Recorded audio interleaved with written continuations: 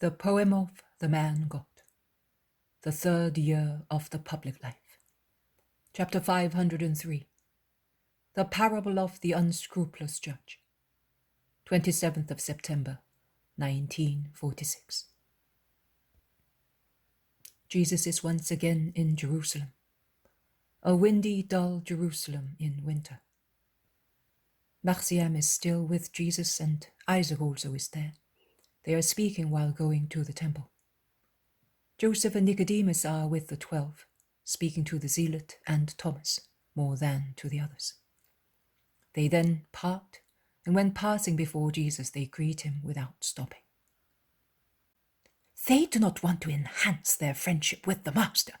It is dangerous, hisses the Iscariot in Andrew's ear. I think they do that with an honest thought, not out of cowardice, replies Andrew, defending them. After all, they are not disciples, so they can do that. They have never been disciples, says the zealot. No, I thought. Not even Lazarus is a disciple. Neither is. But if you go on excluding, who will be left? Who? Those who have the mission of disciples. And the others then? What are they? Friends. Nothing but friends. Do they perhaps leave their homes, their interests, to follow Jesus? No, but they listen to him with pleasure, and they give him assistance and... Well,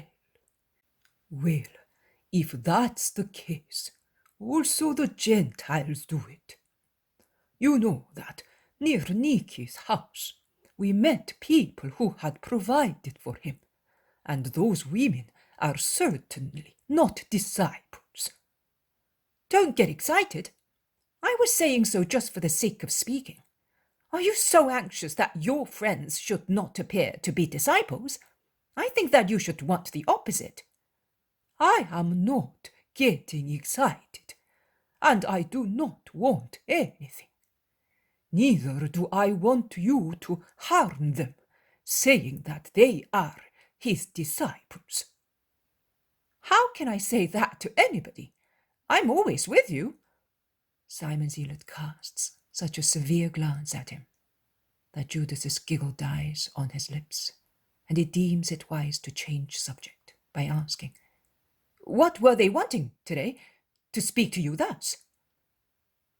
They found a house for Zacchie, near the market gardens, near the gate. Joseph knew the owner, and he was aware that he would sell if he got a good price. We will let Zacchie know. How anxious she is to throw away money. It is her money, and she can do what she likes with it. She wants to be near the Master. She thus complies with the will of her husband and with her own heart. Only my mother is far away, exclaims James of Alphaeus with a sigh. And mine, says the other James. But not for long. Did you hear what Jesus said to Isaac, John, and Matthias? When you come back at the new moon of Shabbat, come with the women disciples, in addition to my mother. I do not know why he does not want Manasseh to come back with them. He said to him, You will come when I send for you. Perhaps because he does not want Porphyria to be left without help. If no one goes out fishing, they have no food up there. Since we do not go, Manasseh has to go. A fig tree, a beehive, a few olive trees, and 2 sheep are not enough to keep a woman, to dress her and feed her, remarks Andrew.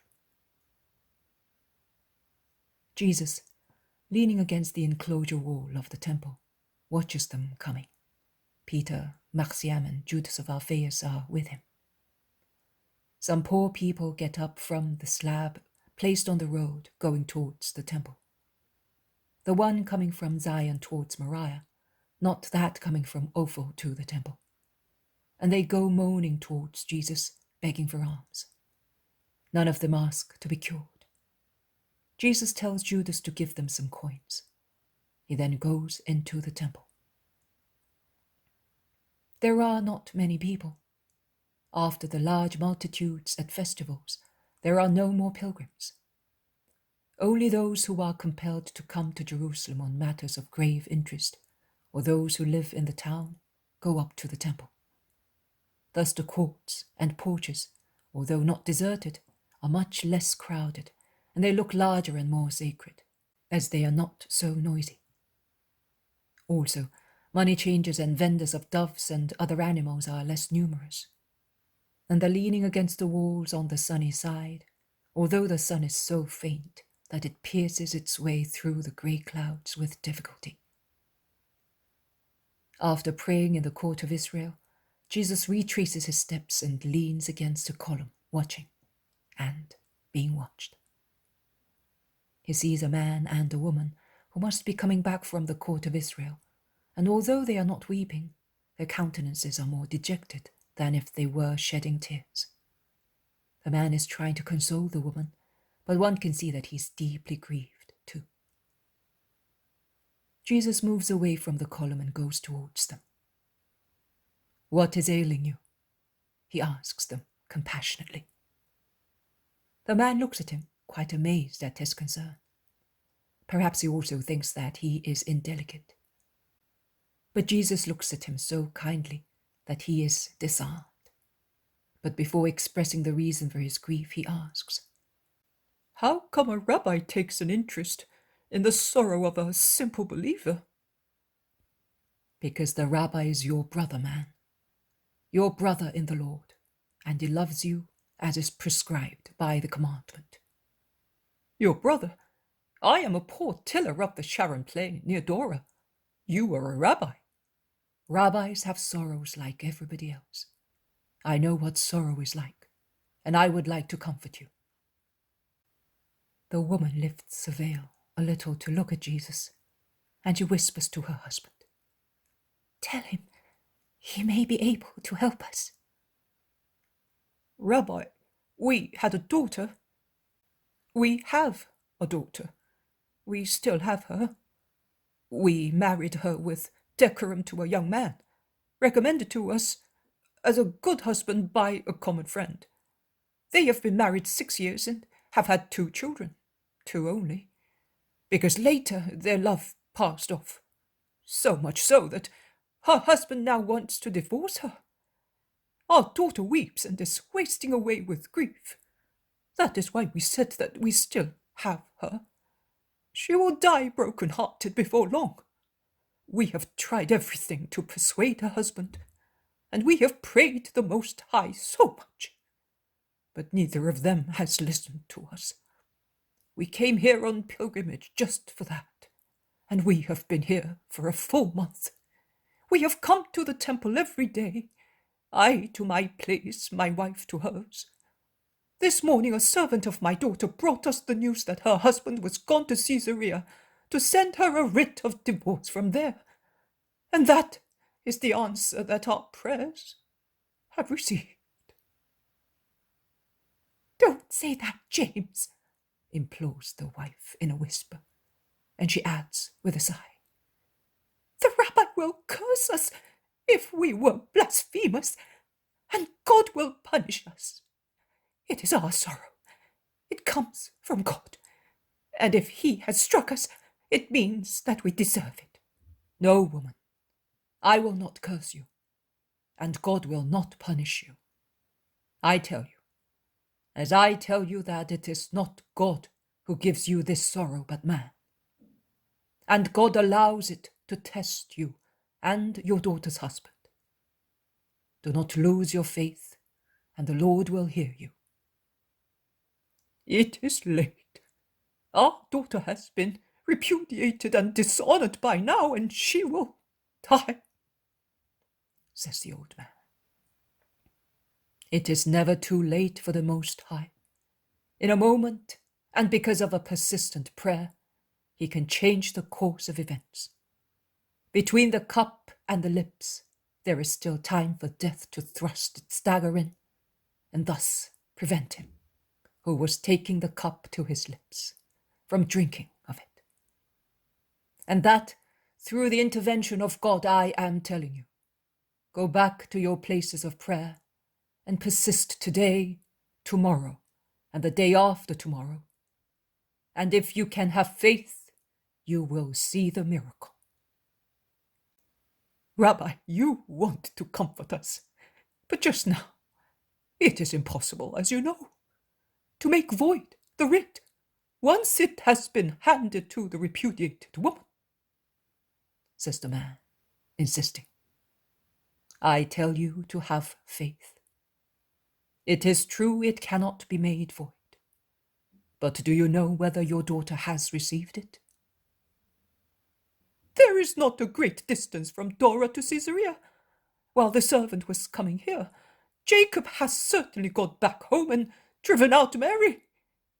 There is not a great distance, but are you sure that he has covered it?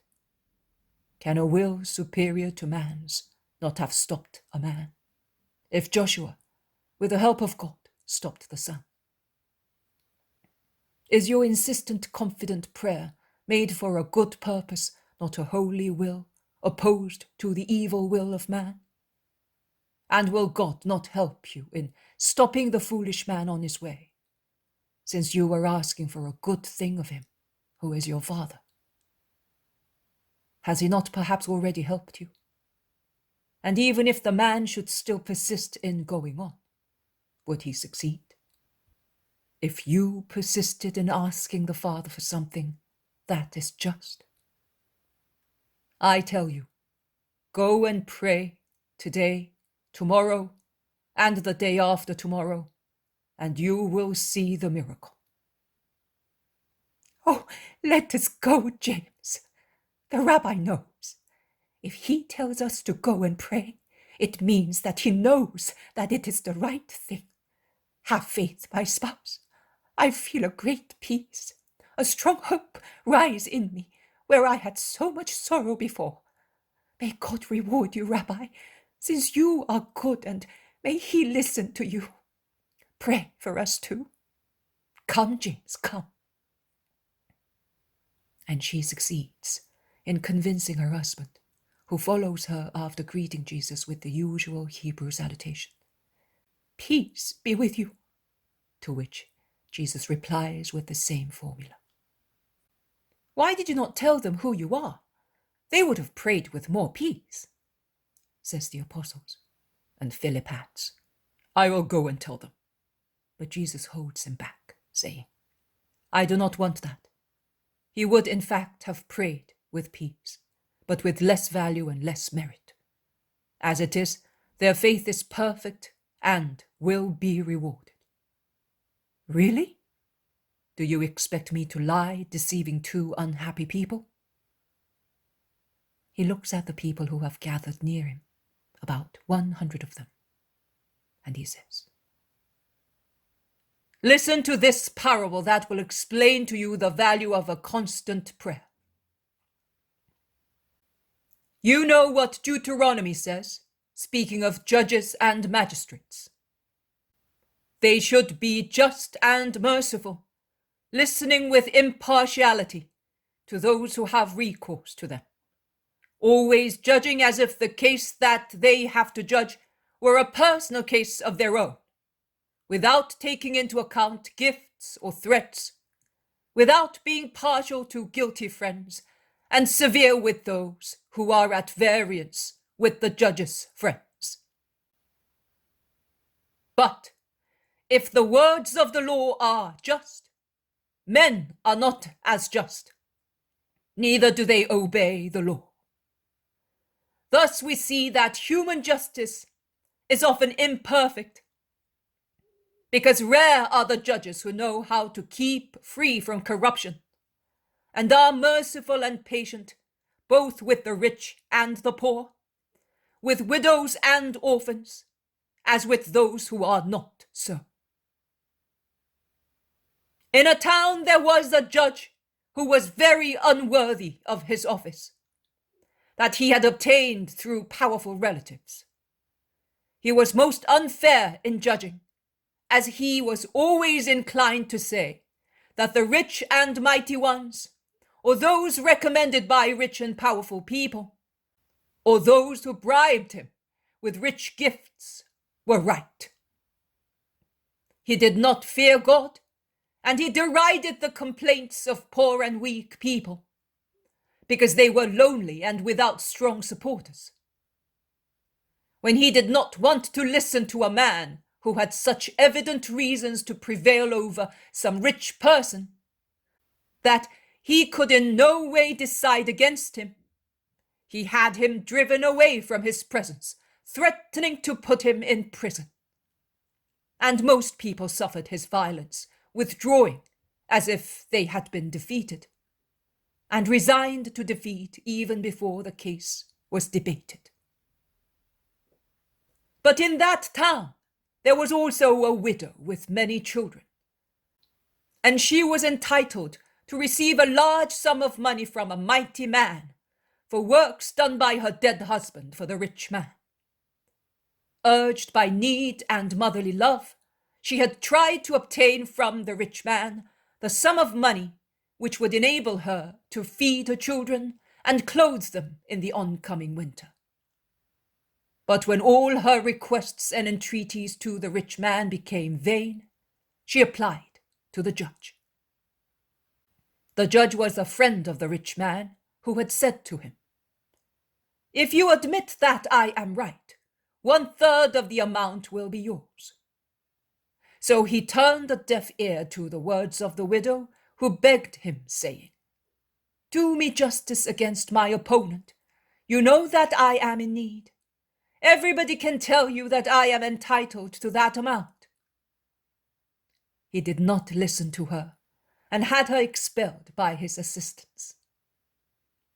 But the woman went back once, twice, 10 times, in the morning, at the 6th, at the 9th hour, in the evening, without ever tiring.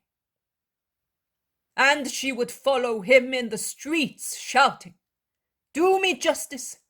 My children are hungry and cold, and I have no money to buy bread and clothes for them." She waited for him at the door of his house when he went home to sit at the table with his children.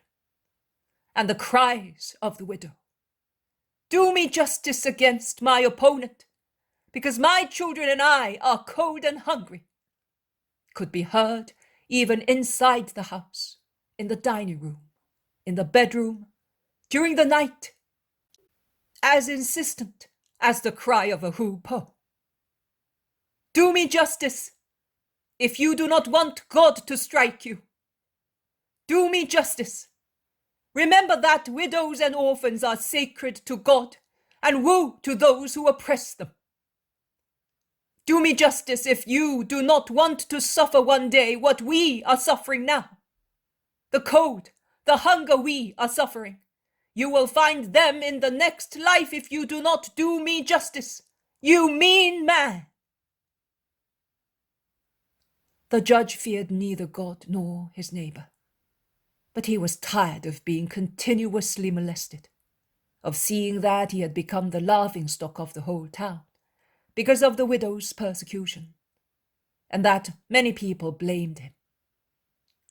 So one day he said to himself, "Although I do not fear God, or the threats of the widow, or the opinion of the people, yet, to put an end to so much trouble, I will listen to the widow and do her justice by compelling the rich man to pay, providing she stops persecuting me and gets out of my way." And he sent for the rich friend and said to him, "My friend, it is impossible for me to satisfy you. Do your duty and pay, because I cannot put up any more with being molested because of you. That is my decision." And the rich man had to pay the sum according to justice. That is the parable. It is now for you to apply it. You have heard the words of a wicked man. I will listen to the woman to put an end to so much trouble. And he was a wicked person. But will God, the very good Father, be inferior to the bad judge? Will he not do justice to those sons of his who invoke him day and night? And will he keep them waiting so long for the grace that their depressed souls stop praying? I assure you, he will do them justice at once, so that their souls may not lose faith. But it is also necessary to know how to pray without tiring after the first prayers and asking for good things. And you must rely also on God, saying, "But let that be done what your wisdom sees is more useful to us." Have faith. Pray, having faith in prayer and faith in God your Father. And he will do you justice against those who oppress you, whether they are men or demons, diseases or other calamities. A persevering prayer opens heaven, and faith saves the souls, in whatever way the prayer is heard and answered. Let us go. And he sets out towards the exit. He is almost outside the enclosure, when raising his head to look at the few people following him, and at the many indifferent or hostile ones watching him from afar, he exclaims sadly, "But when the Son of Man comes back, will he still find faith on the earth?" And with a sigh, he envelops himself more tightly in his mantle and strides away towards the oval suburb. The poem of the Man God, the third year of the public life. Chapter 504. Jesus, Light of the World. 28th of September, 1946. Jesus is still in Jerusalem, but not in the courts of the temple. He's in a beautifully decorated vast room, one of the many to be found within the enclosure, which is as large as a village. He has just gone in and is still walking beside the person who invited him to go in, probably to protect him from the cold wind blowing on the Moriah, and he is followed by the apostles and some disciples. I say some, because besides Isaac and Marciam there is Jonathan, and among the crowds, who also go in behind the Master, there is the Levite Zacharias, who a few days previously told him that he wanted to be his disciple. And there are two more men whom I have already seen with the disciples, but whose names I do not know. But among those well-disposed people, there are also the usual, unavoidable, unchangeable Pharisees. They stop almost at the door, just as if they happen to be there by chance to discuss business, but they are there to listen. The people present are eager to hear the word of the Lord. He looks at the assembly of people of clearly different nationalities, as they are not all Palestinians, although of Jewish religion.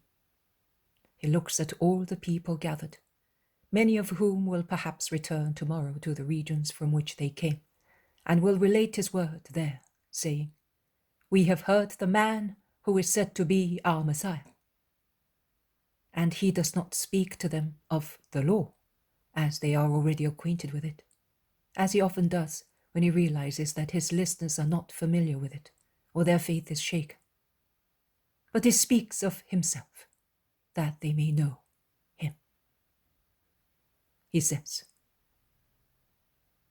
"I am the light of the world, and he who follows me will not walk in darkness, but will have the light of life." And he becomes silent. After enunciating the theme of his speech, as he usually does when he is going to deliver a momentous speech, He keeps silent to give the people time to decide whether they are interested in the subject or not, and also to give them time to go away if the subject is of no interest to them. None of the people present go away.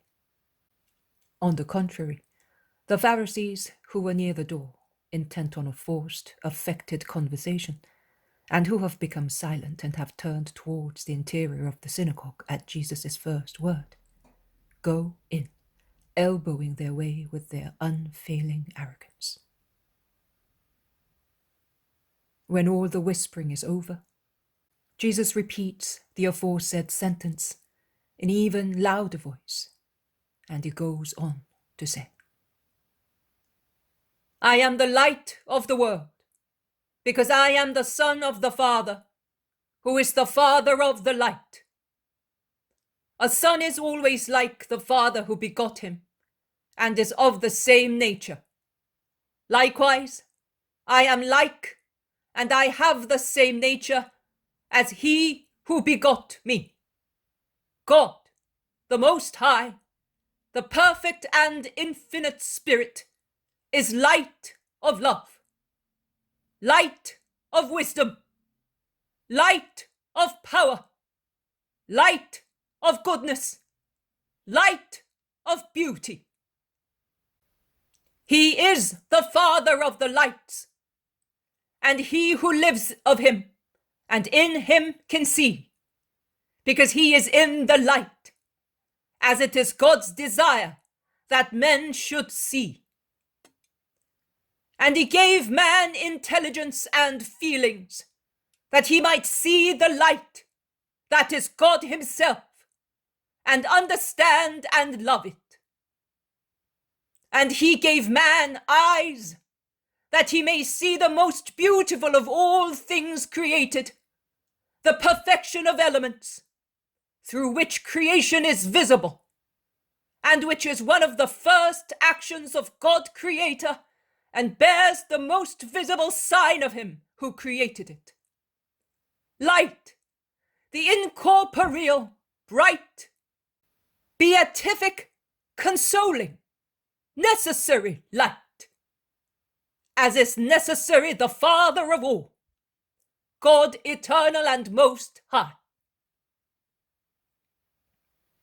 By an order of his thought, he created the firmament and the earth, that is the mass of the atmosphere and the mass of dust, the incorporeal and the corporeal, what is very light and what is heavy, but both still barren, void, and shapeless, because they were enveloped in darkness, devoid of stars and lifeless.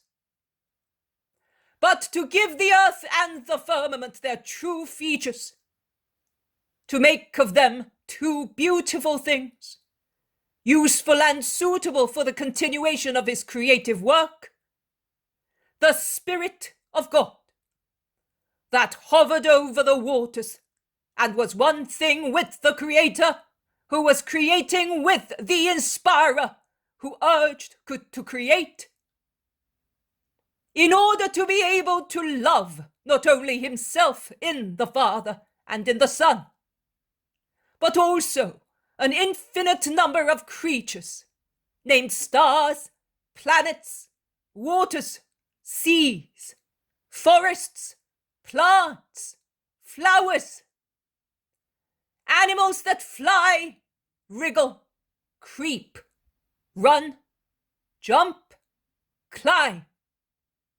and finally, man, the most perfect creature, more perfect than the Son, because he is endowed with soul as well as matter, with intelligence as well as with instinct, with freedom as well as with rules.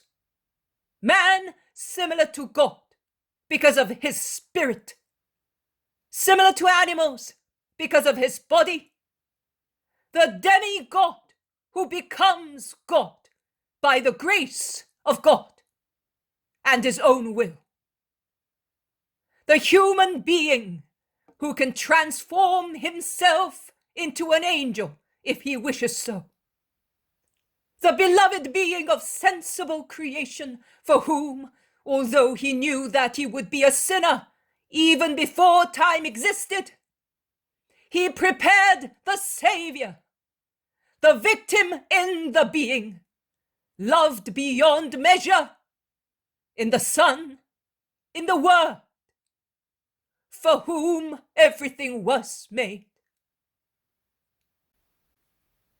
But to give the earth and the firmament their true features, as I was saying, the Spirit of God, hovering over the cosmos, shouts. And it is the first time that the Word shows himself. Let there be light. And there was light. Good, beneficial, strong during the day, dim at night, everlasting until the end of time. From the ocean of wonders, which is the throne of God, the bosom of God, God draws the most beautiful gem, and it is the light preceding the most perfect gem, that is, the creation of man, in whom there is not a jewel of God, but God himself, breathing over the dust to make it living flesh, and his heir to the heavenly paradise, where he waits the just, his children, that he may rejoice in them and they in him. If at the beginning of creation God wanted light on his works, if to make light he used his word, if he grants those whom he beloves his most perfect likeness, light, material, joyful, incorporeal light, wise, sanctifying, spiritual light, is it possible that he has not given the Son of his love what he is himself? Really, the Most High has given everything to him, in whom he is well pleased from eternity.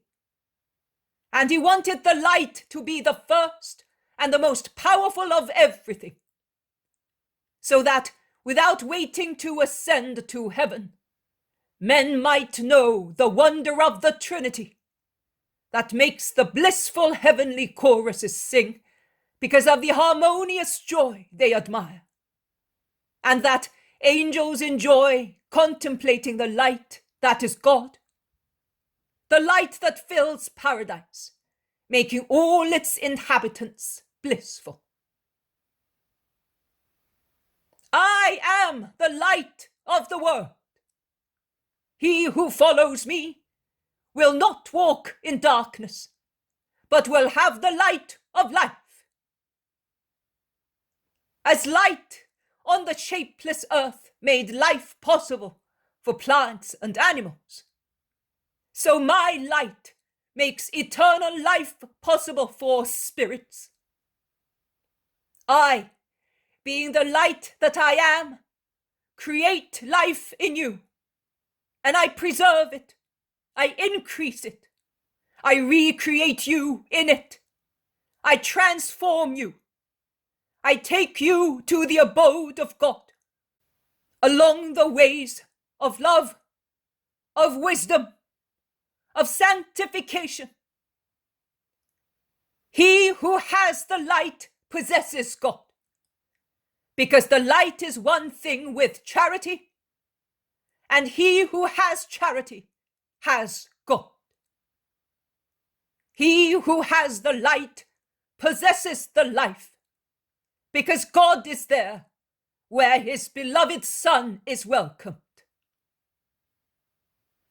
You are talking nonsense. Who has seen what is God? Not even Moses saw God, because in Horeb as soon as he realized who was speaking from the blazing bush, he covered his face. Neither could he see him on the other occasions because of the dazzling lightning. And you say that you saw God? The face of Moses, who had only heard him speak, remained brightly radiant. But what radiance is there on your face? You are a poor Galilean with a pale face like most of your countrymen. You are ill, tired, and thin. If you had really seen God and he did love you, you would not look like a dying man. You want to give your life when you have not got enough for yourself. And they shake their heads, pitying him, ironically. God is light, and I know which is his light. Because children know their father, and each knows himself. I know my Father, and I know who I am. I am the light of the world. I am the light, because my Father is the light, and he begot me, and gave me his nature. The word does not differ from the thought, because the word expresses what the intellect thinks. In any case, do you no longer know the prophets? Do you not remember Ezekiel and above all Daniel? When the former describes God, seen in the vision, on the chariot of the 4 animals, he says, on the throne there was one who looked like a man, and within him and around him I saw a kind of yellow amber, which resembled fire. And from his loins upwards and downwards I saw a kind of fire and a light all around, like a rainbow in the clouds on rainy days. That is how the surrounding light appeared. And Daniel says, I was watching until the thrones were set in place, and the Ancient of Days took his seat. His robe was as white as snow, his hair as pure as wool. His throne was a blaze of flames, and the wheels of his throne were a burning fire. A stream of fire poured out, issuing from his presence. God is like that, and I shall be like that when I come to judge you. Your testimony is not valid. You bear witness to yourself. So what is the value of your testimony? As far as we are concerned, it is false. Although I bear witness to myself, my witness is true, because I know from where I came and where I am going. But you know neither from where I come nor where I am going. Your wisdom is what you see. I instead know everything that is unknown to man, and I have come that you may become acquainted with it as well. That is why I said that I am the light, because light reveals what was concealed by darkness. In heaven there is light. On the earth there is, above all, the reign of darkness, which conceals the truth from spirits, because darkness hates the spirits of men and does not want them to become acquainted with the truth and the truths, so that they may not be sanctified.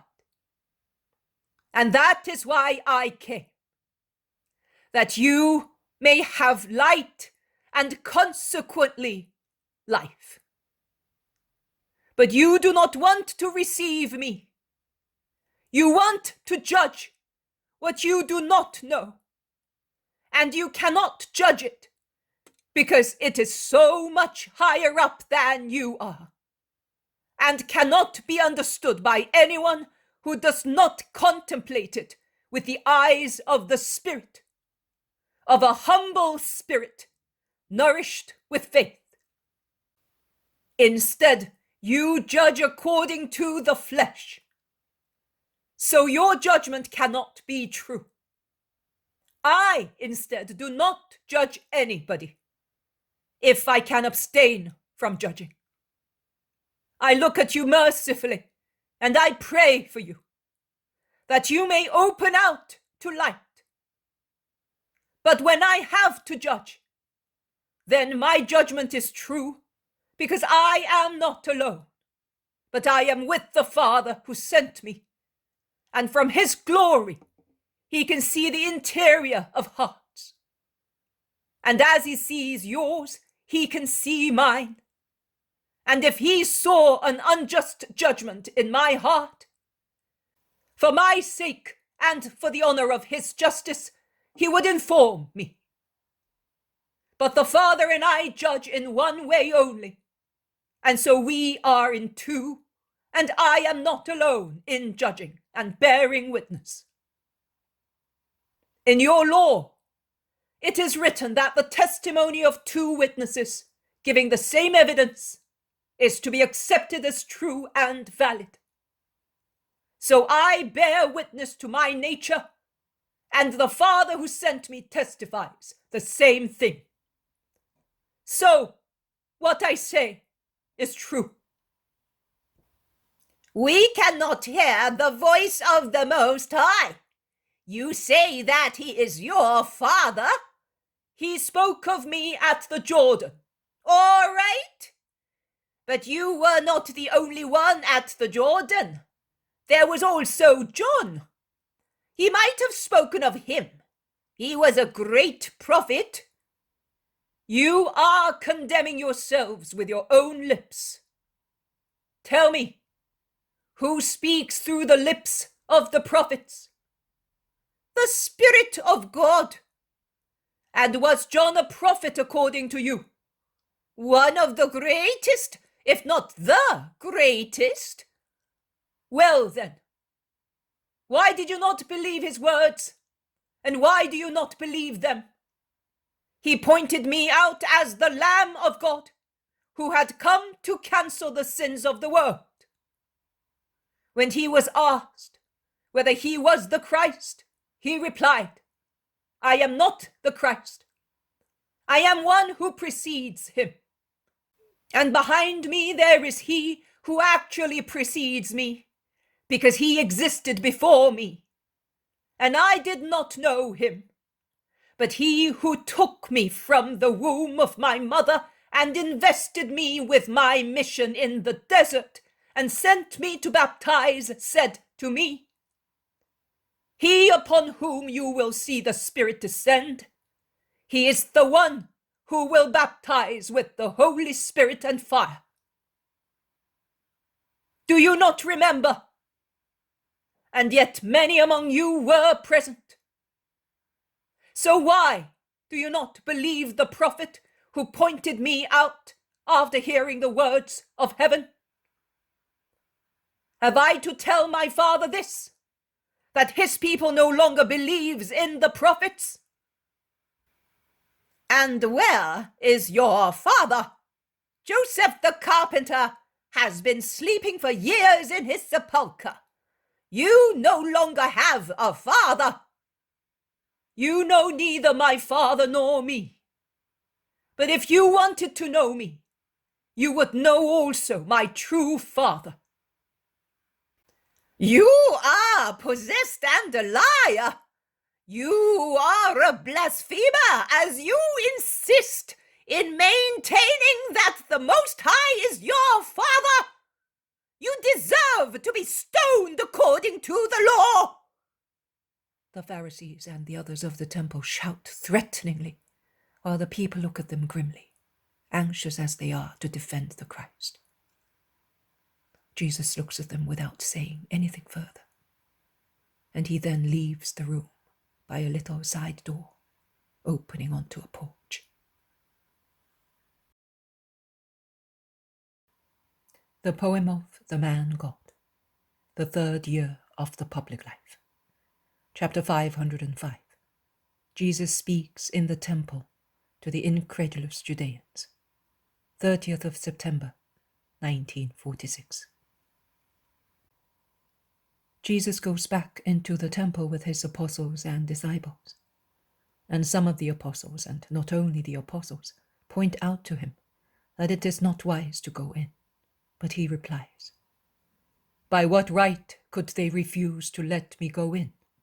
Have I perhaps been condemned? No, not yet. So I am going up to the altar of God like every Israelite who fears the Lord."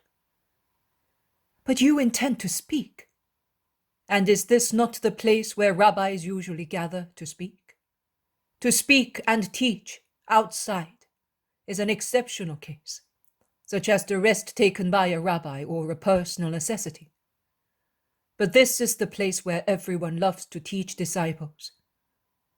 Do you not see people of every nationality around rabbis to hear the famous ones at least once?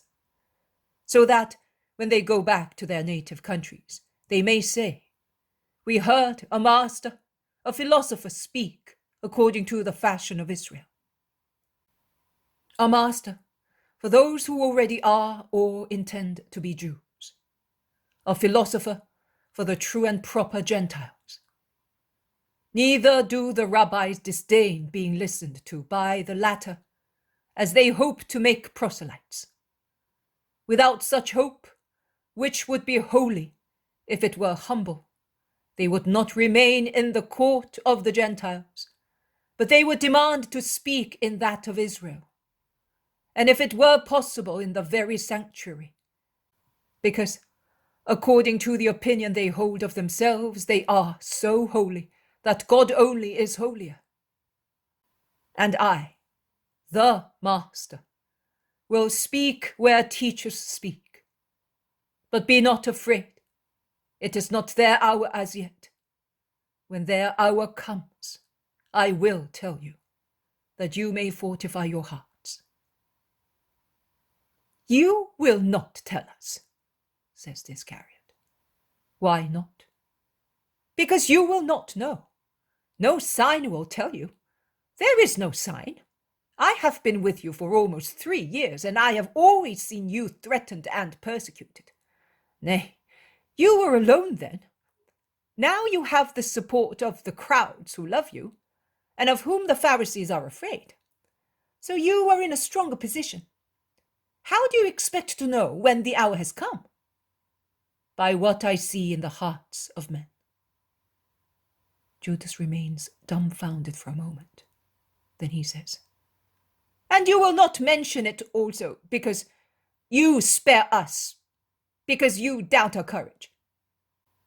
"He keeps silent not to distress us," says James of Zebedee. "True, but you will certainly not tell us." "I will tell you. And until I tell you, whatever violence and hatred you see against me, be not afraid of it. They will have no consequences. Go on. I am staying here to wait for Manasseh and Manasseh." The 12 and those who are with them go on half-heartedly. Jesus retraces his steps towards the gate, waiting for the two. He then goes out into the street and walks towards the Antonia. Some legionaries standing near the fortress point him out, chatting to one another. There seems to be some disagreement in opinion. Then one of them says in a loud voice, "I'll ask him," and he departs from the group, coming towards Jesus. "Hail, Master! Are you speaking in there also today?" "May the light enlighten you. Yes, I am going to speak." "In that case, be careful. One who knows has warned us. And a lady who admires you has ordered us to watch. We shall be near the Eastern Underground. Do you know where the entrance is?" "I do, but both ends are closed." "Do you think so?" The legionary has a little laugh, and in the shadow of his helmet, his eyes and teeth shine, making him look younger. He then salutes, coming to attention, and says, "Hail, Master! Remember Quintus Felix." "I will. May the light enlighten you. Jesus resumes walking, and the legionary goes back to his place and talks to his fellow soldiers. Master, are we late? The lepers were so many, exclaimed together Manasseh, who is wearing a plain dark brown garment, and Manasseh. No, you have been quick. But let us go. The others are waiting for us. Manasseh, was it you who warned the Romans? Of what, Lord? I have not spoken to anybody, and I would not know. The Roman ladies are not in Jerusalem. They are once again near the gate of the enclosure. The Levite Zacharias is there, as if he happened to be there just by chance. Peace to you, master. I want to tell you. I will try to be always where you are, in here, and please do not lose sight of me. And if there is a tumult, and you see me go away, try to follow me all the time. They hate you so much. I cannot do any more. Please, understand me. May God reward and bless you for the pity you take on his word. I will do what you say, and you may rest assured that no one will be aware of your love for me. They part. Perhaps he told the Romans, while in there he may have heard, whispers Manasseh. They go to pray, passing through the crowds, who look at them with different feelings, and who later gather behind Jesus when he comes away from the court of Israel after praying. Outside the second enclosure, Jesus is about to stop, but he is surrounded by a mixed group of scribes, Pharisees, and priests. One of the officials of the temple speaks on behalf of them all. Are you here again? Do you not realize that we do not want you? Are you not even afraid of the danger impending over you? Go away. It is already a lot if we allow you to come in to pray. But we do not allow you to teach your doctrine anymore. Yes, go away, you blasphemer. Yes, I am going away, as you wish. And not only out of these walls, I will go. I am already going farther, where you will not be able to reach me. And the time will come when you also will be looking for me, and not just to persecute me, but through a superstitious terror of being struck for driving me away, urged by superstitious anxiety to have your sin forgiven and receive mercy. But I am telling you, this is the time of mercy. This is the time to make friends with the Most High. After the present time, no remedy will be of any avail. You will not have me anymore, and you will die in your sin. Even if you traveled all over the earth and you succeeded in arriving at stars and planets, you would no longer find me, because you cannot come where I am going. I have already told you, God comes and passes by. Those who are wise receive him with his gifts, while he passes by. Those who are foolish, let him go, and no longer can find him. You come from down here. I come from up there. You belong to this world. I am not of this world. So, once I have gone back to the abode of my Father, out of this world and of yours, you will not be able to find me any longer, and you will die in your sins, because you will not even be able to reach me spiritually through faith. Do you want to kill yourself, you devil? We will certainly not be able to join you in hell, where violent souls descend, because hell is the place of damned, cursed souls, whereas we are the blessed children of the Most High, some of them say.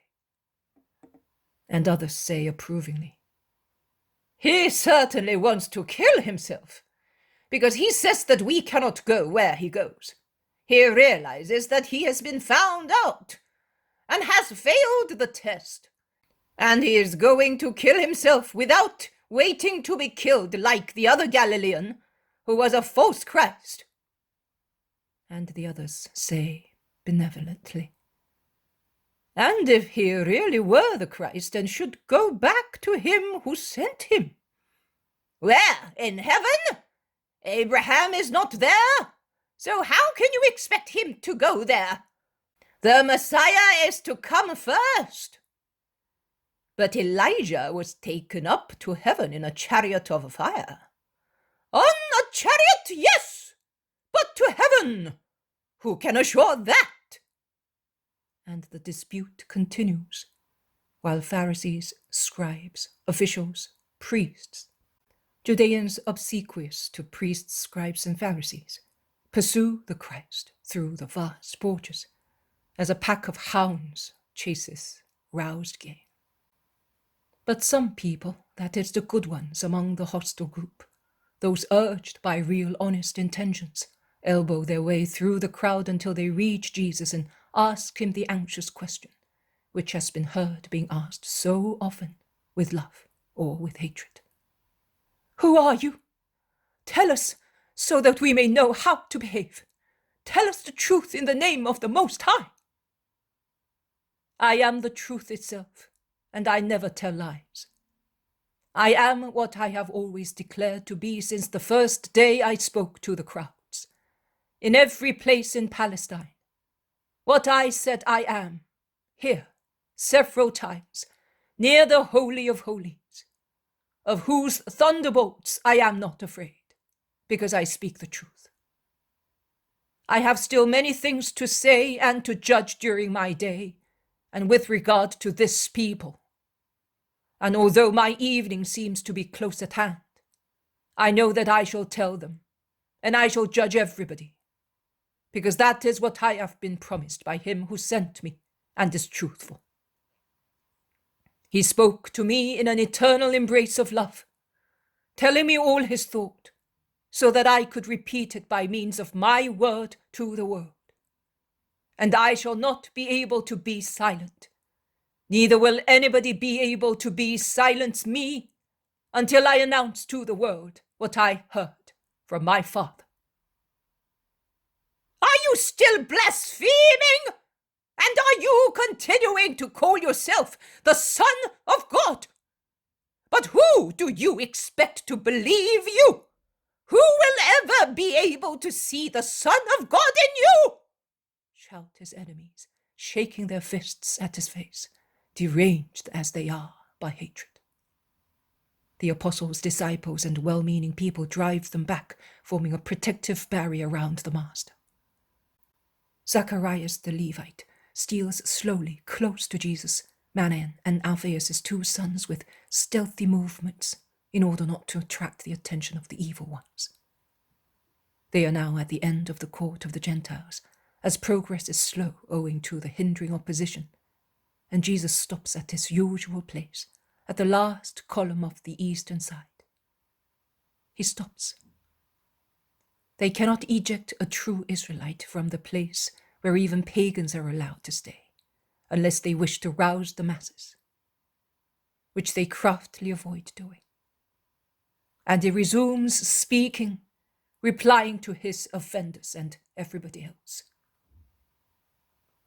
When you have lifted up the Son of Man, the Pharisees and scribes shout. And who do you expect is going to lift you up? Miserable is that country whose king is a silly charlatan and a blasphemer disliked by God.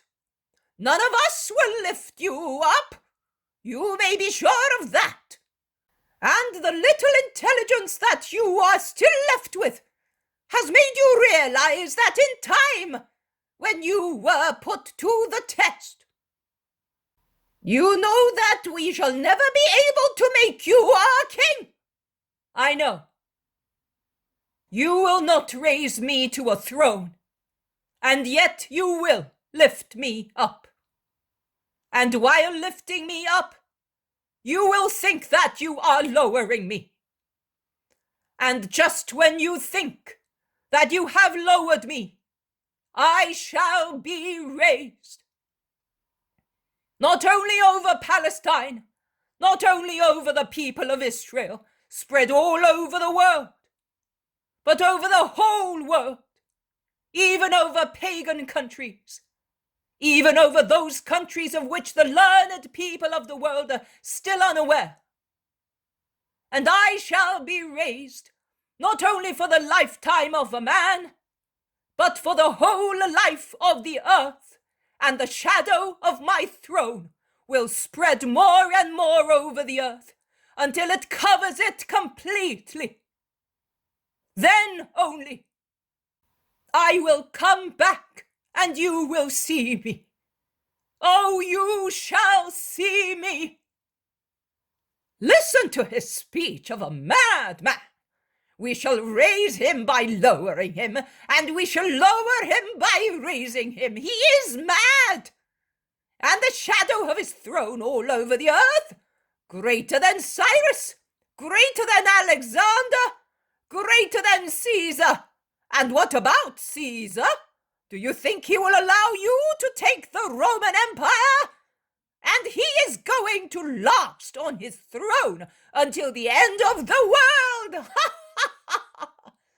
Their words are more grievous than slaps. Their irony is more painful than their scourging. But Jesus lets them speak. He raises his voice to be heard in the outcry of those who deride and of those who defend, filling the place with the roar of a rough sea. When you have raised the Son of Man, then you will understand who I am, and you will realize that I do nothing by myself, but I say what my Father taught me, and I do what he wants. And he who sent me does not leave me all alone, but he is with me. As a shadow follows a body, so the Father behind me, watchful and present, although invisible. He is behind me and comforts and helps me. And it does not go away because I always do what he likes.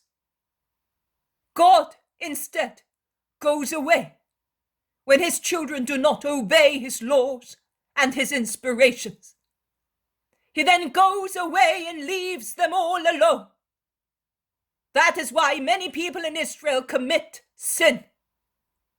Because when man is left to himself, it is difficult for him to remain just, and he easily falls into the coils of the snake.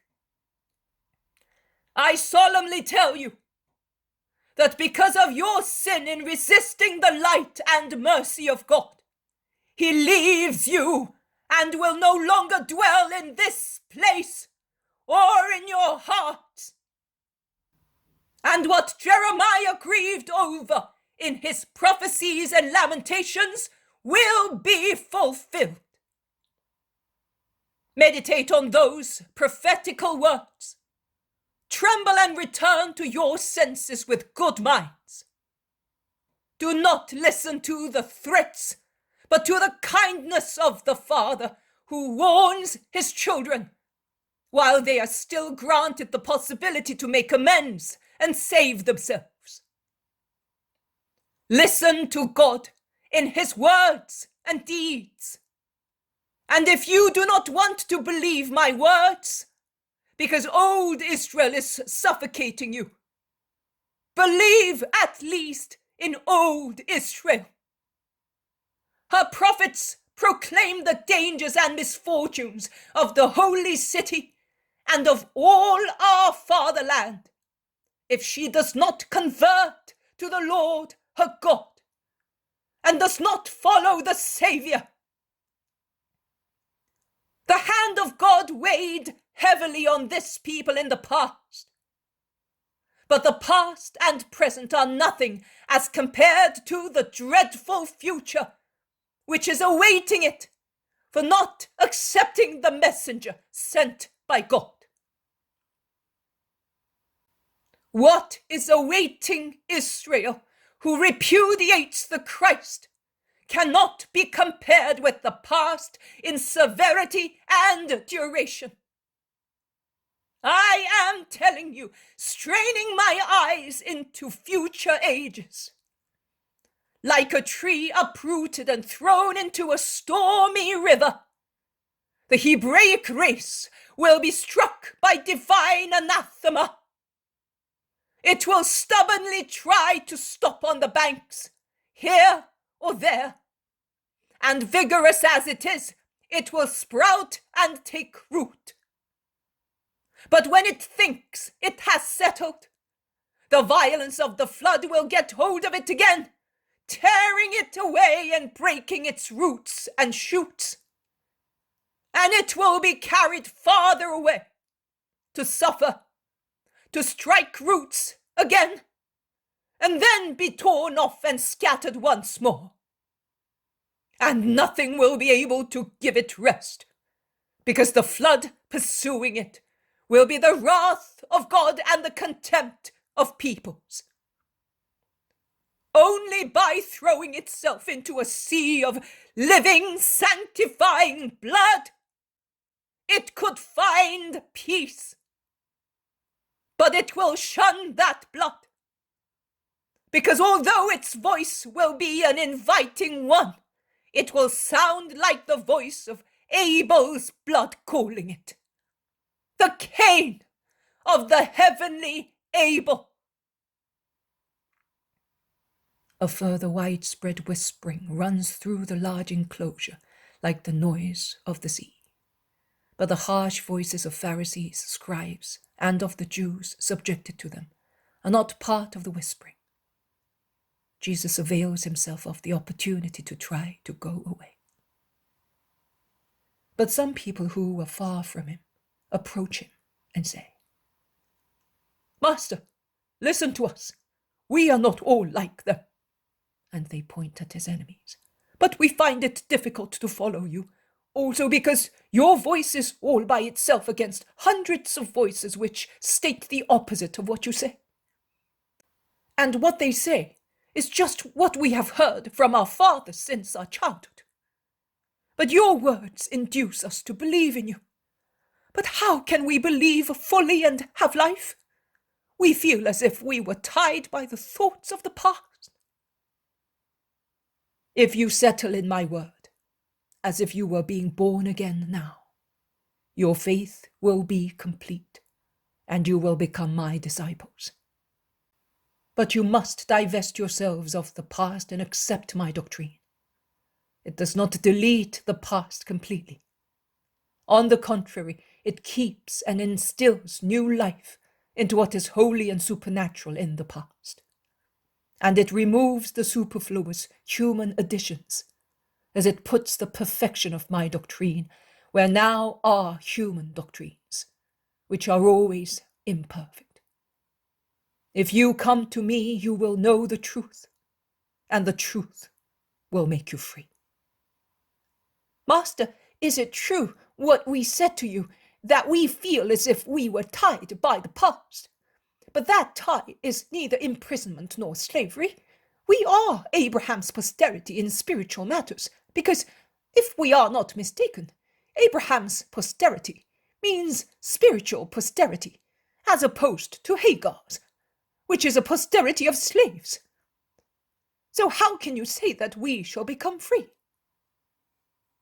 "I wish to point out to you that also Ishmael and his children were Abraham's posterity, because Abraham was the father of Isaac and of Ishmael." "But it was impure, because he was the son of a woman who was a slave and an Egyptian." "I solemnly tell you, there is but one slavery, that of sin. Only he who commits sin is a slave, and of a slave which no money can ransom. And he is the slave of an implacable, cruel master, and loses all his rights to the free sovereignty in the kingdom of heaven.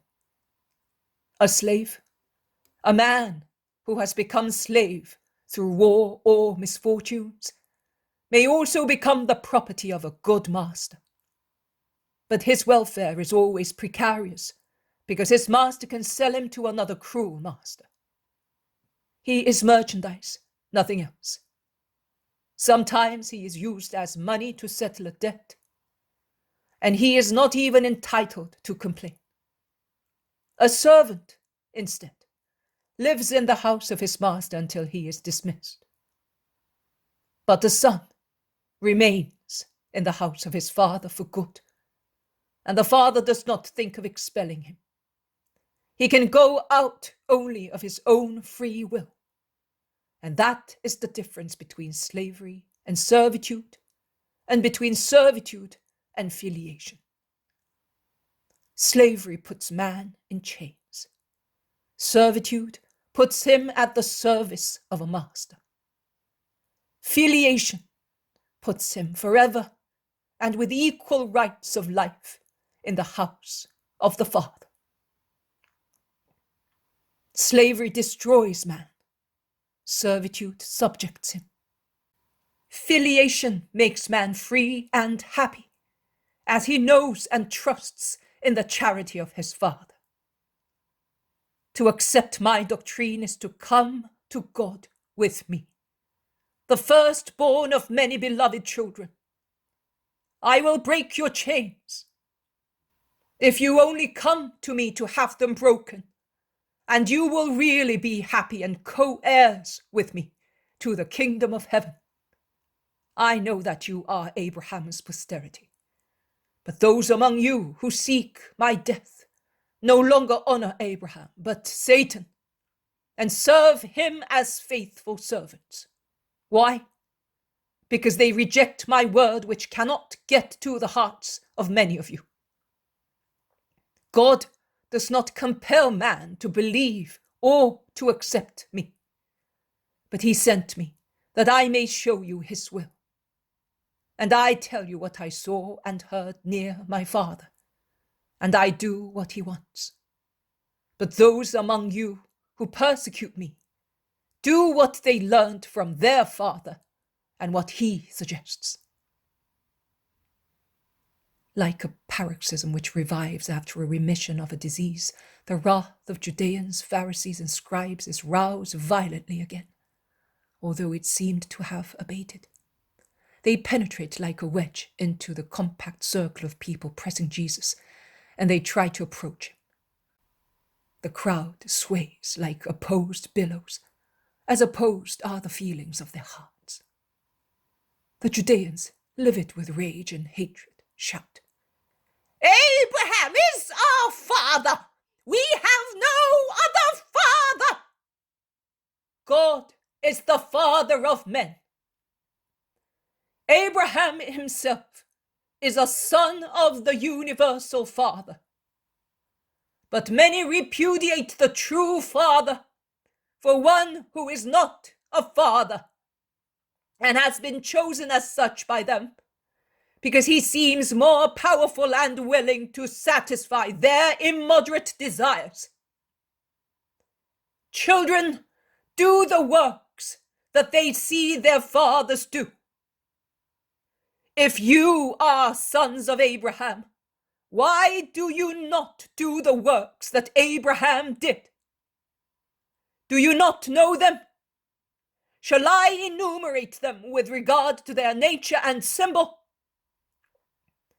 Abraham obeyed by going to the country pointed out to him by God, and is thus the symbol of man who must be prepared to leave everything, to go where God sends him.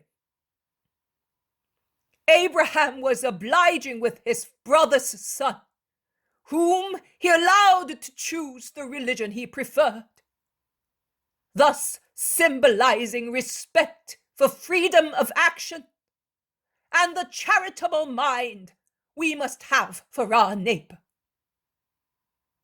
Abraham was humble after the predilection of God, whom he honored in Mamre, always feeling that he was a mere nothing in comparison with the Most High, who had spoken to him.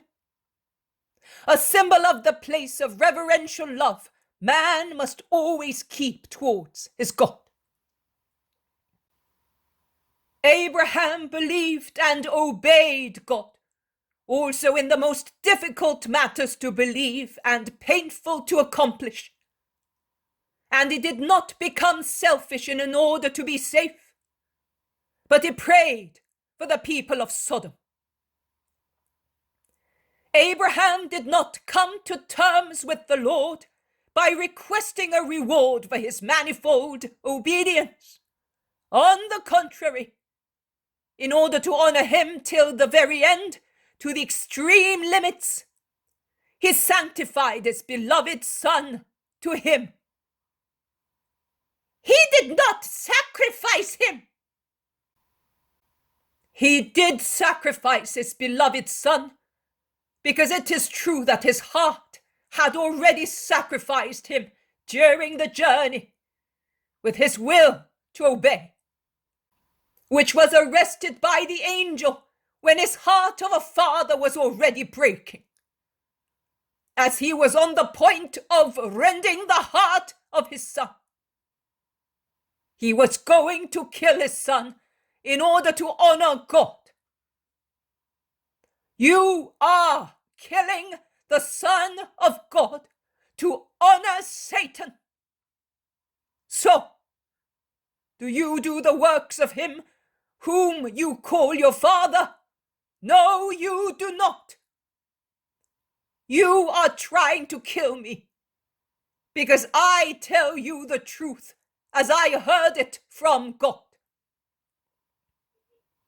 Abraham did not behave thus. He did not try to kill the voice coming from heaven, but he obeyed it. No, you do not do the works of Abraham, but those pointed out to you by your father. We were not born of a prostitute. We are not illegitimate children. You said yourself that God is the Father of men, and we are the chosen people, and we belong to the chosen castes of this people. So we have God as our only Father. If you recognized God as your Father in spirit and truth, you would love me, because I proceed and come from God. I have not come of my own accord, but it is he who sent me.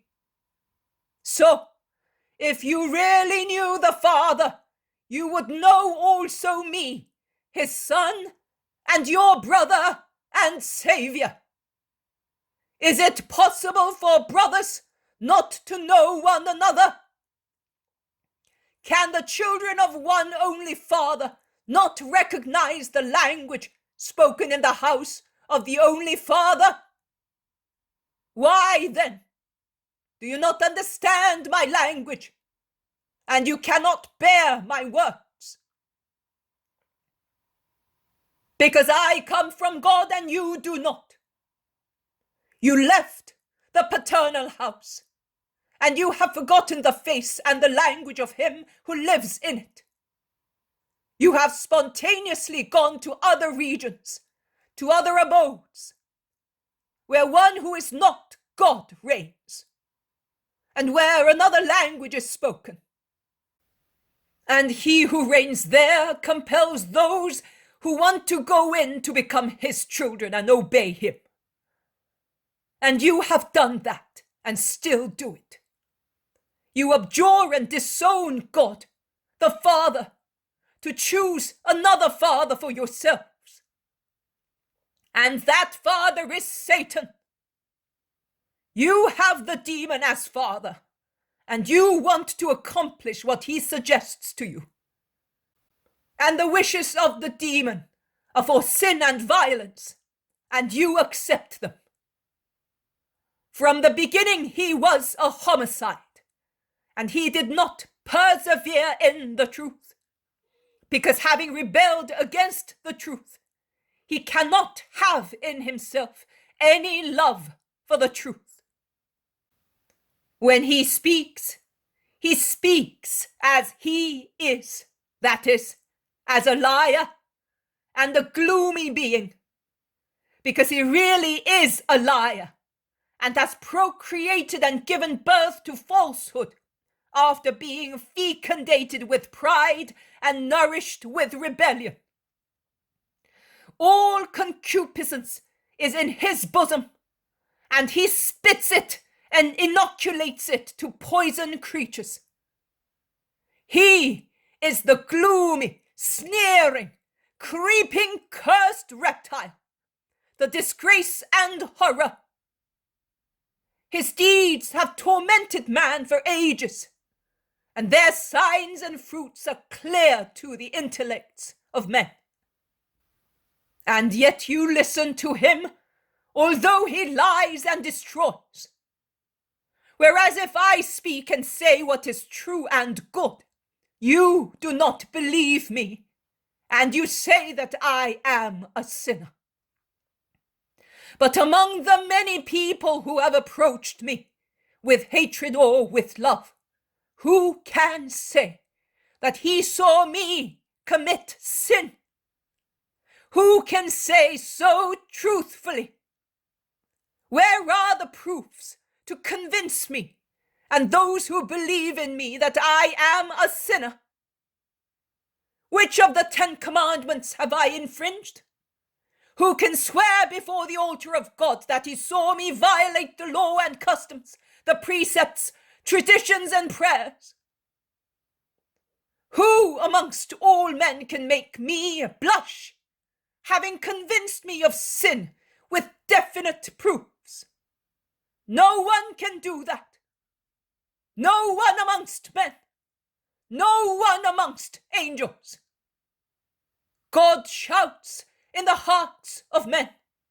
He is the innocent one. You are all convinced of that. And you who are accusing me are more firmly persuaded than these people who are undecided as to who is right, you or I. But only who belongs to God listens to the words of God. You do not listen to them, although they resound in your souls day and night. And you do not listen to them because you do not belong to God. We who live for the law and in the most detailed observation of the precepts to honor the Most High, we do not belong to God. And you dare say that? They seemed to be suffocating with horror, as if a halter were fastened round their necks. And we are not to say that you are possessed and a Samaritan. I am neither, but I honor my Father, even if you deny him to revile me. But your insults do not grieve me. I do not seek my glory. There is one who takes care of it and judges. That is what I say to you, who want to humiliate me.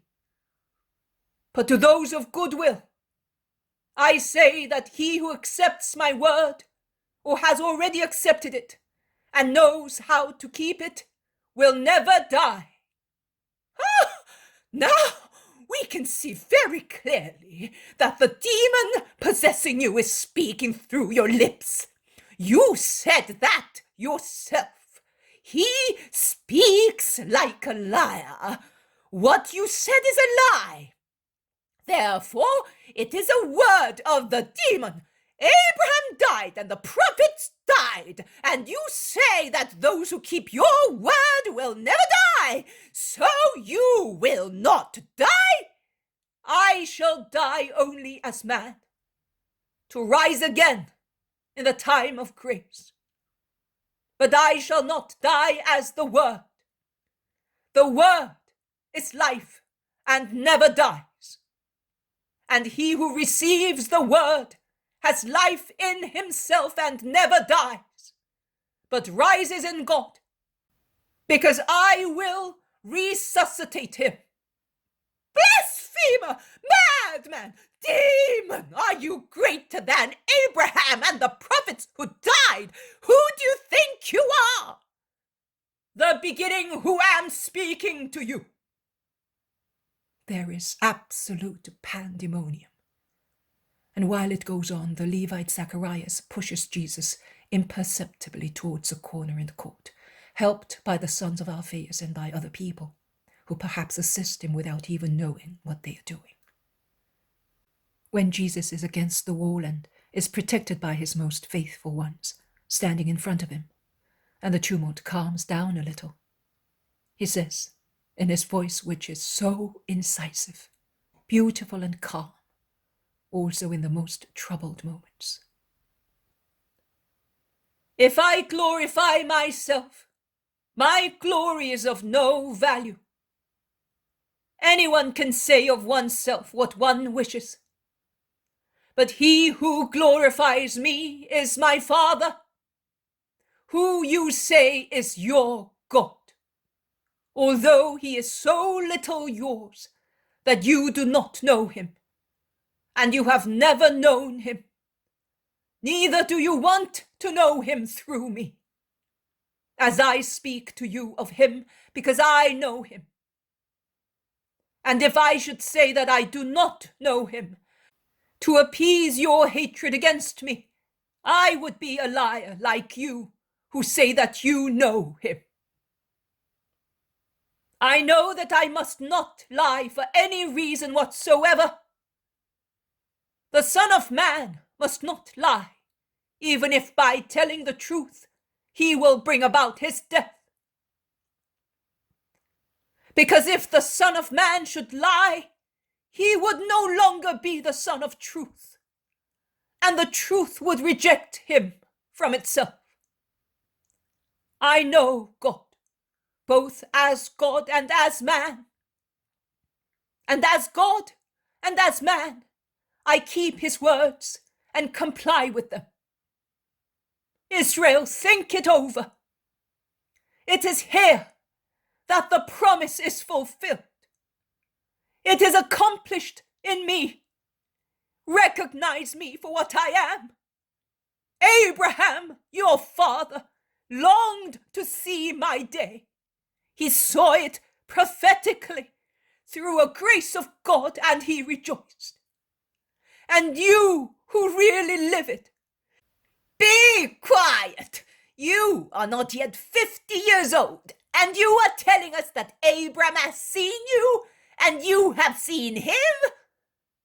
and their scornful laugh spreads like a wave of poison or corrosive acid. I solemnly tell you, before Abraham was born, I am. I am. God only can say that, as he is eternal. You cannot. Blasphemer! I am. Anathema! Are you perhaps God that you may say that? Shouts one, who must be an important personage, because although he has just arrived, he is already near Jesus, as everybody has moved aside almost in terror at his arrival.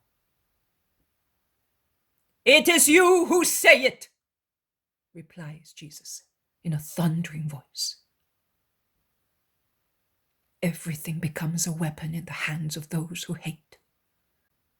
While the last man who has questioned Jesus gives free course to a mimic display of scandalized horror and tears his headgear off his head, ruffles his hair and beard, and unfastens the buckles holding his mantle round his neck, as if he were about to faint with horror, handfuls of earth and stones, used by the vendors of doves and other animals to hold tight the ropes of the enclosure, and by money changers as a prudential protection for their coffers, of which they are more jealous than of their own lives, are thrown at the master and obviously fall upon the crowd, as Jesus is too far inside the arcade to be struck, and the crowds curse and complain.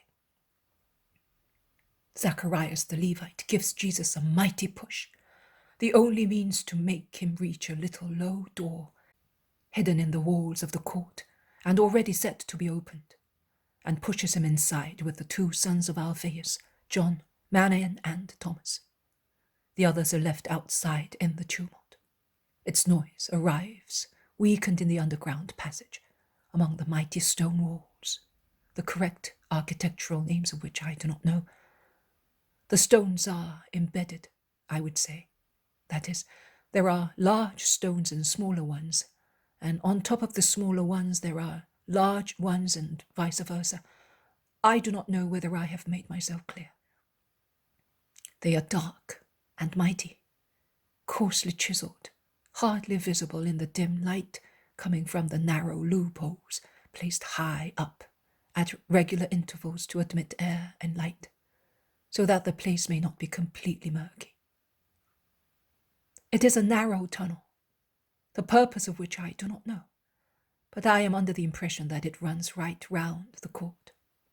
Perhaps it was built as a protection or a shelter place, or to double and thus reinforce the walls of the courts, which form enclosures around the true and proper temple, the Holy of Holies.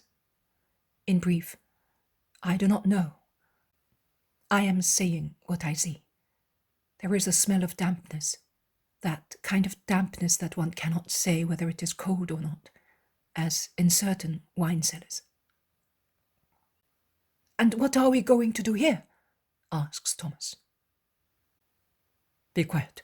Zacharias told me that he will come, and we must remain silent and still," replies Thaddeus. "But can we trust him?" "I hope so. Be not afraid. He is a good man," says Jesus, comforting them. Outside, the noise of the tumult fades away. Some time goes by. Then the dull sound of steps and the tiny flickering light coming from the dark depth. "Are you there, Master?"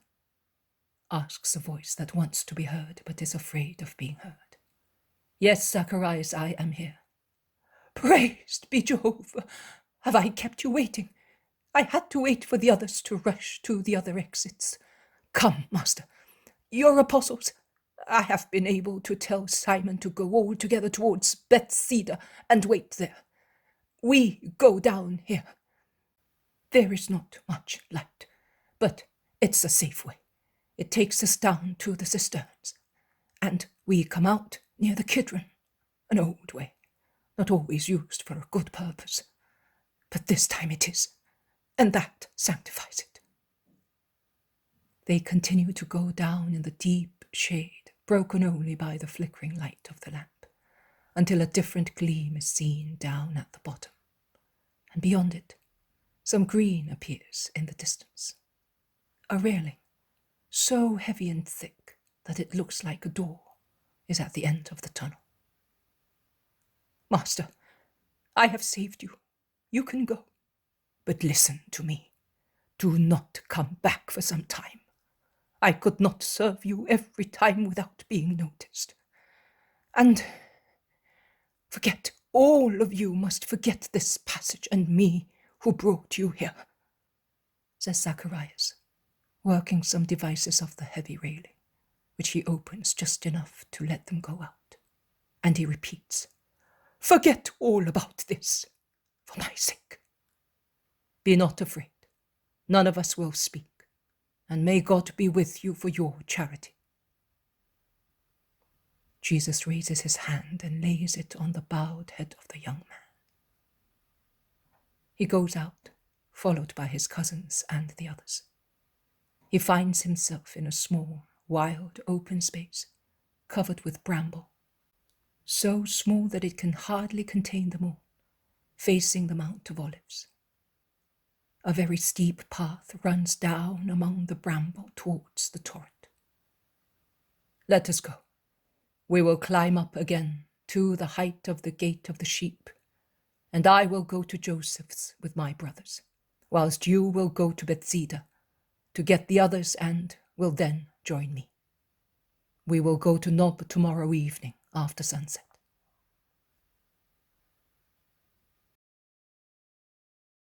The Poem of the Man-God, the third year of the public life, chapter 506.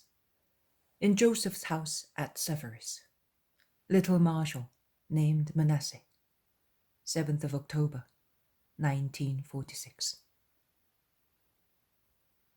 The house of Joseph is not the house of Joseph of Arimathea, but that of an old Galilean of Sephoris, a friend of Alphaeus' sons, particularly of the older ones, as he was a friend and perhaps a distant relative of old Alphaeus, now dead. And if I'm not mistaken, he has business dealings with the sons of Zebedee for the dried fish trade, as the fish is imported from the lake of Gennesaret to the capital with other products of Galilee, dear to the Galileans who have emigrated to Jerusalem. That is what I gather from the conversation of Alphaeus' two sons and John with Thomas. Jesus instead is a little behind with Matan, to whom he entrusts the task of going to Joseph of Arimathea and to Nicodemus, asking them to call on him. This Matan does at once. Jesus joins the three apostles again for a moment, exhorting them once again to be prudent when speaking, for the sake of the Levite who has saved them. Then he parts from them and strides away towards a little path. But John soon joins him. Why have you come? We could not leave you all alone, so I came. And do you think that you could defend me by yourself against so many? I'm not sure, but at least I would die for you, and I would be satisfied. You will die a long time after me, John, but do not regret it. If the Most High leaves you in the world, he does so that you may serve him and his word. And after? After you will continue to serve, as long as you should live to serve me as both your hearts would wish. But you will serve me also after your death. How shall I do that, my master? If I am in heaven with you, I will worship you. I shall not be able to serve you on the earth after I have departed from it. Do you really think so? Well, I tell you that you will serve me until my new advent, the final one. Many things will dry up before the last times, just as rivers dry up, and from blue, wholesome flowing watercourses, they become dusty mold and arid stones. But you will still be a river, resounding my word and reflecting my light.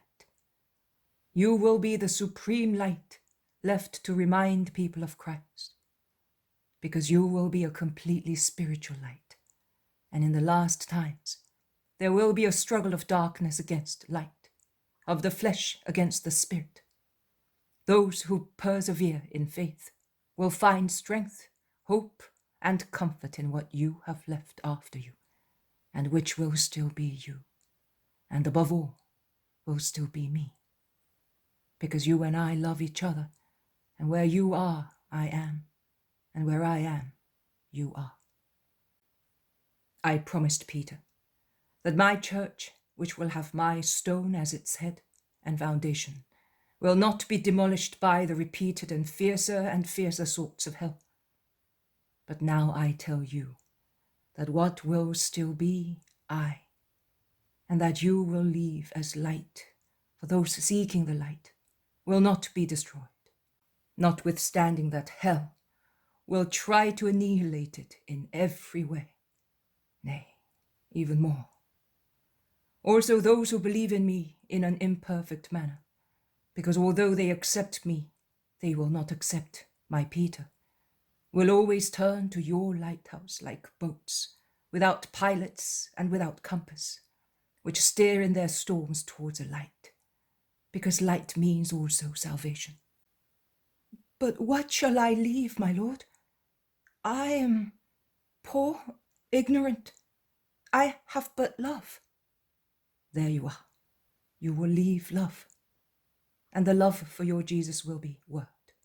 And many also among those who will not belong to my church, who will not belong to any church, but will seek light and comfort as incentives to their unsatisfied spirits, for need of compassion in their grief, will come to you and will find me.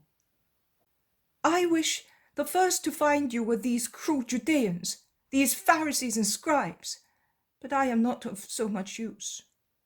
Nothing can be added to a full vessel, but do not be discouraged. But here we are, Joseph's. Knock, and let us go in. It is a narrow, tall house, with a low storehouse on one side, rank smelling with stacked goods. And beside the latter there is a yard which is dark because of the wall dominating it, and looks almost like an inn, as inns were in those days. Porticos for goods, stables for donkeys, small rooms or dormitories for guests. Here there is a badly paved yard, a basin, 2 low dark stables, a rusty roofing as portico attached to the house, and with a rough door opening into the storehouse. And beyond it, the house I have mentioned, old and dark, with a narrow, tall door which opens onto 3 stone steps worn by use. John knocks at the door and waits until a peephole is opened and the wrinkled face of an old woman looks through it in the dim light. "Oh, John, I'll open at once. God be with you," utters the mouth in the wrinkled face, and the door is opened with the loud noise of bolts. "I am not alone, Mary. The Master is with me." "Peace also to him, the honor of Galilee, and happy is the day bringing the feet of the Holy One to the house of a true Israelite. Come in, Lord. I am going to inform Joseph at once. He is making the last deliveries because the sun sets early in the sad months of Ethanim." Leave him to his work, woman. We are stopping here until tomorrow. "A great joy for us. We have been waiting for you for a long time. And also a few days ago, your brother Joseph sent for news of you, but my husband will give you better information. Now you can stay here, and I will leave you, Lord, because I am finishing baking the bread. It must be baked before sunset. If there is anything you need, John knows where to find me." Go in peace. We do not need anything except hospitality. They remain alone for some time. Then a little swarthy face appears from behind the curtain separating the room from a corridor, and casts sidelong glances, fearful and curious at the same time. "Who is that boy?" Jesus asks John. "I don't know, Lord. He was not here on previous occasions. It is true that, since I have been with you, I have never come here on my Father's business. Come here, child." The boy comes forward with short steps. "Who are you?" "I'm not telling you." "Why?" "I don't want to hear bad words said to me. If you say them, I will answer back, and Joseph does not want that." "That's something new. Master, what do you think of that?" And John laughs, amused as he is with the reasons of the little fellow. Jesus also smiles and lifts his hand to draw the child to himself, and watches him. He then says, "And do you know who I am?" "Yes, I know. You are the Messiah, who will conquer all the world. Then no bad words will be spoken to children like me." "You are not from Israel, are you?" "I am circumcised, and it was very painful. But hunger was also painful, and not to have Mummy any more, and nobody. But it hurts also to hear that we..." He weeps, having lost his primitive self-confidence. "He must be a foreign orphan, John. Joseph must have accepted him out of pity and had him circumcised," explains Jesus to John, who is amazed at the child's reasoning and tears. And Jesus lifts the boy bodily and puts him on his knees. Tell me your name, child. I love you. Jesus loves all children and little orphans in particular. I have one as well, and his name is Manasseh, and he... And I, too, because I... His thin voice becomes a hardly audible whisper. Because I am a Roman. I told you. And you were an orphan, are you not? Yes. I do not remember my father. My mother, yes, I remember her. She died when I had already grown up, and I was left all alone, and nobody wanted me. From Caesarea on foot, allowing wayfarers after the master had gone far away, and so hungry. And if I said my name, blows, because they understood by my name, eh? Then I came here for a feast, and I was hungry. I went into the stables with a caravan, and I hid in the straw to eat the forage and carrots of the donkeys.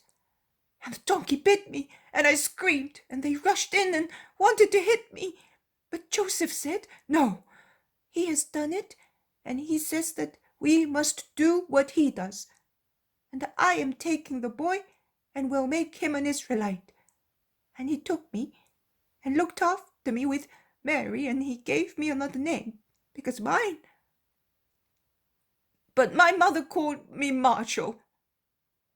And tears begin to stream down his cheeks once again. And I will call you Marshall, as your mother did. It was very kind of Joseph to do what he did. You must love him. Yes, but I love you more. He says so. He always says, if one day you should meet Jesus of Nazareth, the Messiah, love him with your whole being, because it is through him that you have been saved from error. Mary in the other room was saying to the servant that the Messiah was in the house, and I came to see who had saved me. I did not know that Joseph had done this. He was so stingy. I would never have thought that he could.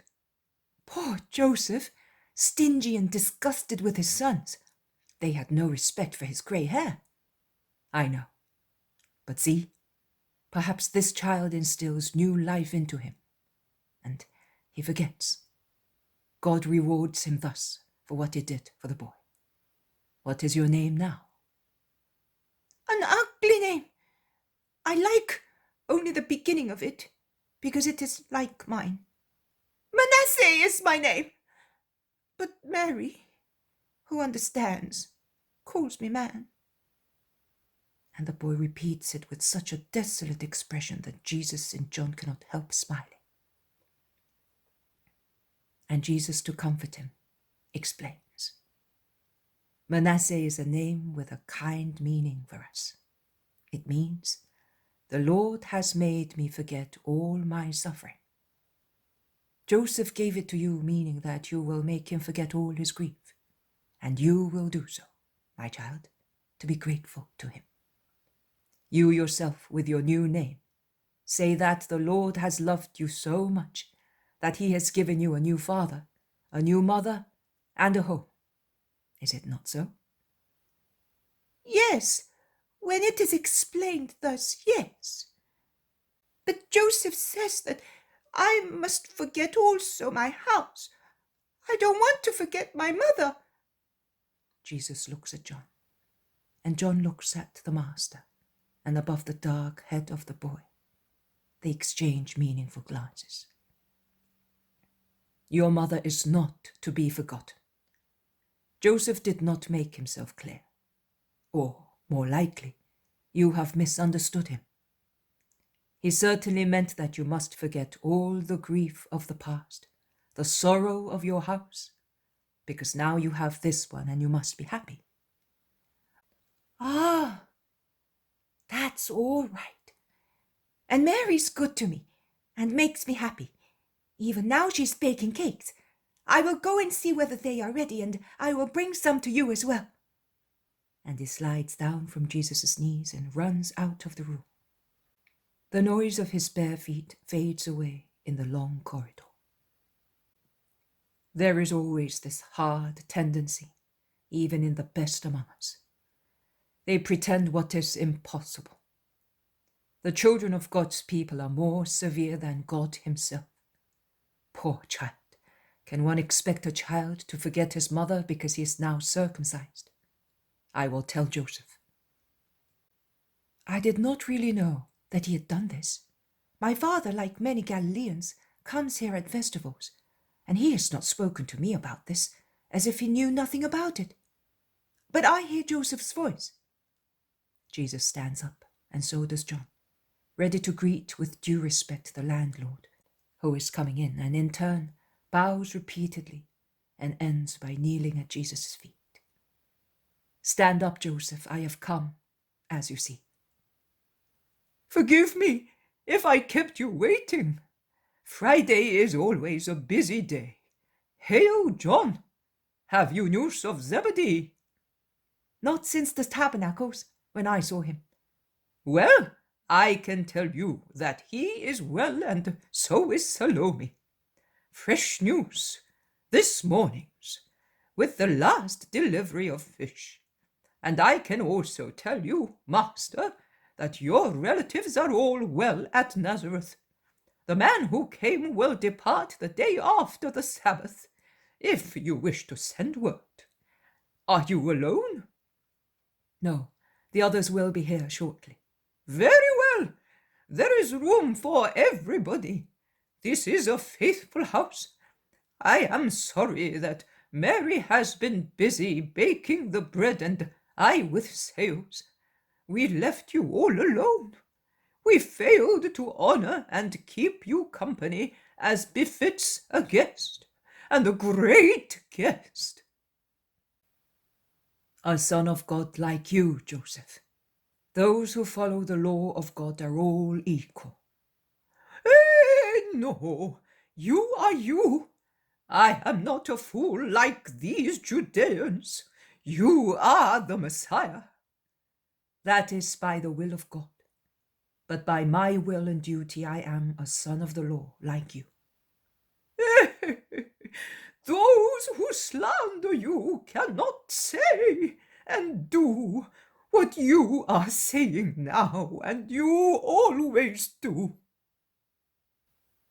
But you do much of what I teach. I have seen the boy Joseph. Ah, have you seen him? He came. He knows that I do not want that. In your case, I am glad, but it might have been something else. So, what would have happened? That. I do not like that. That's it. Why, Joseph? Not to be praised? Your thought is praiseworthy, but the child might think that you are ashamed to show him. And it's true. True? Why? Tell me. Well, the boy is not a Hebrew born of Hebrews, not even of proselytes, or of a Hebrew mother and a heathen father.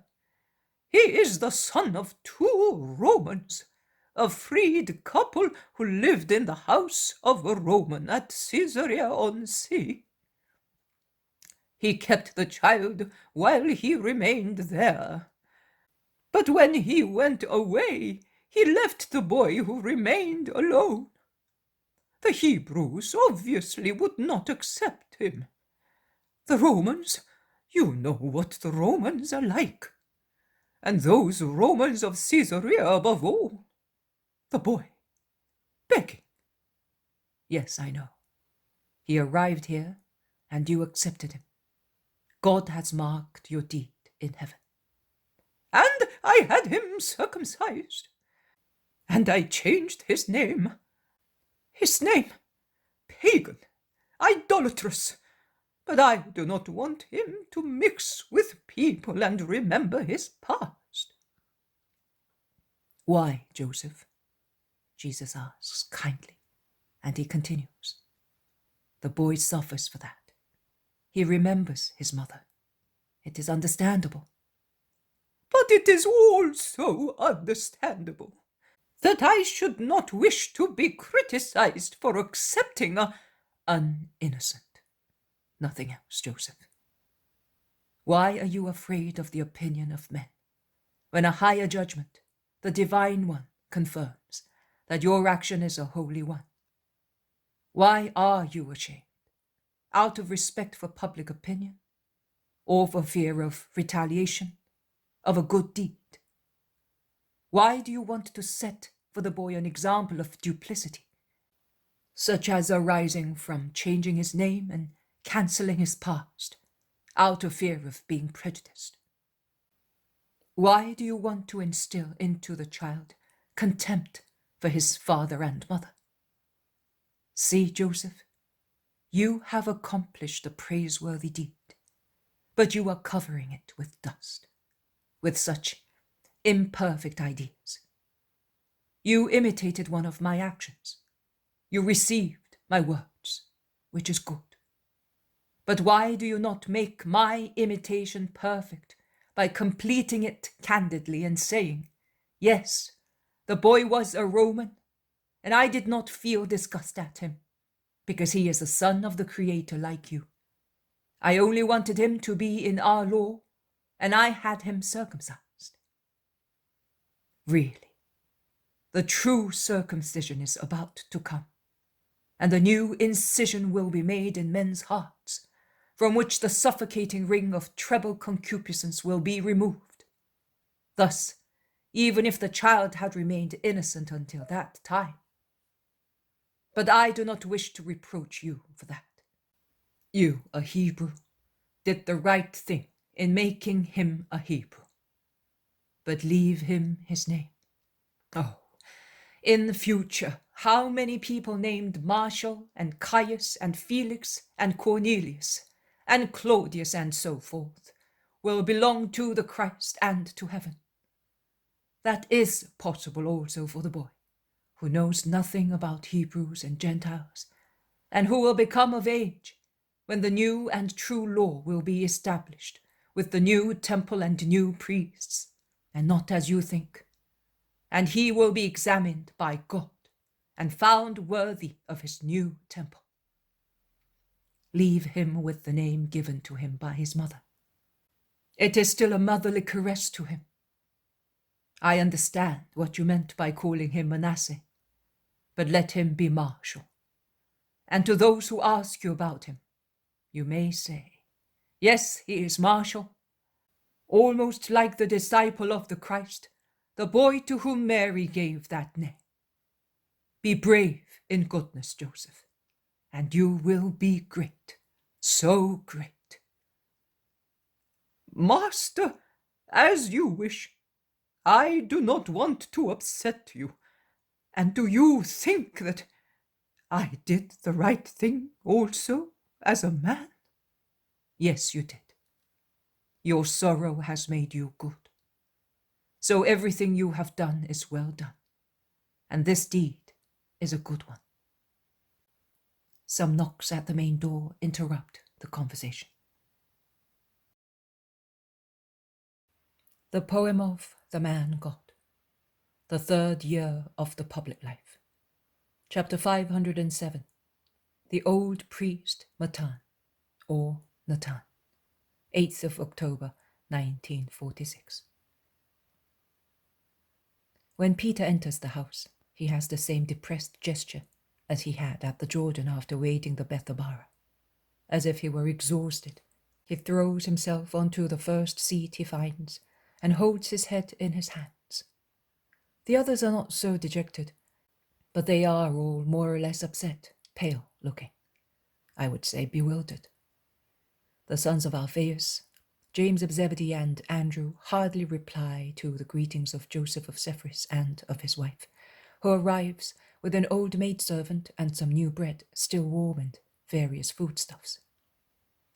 There are traces of tears on Marciam's cheeks.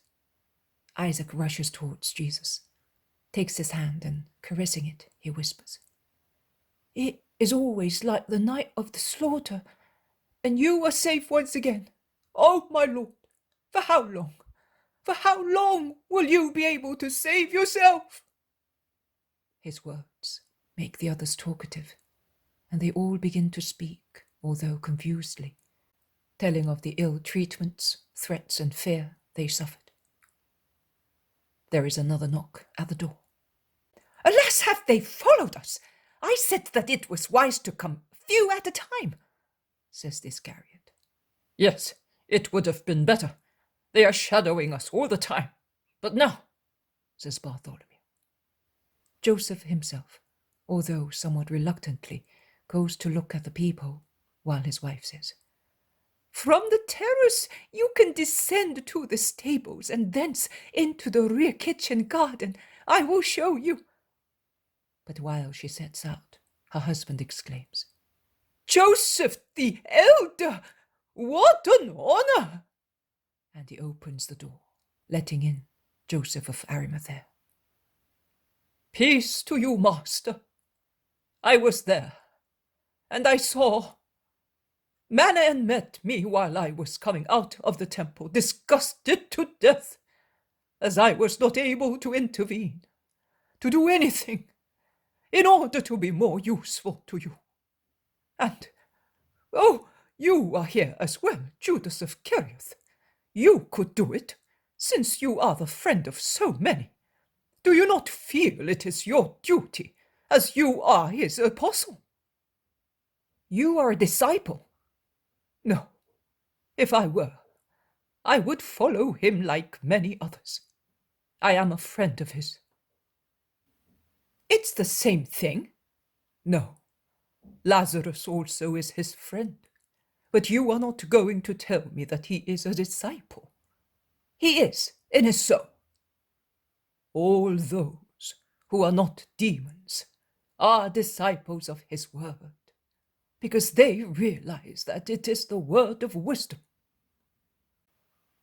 The petty quarrel between Joseph and Judas of Kerioth comes to an end, as Joseph of Sepphoris, who only now realizes that something unpleasant has taken place, questions this one and that one, with interest and some sorrow.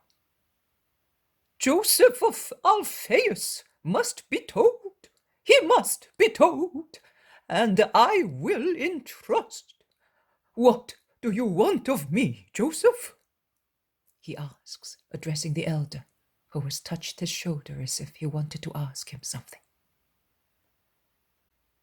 Nothing. I only wanted to congratulate you on your healthy look. It is a good Israelite, faithful and just in everything. I know. We can say of him that God has tested and known him. Another knock at the door. The two Josephs go together towards the door to open it, and I see Joseph of Arimathea bend to say something in the ear of the other one, who reacts with great surprise and turns round for a moment to look at the apostles. He then opens the door. Nicodemus and Manasseh come in, followed by all the shepherd disciples present in Jerusalem, that is, Jonathan and the ex-disciples of the Baptist. Then, with them, there is John the priest, with another very old man, and Nicolaus. And in the rear, Nike with the young girl entrusted to her by Jesus, and Annalea with her mother. They remove the veils covering their faces, which look upset. Master, what is happening? I heard from people first, and then from Manasseh. The town is full of this room, like a buzzing beehive, and those who love you are rushing about looking for you wherever they think you may be. They have certainly come to your house as well, Joseph. I was going to Lazarus' house too. It's too much. How did you manage to get out of trouble? Providence watched over me. The women disciples should not weep, but they ought to bless the Eternal Father and fortify their hearts. And thanks and blessings to all of you. Love and justice are not completely dead in Israel, and that consoles me. Yes, Master, but do not go to the temple any more. Stay away for a long time and don't go there." They all agree in repeating the words, and the anxious "don't go" re-echoes among the robust walls of the old house in voices of imploring warning. Little Marshall, hidden goodness knows where, hears the noise and rushes towards the room out of curiosity and peeps through the aperture of the curtains. He sees Mary and goes towards her, taking shelter in her arms for fear of being reproached by Joseph of Sephoris. But Joseph is too excited and busy listening to this one and that one, giving advice and approving, and so forth, to pay attention to him, and he notices him only when the boy, to whom old Mary has said something, goes to Jesus and kisses him, throwing his arms round his neck. Jesus embraces him with one arm, drawing him towards himself, while he replies to the many people who are telling him what they think is best to do. "No, I am not moving from here. You may go to Lazarus, who was waiting for me, and tell him that I cannot go. I, a Galilean and a friend of the family for years, am staying here until tomorrow evening. Then I will decide where to go." "You always say so. Then you go back there. But we will not let you go back again. At least I will not. I really thought you were doomed," says Peter, while 2 tears well in his bulging eyes. "I have never seen the like, and it's enough. I have made up my mind if you do not reject me. I am too old for the altar by now, but I am still strong enough to die for you, and I will die, if necessary, between the sanctuary and the altar, like wise Zechariah, or Onias, the defensor of the temple and of the treasury. I will die outside the sacred enclosure to which I have devoted all my life. But you will open a holier place to me. Oh, I can no longer bear the abomination. Why did my eyes have to see so much? The abomination seen by the prophet is already within the walls, and it is rising and rising like the impetuous water of the flood, on the point of submerging a town. It is rising and rising, invading courts and porches, overflowing steps, advancing further and further. It is rising and is already about to strike against the Holy of Holies. The muddy water is already lapping on the stones, paving the holy place. Their precious hues are darkened. The feet of the priests are soiled with it. His tunic is soaked with it, and the ephod is made dirty. The stones of the rationale are dimmed by it, and its words can no longer be read. Oh, the waves of the abomination are rising to the face of the high priest and soiling it. And the holiness of the Lord is under a crust of mud, and his tiara is like a piece of cloth which has fallen into a muddy pond. Mud, mud! But it is rising from outside, or from the top of Moriah. Is it flowing over the town and all over Israel? Father Abraham, did you not want to light the fire of the sacrifice there, so that the holocaust of your faithful heart might shine brightly? Slush now gurgles where the fire was to be. Isaac is among us, and the people are immolating him. But if the victim is pure, if The victim is pure. The sacrifices are filthy. Anathema on us. On the mountain of the Lord we'll see the abomination of his people. Ha! And the old man who is with John the priest drops on the ground, covering his head and weeping desolately. I brought him to you. He has been wishing for that for such a long time. But today, after what he saw, no one could hold him any longer. Old Matan, or Natan, is often inspired with prophetic spirit, and if his eyesight is becoming dimmer and dimmer, his spiritual vision is becoming brighter and brighter. Accept, my friend, Lord, says John the priest. I do not reject anybody. Stand up, priest, and raise your spirit. High above, there is no mud, and he who knows how to stay high above is not touched by mud. The old man, before getting up, full of veneration, takes the lowest hem of Jesus' tunic and kisses it. The women, and Annalea in particular, are weeping under their veils, still deeply moved, and the words of the old man increase their weeping. Jesus calls them, and with lowered heads they come near him from the corner where they were staying.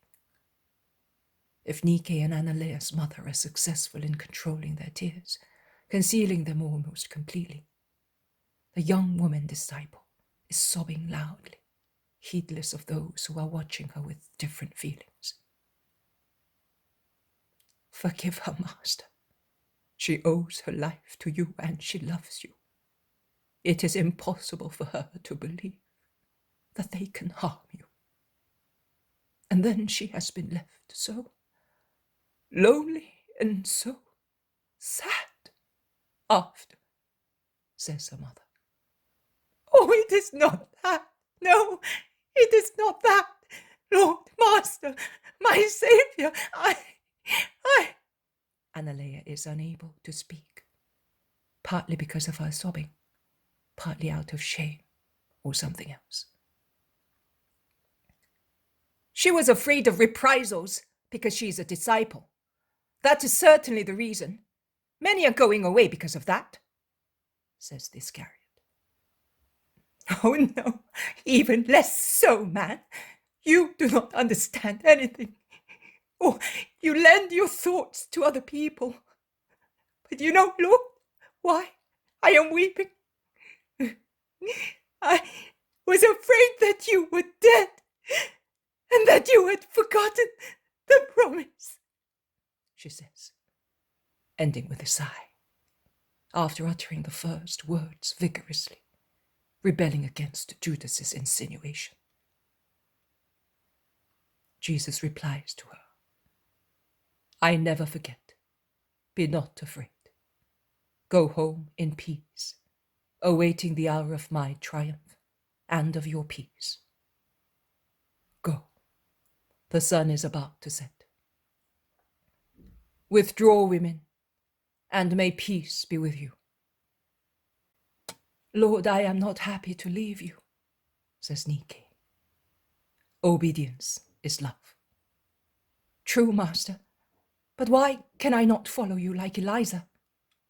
Because you are as useful to me here as she is at Nob. Go, Nike.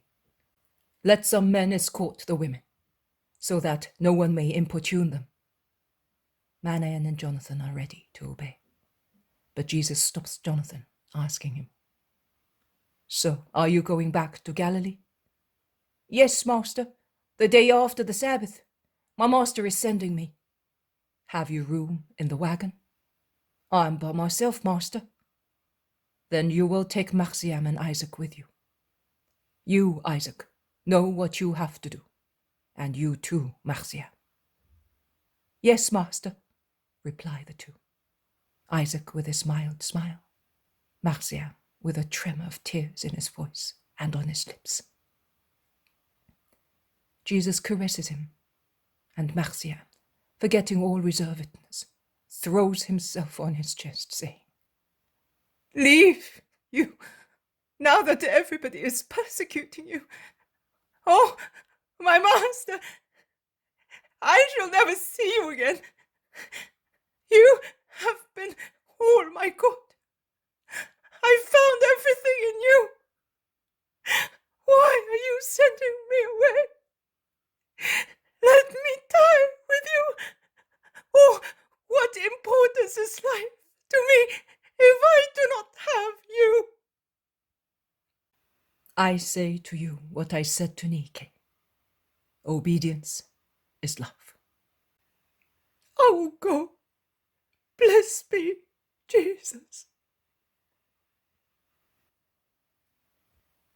Jonathan goes away with Manasseh, Nike, and other 3 women.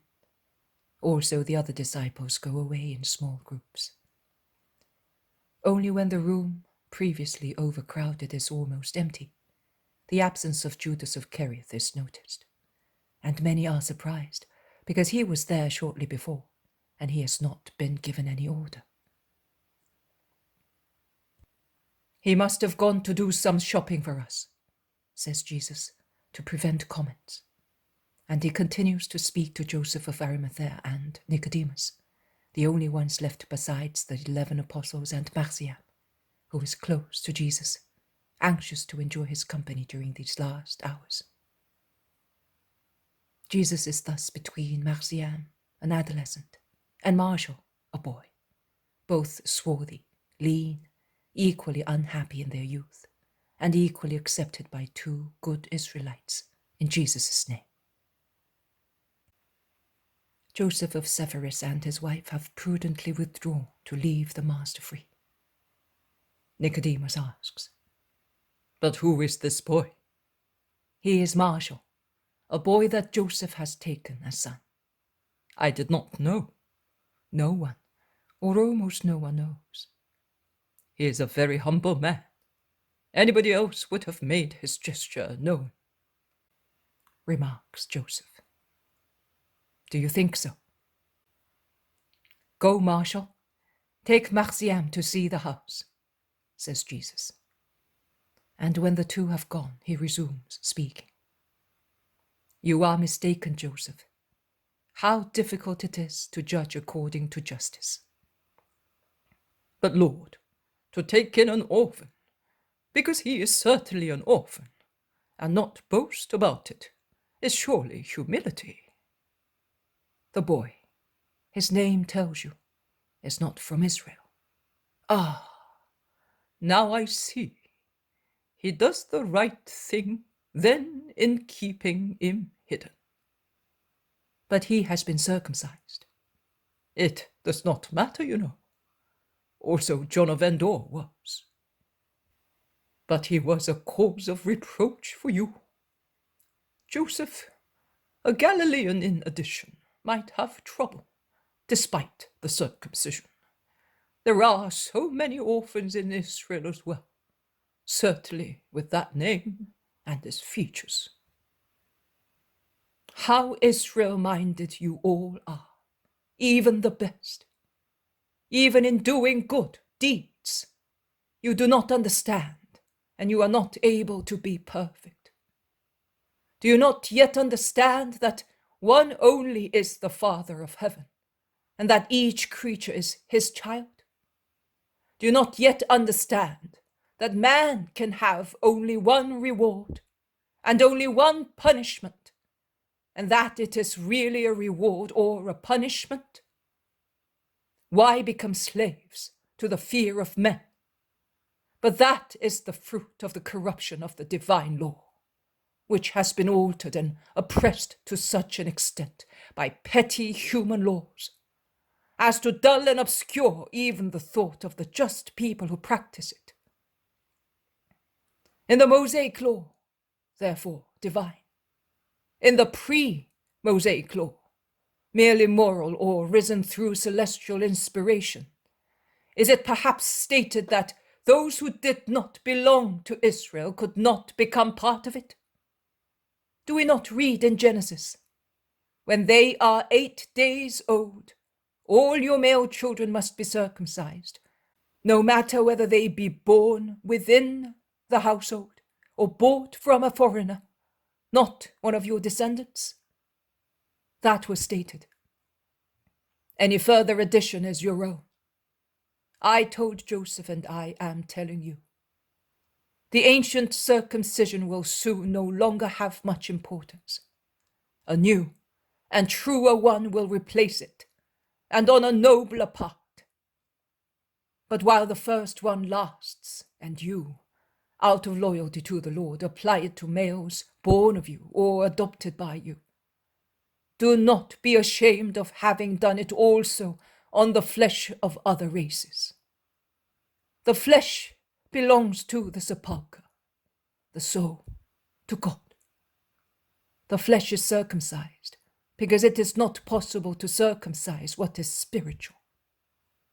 But the holy sign shines on the Spirit, and the Spirit comes from the Father of all men. Meditate on that. There is silence. Then Joseph of Arimathea stands up and says, I am going, Master. Come to my house tomorrow. No, it is better if I do not come. Then come to me to the house on the Mount of Olives, on the road to Bethany. There is peace, and no, not even there. I will go to the Mount of Olives to pray, but my spirit is seeking solitude. Please excuse me. As you wish, Master. But do not go to the temple. Peace to you. Peace to you. The two go away. I would like to know where Judas has gone, exclaims James of Zebedee. I would say, to the poor people, but his purse is here. Do not worry, he will come. Mary of Joseph comes in with some lamps. As the light no longer shines through a thick sheet of mica placed as skylight in the large room, and also the two boys come back in.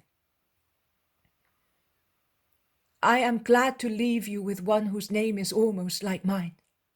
So, when you call him, you will remember me, says Marcia. Jesus draws him to himself. Judas also come in. The maidservant opened the door to him. He is bold, smiling, frank. Master, I wanted to see. The storm has calmed down, and I escorted the women. That virgin is so fearful.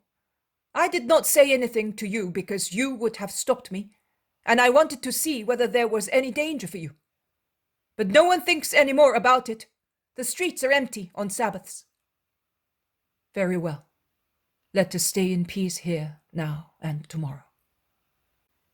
You're not going back to the temple already, shout the apostles. No, to our synagogue, as good Galilean believers.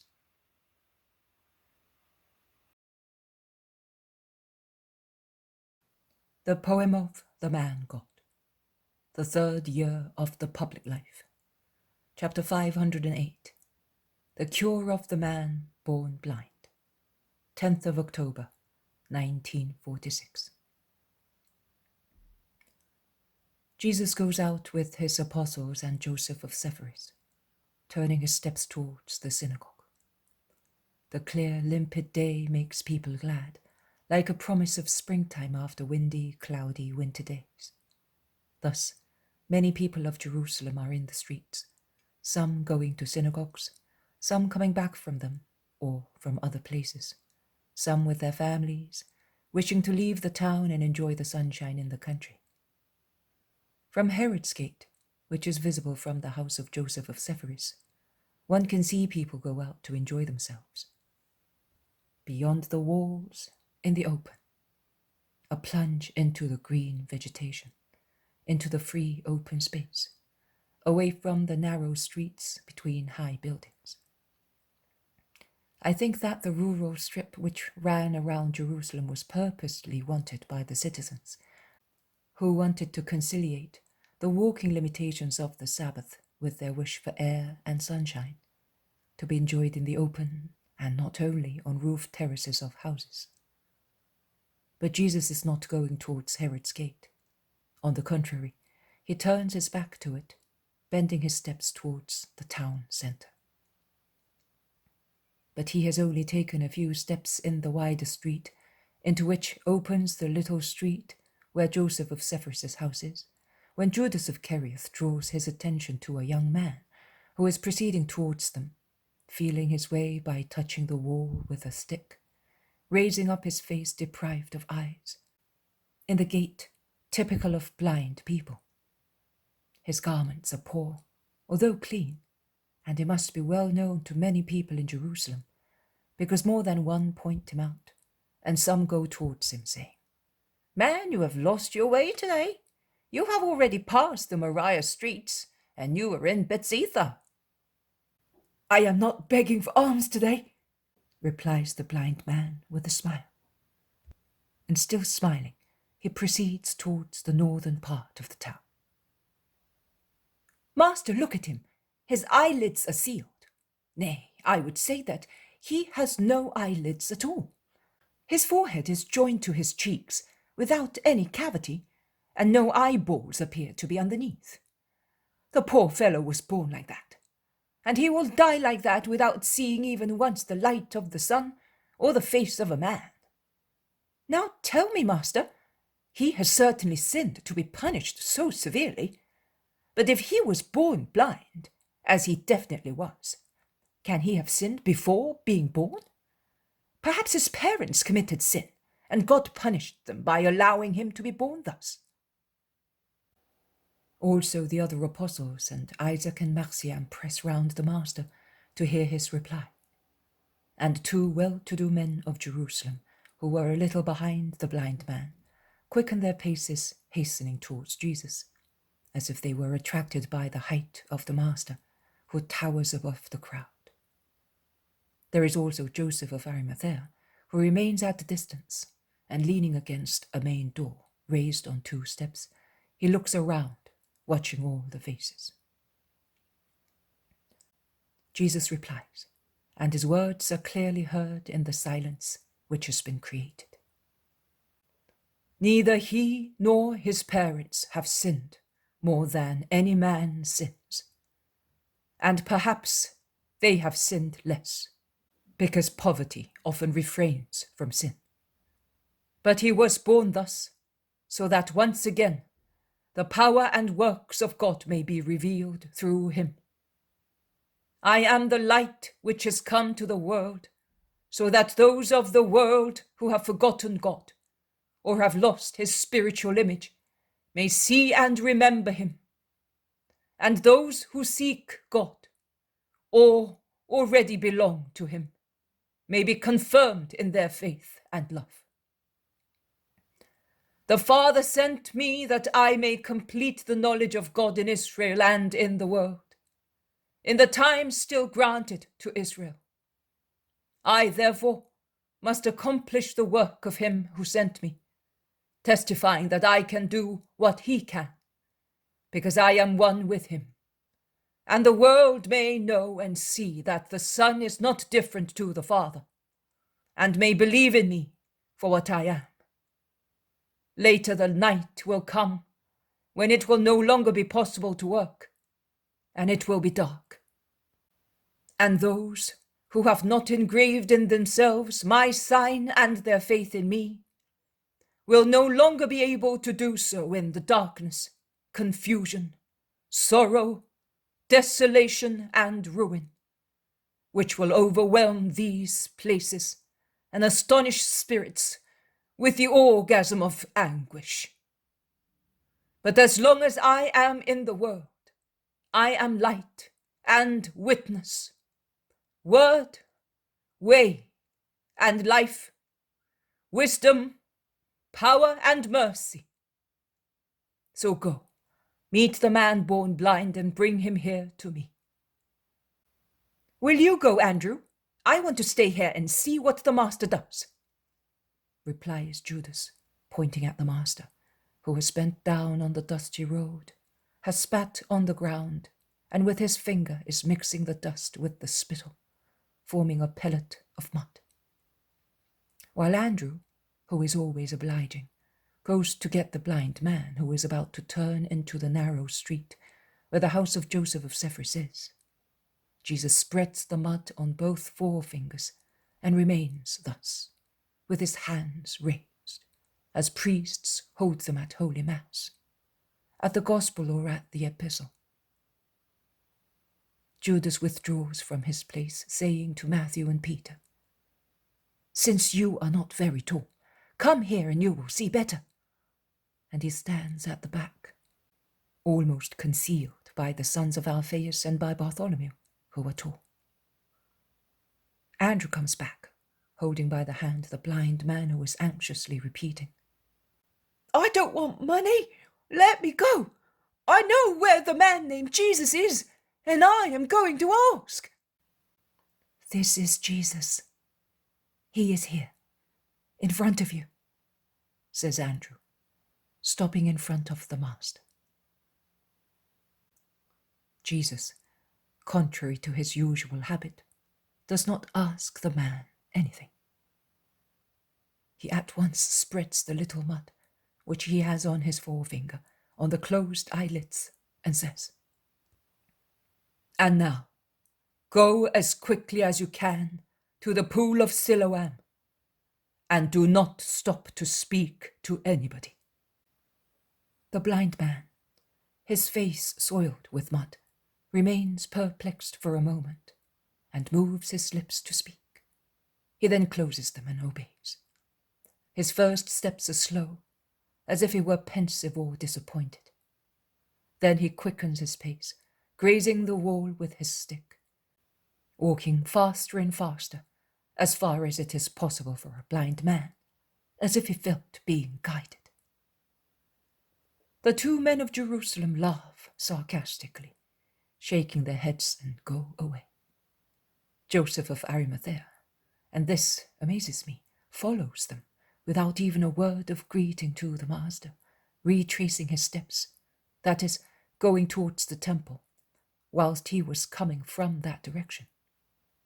Thus the blind man, the 2 men, and Joseph of Arimathea go towards the southern part of the town, while Jesus goes westwards, and I lose sight of him, because the Lord wants me to follow the blind man and his followers. After passing through Bethsaida, they all enter the valley which lies between Moriah and Zion. I think that in the past I heard it being called Tyropoeon. They go along it as far as Ophel. They walk around it. They come out on the street leading to the Siloam pool, always in the following order. First, the blind man, who must be well known in that quarter of common people. Then the 2 men. Last, at some distance, Joseph of Arimathea. Joseph stops near a poor house, and is half hidden by a box hedge that sticks out surrounding the little kitchen garden of the poor house.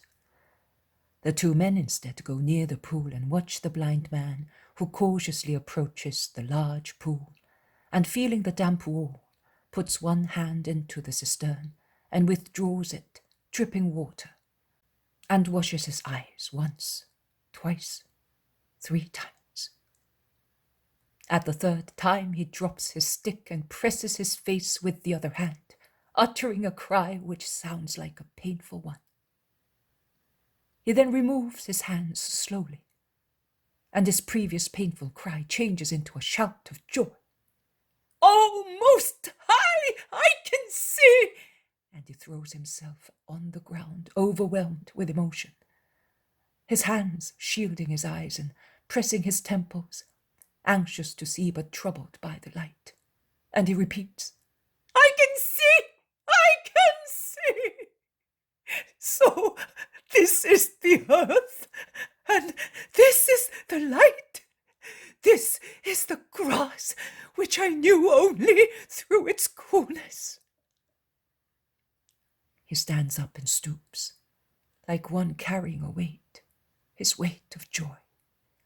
He goes to the stream of the overflowing water and looks at it, flowing brightly and joyfully, and he whispers, "And this is the water. There you are.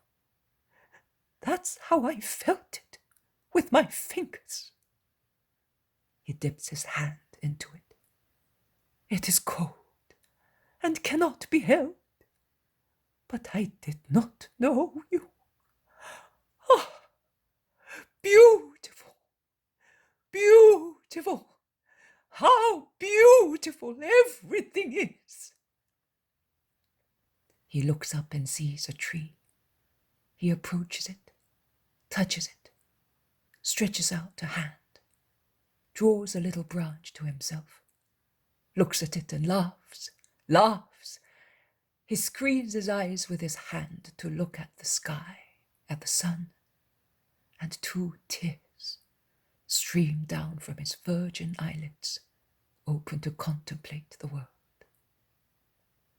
And he lowers his eyes on the grass where a flower undulates on its stem and sees himself reflected in the water. And he looks at himself and says, "That's how I am." And he is amazed when he sees a dove come to drink a little farther away, and a little goat tearing off the last leaves of a wild rose bush, and a woman coming to the pool with a baby on her breast. And that woman reminds him of his mother, whose face is unknown to him, and raising his arms towards the sky, he shouts, "May you be blessed Most High, because of light, because of my mother, because of Jesus." And he runs away, leaving his now useless stick on the ground. The 2 men have not waited to see all that. As soon as they realized that the man could see, they ran towards the town. Joseph instead remains until the end, and when the blind man, who is no longer blind, darts past him towards the labyrinth of the lanes of the working-class neighborhood of Ophel, he leaves his place and retraces his steps towards the town, looking very pensive. The Ophel suburb, which is always very noisy, is now in a real turmoil. People are running in all directions, asking questions or replying to them. "You may have mistaken him for somebody else." "No, I am sure. I spoke to him, saying, 'But is it really you, Sidonia, nicknamed Bartholomew?' And he replied, 'It's me.'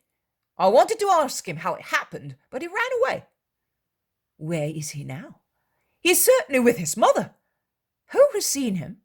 asked some people who had just arrived. I did, reply many. "But how did it happen?"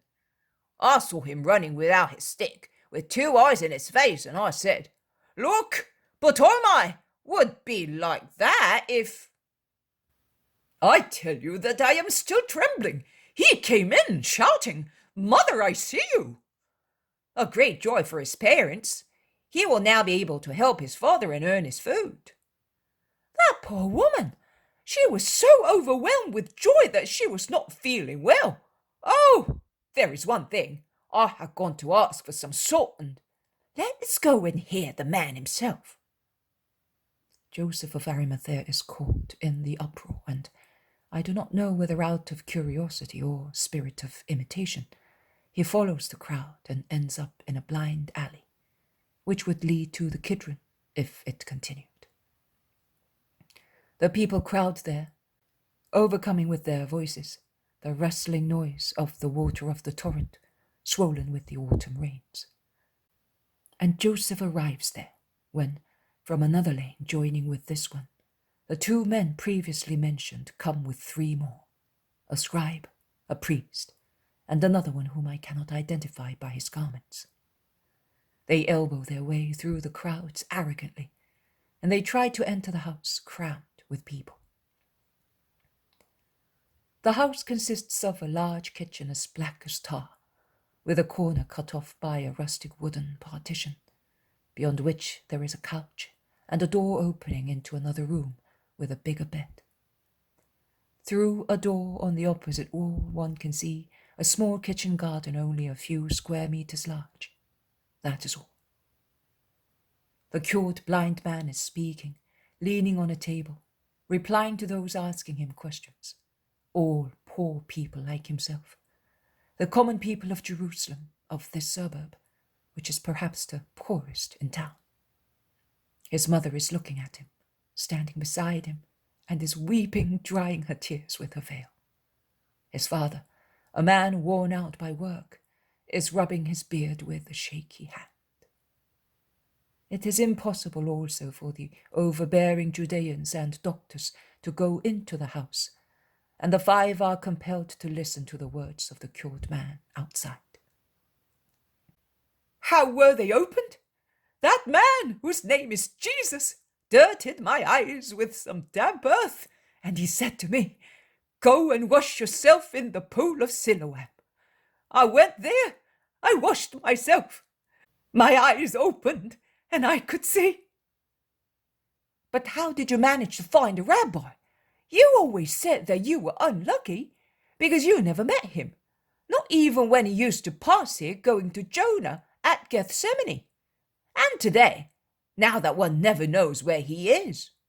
Hey! Yesterday evening, one of his disciples came and he gave me 2 coins, saying, "Why don't you try to see?" I said to him, "I have tried, but I never find Jesus who works miracles. I have been looking for him since he cured Annalea, a girl of my suburb. But if I come here, he is there." And he said to me, "I am one of his apostles, and he does what I want. Come to Bethsaida tomorrow and look for the house of Joseph the Galilean, the one who sells dried fish, Joseph of Sephoris, near Herod's gate, and the arch in the square on the eastern side, and you will notice that sooner or later he will be passing there or going into the house, and I will mention you to the master."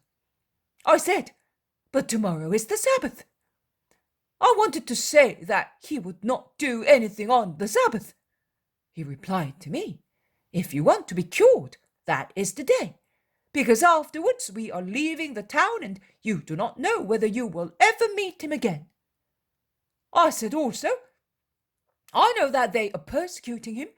I heard about it at the gates of the temple enclosure, where I was going to beg. So I said that now that they persecute him, he will be less willing to be persecuted, and he will not cure me on the Sabbath." And he replied, "Do as I tell you. On a Sabbath you will see the sun." And I went. Who would not have gone when one of his apostles said so?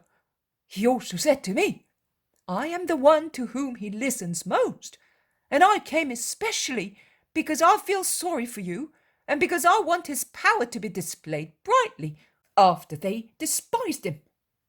You who were born blind will make it shine. I know what I'm saying. Come and you will see." And I went, and I had not yet arrived at Joseph's house when a man took me by the hand. But by his voice I knew that he was not the man who spoke to me yesterday. And he said to me, "Come with me, brother." But I did not want to go. I thought he wanted to give me some bread and money, perhaps some clothes. And I repeatedly asked him to let me go, because I had heard where I could find the man named Jesus. And he said to me, "This is Jesus here, in front of you." But I could not see anything, because I was blind. I felt 2 fingers, covered with wet earth, touch me here and here, and I heard a voice say, "Go to the Siloam pool quickly and wash yourself, and do not speak to anybody." And I did so. But I was downhearted, because I was hoping to see at once, and I almost concluded that it was the joke of some heartless youngsters, and I almost decided not to go. But I heard a kind of a voice within me say, "Hope and obey." So I went to the pool and I washed myself, and I could see. And the young man stops ecstatically, remembering the joy of his first vision. "Let that man come out! We want to question him!" shout the 5 men. The young fellow elbows his way through the crowd and goes to the door. "Where is he who cured you?" "I don't know," replies the youth, to whom a friend whispered, "They are scribes and priests." "What do you mean you do not know? You were saying just now that you knew. Do not lie to the doctors of the law and to the priest. Woe to those who try to deceive the magistrates of the people." "I am not deceiving anybody. That disciple said to me, 'He is in that house,' and it was true, because I was near it when I was taken by the hand and led to him. But I don't know where he is now. The disciple told me that they were going away. He may be already outside the gates." "But where was he going?" "And what do I know about that? Perhaps he's going to Galilee, considering how he is treated here." "You disrespectful fool! Be careful how you speak, you scum of the mob. I asked you, which way did he go?" "But how can you expect me to know if I was blind? Can a blind man say which way another man is going?" "All right, come with us." "Where are you taking me?" "To the chiefs of the Pharisees." "Why? What have they got to do with me? Did they perhaps cure me? And I have to thank them? When I was blind and I used to beg, my hands never felt one of their coins. My ears never heard a merciful word of theirs, and my heart never felt their love. What shall I say to them? I have only one person to thank, in addition to my father and mother who have loved me, a poor wretch, for so many years. And that is Jesus who cured me, loving me with his heart, as my parents loved me with theirs. I am not coming to the Pharisees. I am staying with my mother and father, enjoying the sight of their faces, while they delight in looking at my newly born eyes.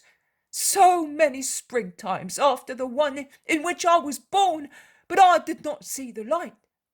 "Stop chattering! Come and follow us." "No, I'm not coming. Have you ever wiped a tear of my mother, depressed by my misfortune, or a bead of perspiration of my father, exhausted with work? I can do that now with my present appearance, and according to you, I should leave them and follow you." "We order you to come. Orders are not given by you, but by the temple and the chiefs of the people. If the pride of being cured blunts your mind, so that you do not remember that we give orders, we will remind you. Come on, go on." "But why must I come with you? What do you want of me?" "We want to give evidence of the fact. This is the Sabbath. The deed was accomplished on the Sabbath. It is to be recorded as a sin of yours and of that Satan." "You are Satan's. You are sinners. And I should come and testify against him who helped me? You must be drunk. I will come to the temple to bless the Lord, but not more than that. I have been in the darkness of blindness for many years, but my closed eyelids obscured only my eyes. My intellect has seen the light just the same, by the grace of God, and it tells me that I must not harm the only Holy One in Israel." "Man, that's enough. Don't you know that there are punishments for those who oppose the magistrates?" "I know nothing. I am here, and I am staying here. And you had better not injure me. You can see that the whole of Ophel is on my side."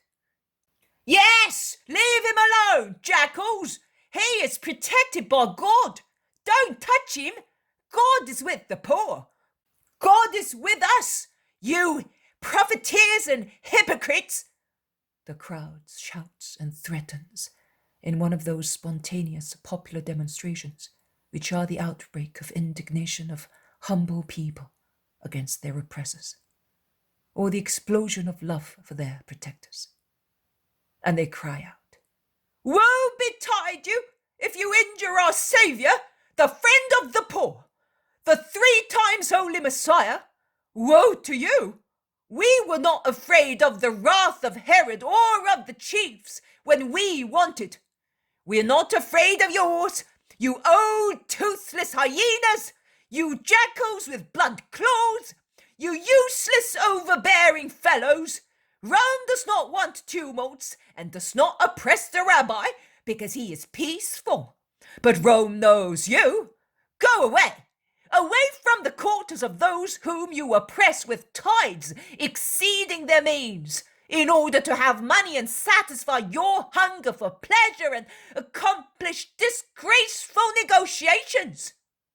You are the descendants of Jason, the descendants of Simon, the torturers of the true Eleazar, the holy Oniases. You despisers of the prophets, go away! The tumult becomes fiercer and fiercer. Joseph of Arimathea, who is crushed against a little wall, and so far has been a diligent but passive spectator of the events, climbs on the little wall with agility, unforeseeable in an old man, and what is more, muffled in garments and a wide mantle. And standing on the wall, he shouts, "Silence, citizens, and listen to Joseph the elder." 1, 2, 10 heads turn round in the direction of the cry. They see Joseph. They shout his name. The Arimathean must be well known and must stand high in the people's favour, because the cries of indignation turn into shouts of joy. "Joseph the elder is here! Long live Joseph! Peace and long life to the just man! Peace and blessings to the benefactor of the poor! Silence! Joseph is going to speak! Silence!" The crowd becomes silent with some difficulty, and for some moments the rustling of the Kidron can be heard beyond the lane. Everyone is now looking at Joseph, as they have all forgotten what made them look in the opposite direction. The 5 wretched, improvident men who gave rise to the uproar. "Citizens of Jerusalem, men of offal, why are you allowing yourselves to be blinded with suspicion and anger? Why lack respect and infringe the customs, since you have always been so faithful to the laws of our ancestors? What are you afraid of? Do you perhaps fear the temple is a Molech who does not give back what he receives? Are you afraid that your judges are all blind, blinder than your friend, blind in their hearts and deaf to justice? Is it not our custom that prodigious events are testified, written, and kept by those who are responsible for the chronicles of Israel? So, also to honor the rabbi whom you love, let the miraculously cured man go up to the temple to give evidence of the work he accomplished. Are you still hesitant? Well, I stand surety that no harm will befall Bartolomai. And you know that I do not lie. I will escort him up there like a son dear to me, and then I will bring him back here. Believe me, and do not turn the Sabbath into a day of sin by rebelling against your chiefs." "What he says is right. We must not do that. We can believe him. He's a just man. His voice is always predominant in the good resolutions of the Sanhedrin. The people consult with one another, and they end up shouting. Yes, we will trust our friend to you. They then address the young man. Come, be not afraid. With Joseph of Arimathea, you are as safe as you would be with your father, and even safer. And they open out, so that the young man may go to Joseph, who has come down from his improvised pulpit. And while he passes by, they say to him, We're coming as well. Don't be afraid. Joseph, in his beautiful, sumptuous woolen clothes, lays one hand on the young man's shoulder and sets out. The grey worn tunic of the young fellow and his short mantle rub against the dark, red, wide tunic, and even darker, sumptuous mantle of the old member of the Sanhedrin. Behind them there are the 5 men, then a large crowd from Ophel. They are now at the temple.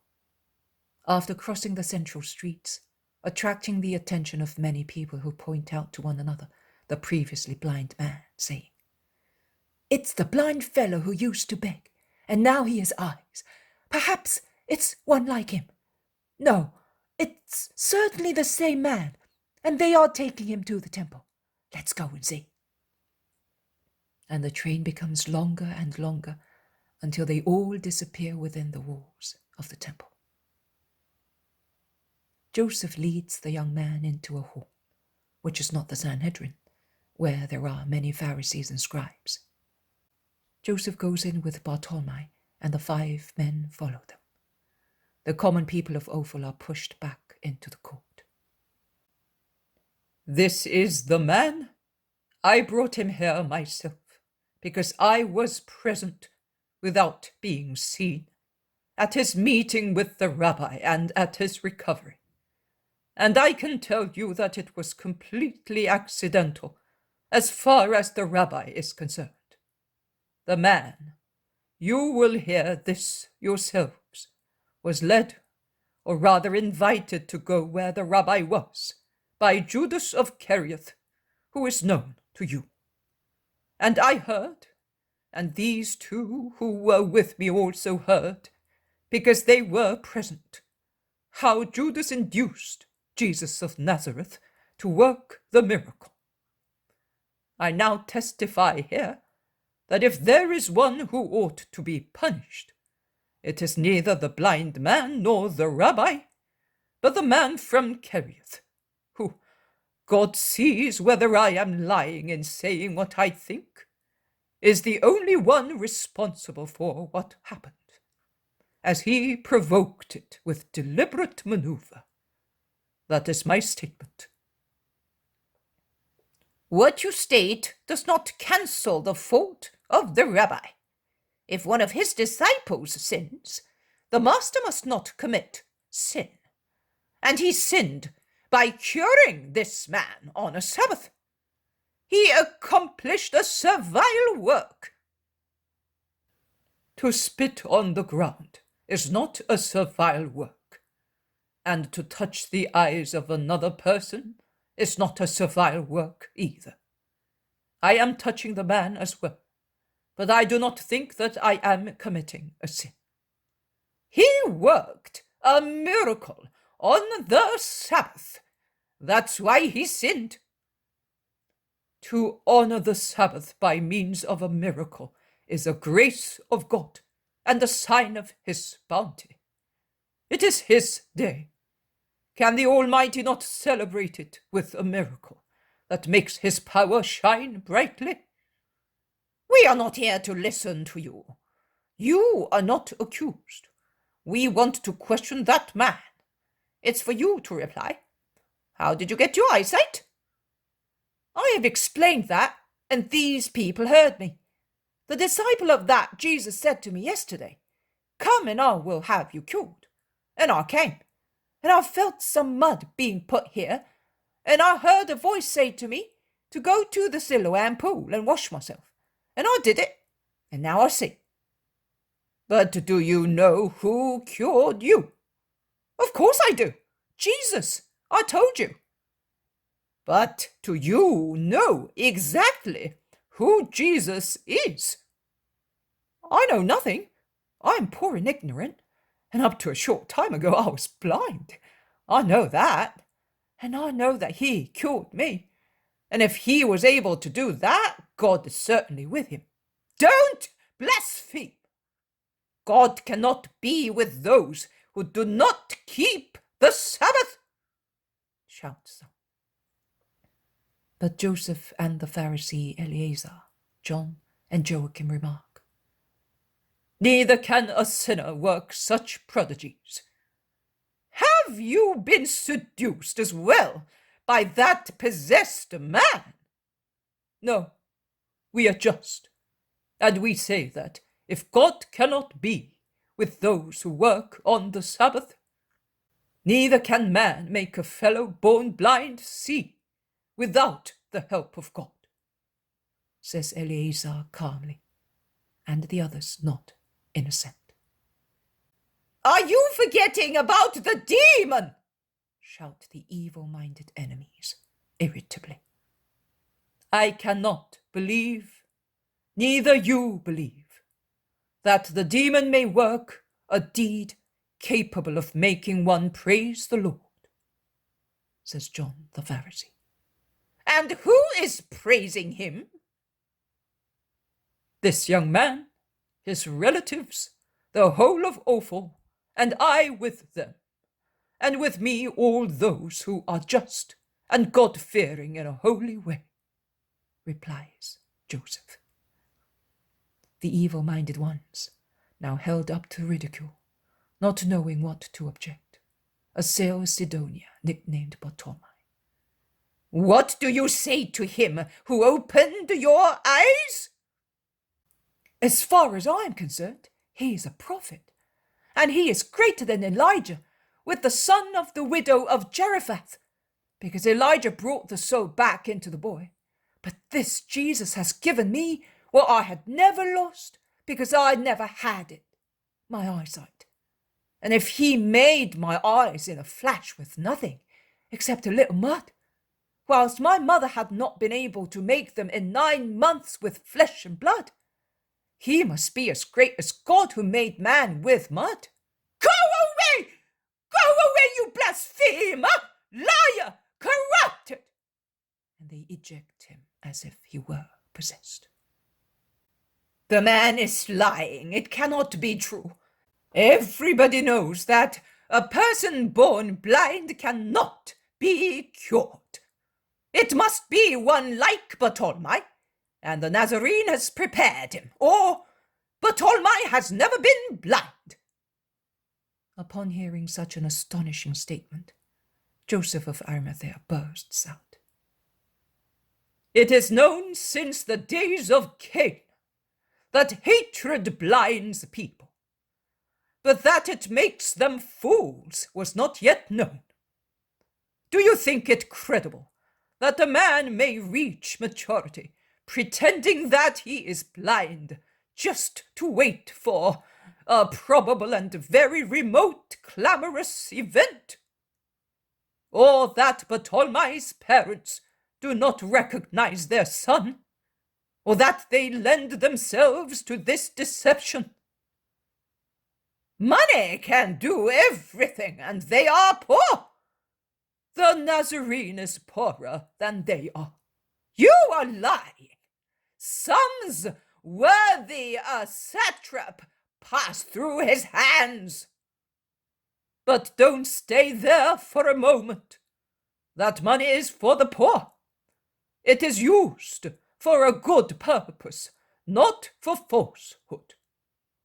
How you defend him, and you are one of the elders.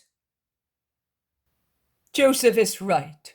The truth is to be told, whatever the office a man may hold, says Eleazar. Go and call the blind man back. Make haste and bring him here again, and let others go to his parents and bring them here, shouts Helkai, opening the door and giving orders to some people waiting outside. And his mouth is almost covered with foam. So much is he choking with anger. Some people run here, some there. The first to come back is Sidonia, nicknamed Bartolomei, who is surprised and annoyed. They push him into a corner, watching him as a pack of hounds gaze at game. Later, after some time, his parents arrive, surrounded by a crowd. "You two come in! All the others out!" The two go in, looking frightened. They see their son in the corner, unharmed, but under arrest. His mother moans, "Son! And this was to be a happy day for us." "Listen to us. Is that man your son?" asks one of the Pharisees rudely. "Of course he is our son. And who would it be if it were not him?" "Are you really certain?" The father and mother are so amazed at the question that they look at each other before replying. "Answer my question." "Noble Pharisee, do you think that a father and a mother may be deceived with regard to their child?" says the father humbly. "But can you swear that? Yes, that for no amount of money you have been asked to say that this is your son, whereas he is one like him?" "Asked to say? And by whom? Swear? Yes, 1,000 times the name of the altar, and in the name of God if you wish so."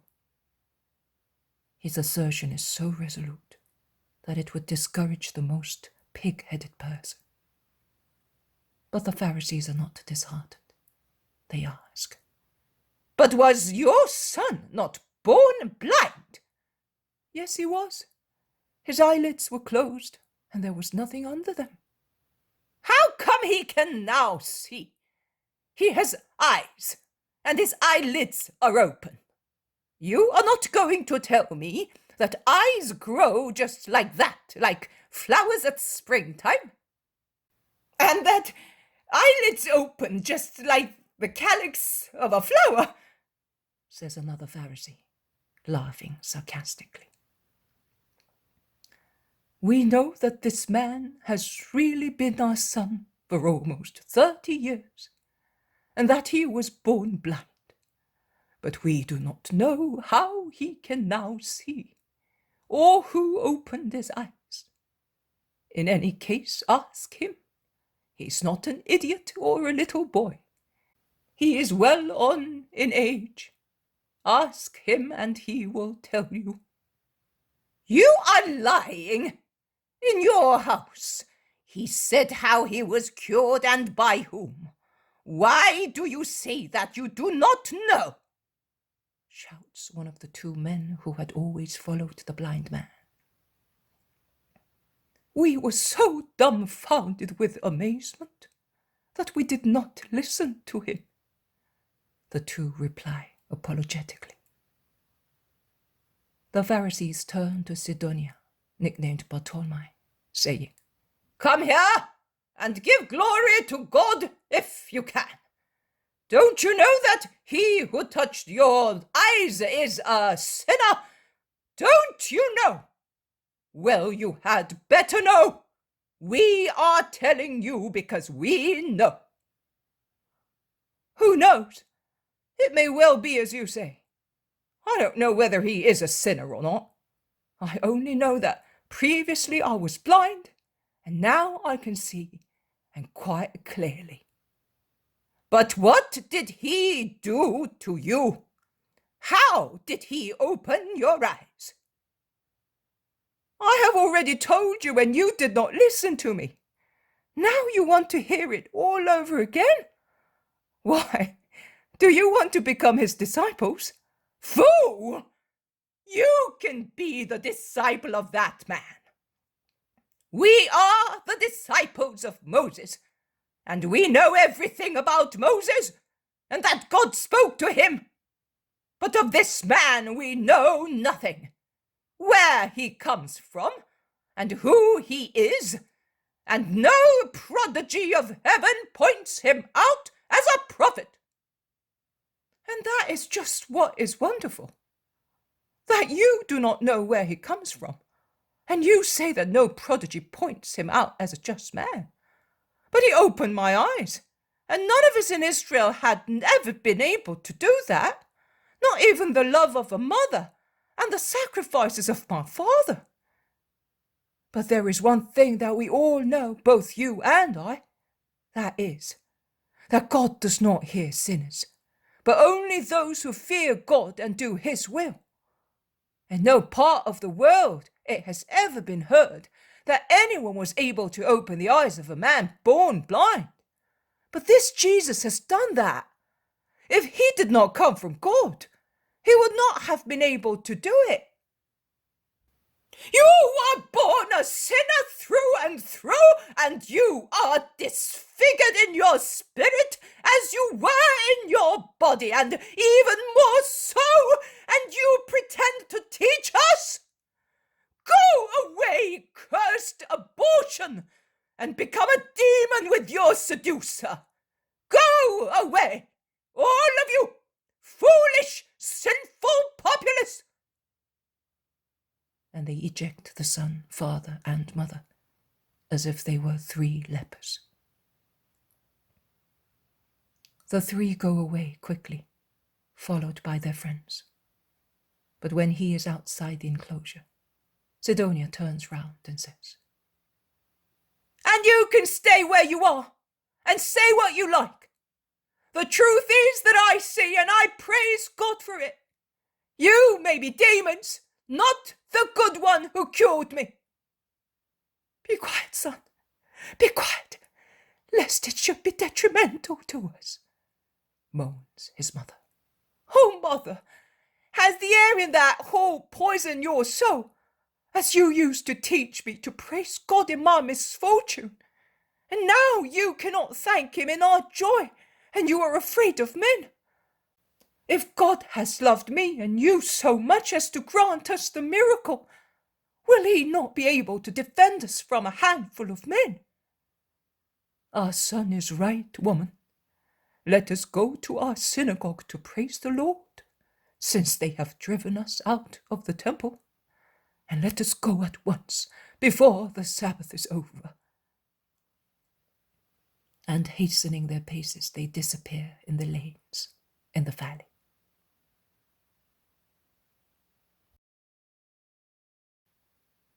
The poem of The Man God, the 3rd year of the public life. Chapter 509. At Nob, Judas of Kerioth lies. 11th of October, 1946.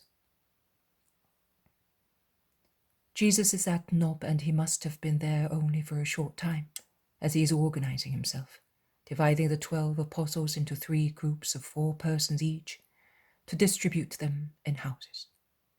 He keeps Peter, John, Judas Iscariot, and Simon Zealot with himself, while James of Zebedee is the head of the group, consisting of Matthew, Judas of Alphaeus, and Philip. And Bartholomew is put at the head of the 3rd group, with James of Alphaeus, Andrew, and Thomas subjected to him. After supper you will go where you have been offered hospitality, and you will come back here in the morning, and I will tell you what you have to do. We shall be all together at mealtimes. Remember what I have told you many times, that you must preach my doctrine also through your way of living together with one another, and with those who receive you in their houses. So be sober, patient, honest in speaking, acting, in looking, so that justice may issue from you like a perfume. You know how the eyes of the world are always watching us, to slander us or to study us, and also out of veneration. But those respecting us are the least of the many eyes watching us, and yet we must take the greatest care of those few. because the study of the world is pointed at their faith to pound it, and everything serves as a weapon to destroy the love of good people for me, and consequently for you. So, do not lend a hand to the world with an unholy way of living, and do not increase the burden of those who have to defend their faith from the snares of my opponents by scandalizing them. Scandal perplexes souls. He sins against his master and against his neighbor, against God and the flock of God. I trust you. Ensure that my grief, which is so deep, is not increased by more grief originating from you. Be not afraid, master. No sorrow will be caused to you by us, unless Satan leads us all astray, says Bartholomew. Anastasia, who is in the kitchen with Eliza, comes in and says, "Supper is ready, master. Come down while the food is still warm. You will refresh yourself." Let us go. And Jesus stands up, following the woman down the little staircase, which from the upper room, where some beds have already been prepared, descends to the little kitchen garden. He then enters the kitchen, which is made pleasant by a lively fire. Old John is near the fireside with Eliza, who is busy with the food and turns round to look with a maternal smile at Jesus coming in. She then hastens to pour into a large tureen the wheat or barley cooked in milk, which I already saw Mary of Alphaeus serve at Nazareth before the departure of John and Syntyche. Well, I have always remembered that Mary Clopas told me that you like it, and I had kept the best honey to make it also for Marcian. I am sorry that the boy has not come. Nike kept him with Isaac, as they are leaving tomorrow at dawn, and she is taking advantage of the wagon as far as Jericho to fulfill the mission of which you are aware. Which mission, master? Asks the Iscariot with interest. A very womanly mission, to bring up an infant. But the infant does not need milk, but faith, because he is an infant in spirit. But a woman is always a mother, and she knows how to do such things. And once she has understood, she is as good as a man, with the power of her maternal kindness over and above.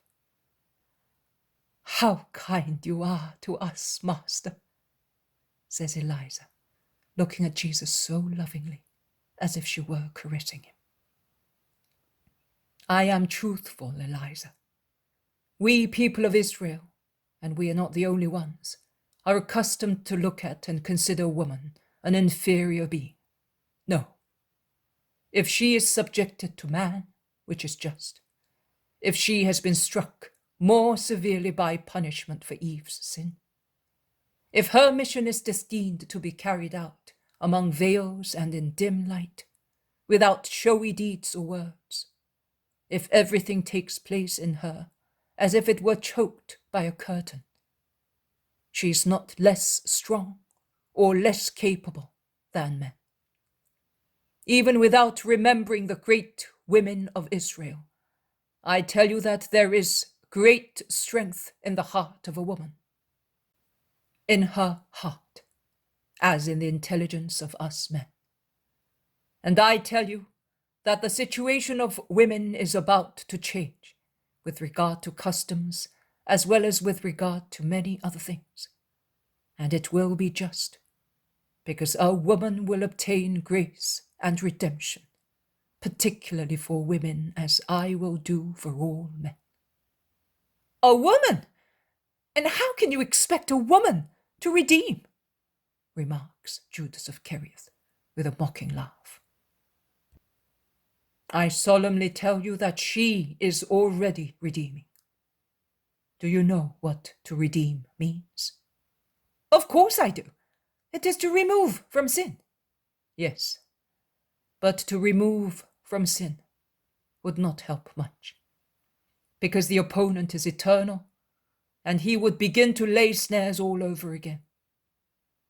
But a voice came from the earthly paradise, the voice of God, saying, I will create enmity between you and the woman. She will crush your head, and you will lay snares for her heel. Nothing but snares, because the woman will have, she has in herself, what defeats the enemy. So she has been redeeming since she existed, an active, although concealed, redemption. But she will soon come out in the presence of the world, and women will be fortified in her. That you redeem, all right, but a woman who can, I cannot accept it, master. Do you not remember Tobit, his hymn? Yes, but it deals with Jerusalem. Has Jerusalem any longer a tabernacle in which is God?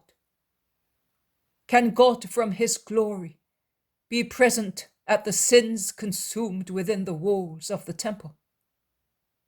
Another tabernacle was necessary, a holy one, to be a star leading errant people back to the Most High. And that is accomplished in the co-redeemer, who throughout ages will rejoice at being the mother of the redeemed. You shall shine with a bright light. All the peoples of the earth will prostrate themselves before you. The nations will come to you from afar, bringing gifts, and will worship the Lord in you. They will invoke your great name. Those who will not listen to you will be among those cursed, and blessed will be those who gather round you. You will be happy in your children, because they will be the blessed ones gathered near the Lord. The true hymn of the co-redeemer. And the angels who see are already singing in heaven. The new heavenly Jerusalem begins in her. Oh yes, that is the truth. And the world is unaware of her, and the dull-minded rabbis of Israel do not know her. Jesus is engrossed in his thoughts. But who is he speaking of? The Iscariot asks Philip, who is beside him. Before the lad replies, Eliza, who is putting some cheese and black olives on the table, says rather harshly, He is speaking of his mother. Don't you understand that? I never knew that she is mentioned by the prophets as a martyr. Only the Redeemer is mentioned, And do you think that there is only the torture of the flesh? And don't you know that that is nothing for a mother in comparison with the torture of seeing her son die? Your mind. I am not speaking of your heart, for I do not know what it throbs with.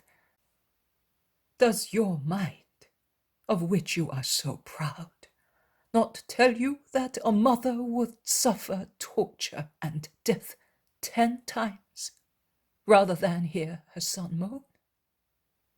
Man, you are a man and you are learned. I am only a woman and a mother.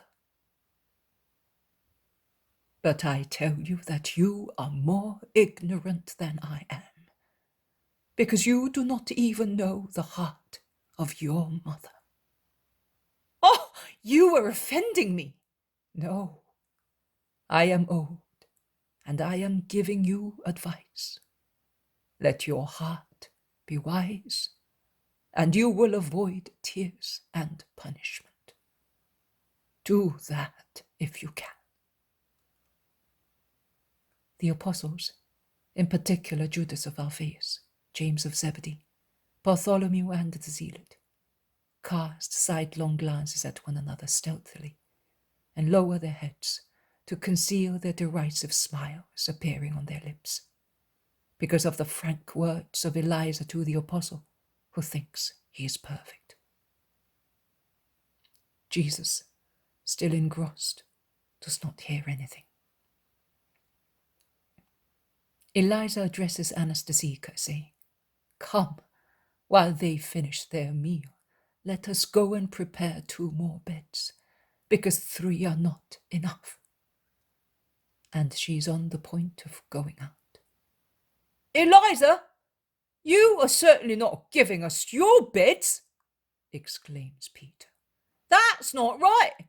John and I can sleep on boards. We're used to that." "No, Simon. There are hurdles and mats. They have been laid aside. We will now place them on the trestles." And she goes out with the other woman. The apostles, tired as they are almost dozing in the warmth of the kitchen. Jesus is pensive, his elbow resting on the table, his head on his hand. There is a knock at the door. Thomas, being nearest to it, gets up to open and exclaims, "You, Joseph, and with Nicodemus! Come in, come in." "Peace to you, Master, and to everybody in this house. We are going to Ramah, Master. Nicodemus invited me there. As we were passing here, we said, 'Let us stop to greet the Master.' We were anxious to hear whether you had been bothered again, as they went looking for you at Joseph's. Actually, they have been looking for you everywhere after you cured that blind man. They did not walk out of the walls, that is true.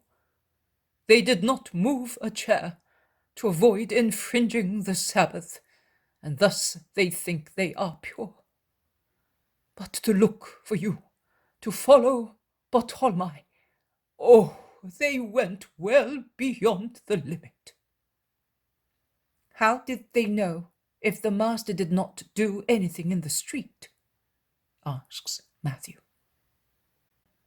"True, we did not know either whether he had been cured. We went to the synagogue, and then to say goodbye to Nike, Isaac, and Marciam, who were staying with her. Then, after sunset, we came straight here," says Peter. "You did not know, but the messengers of the Pharisees did. You did not see, but I did. 2 of them were present when the Master touched the eyes of the blind fellow. They had been waiting for hours." "Why?"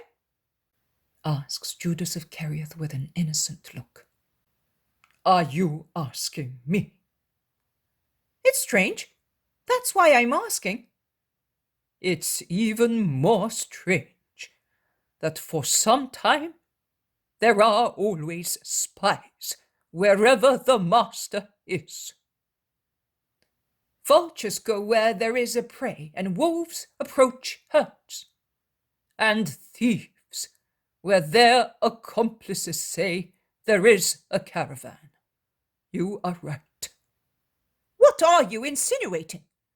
"Nothing. I was completing your proverb, applying it to men. Because Jesus is a man, and men are those who lay snares for him." "Tell us, Joseph, tell us," many of them say. "If the Master wishes, I came to tell you." "Speak up," says Jesus.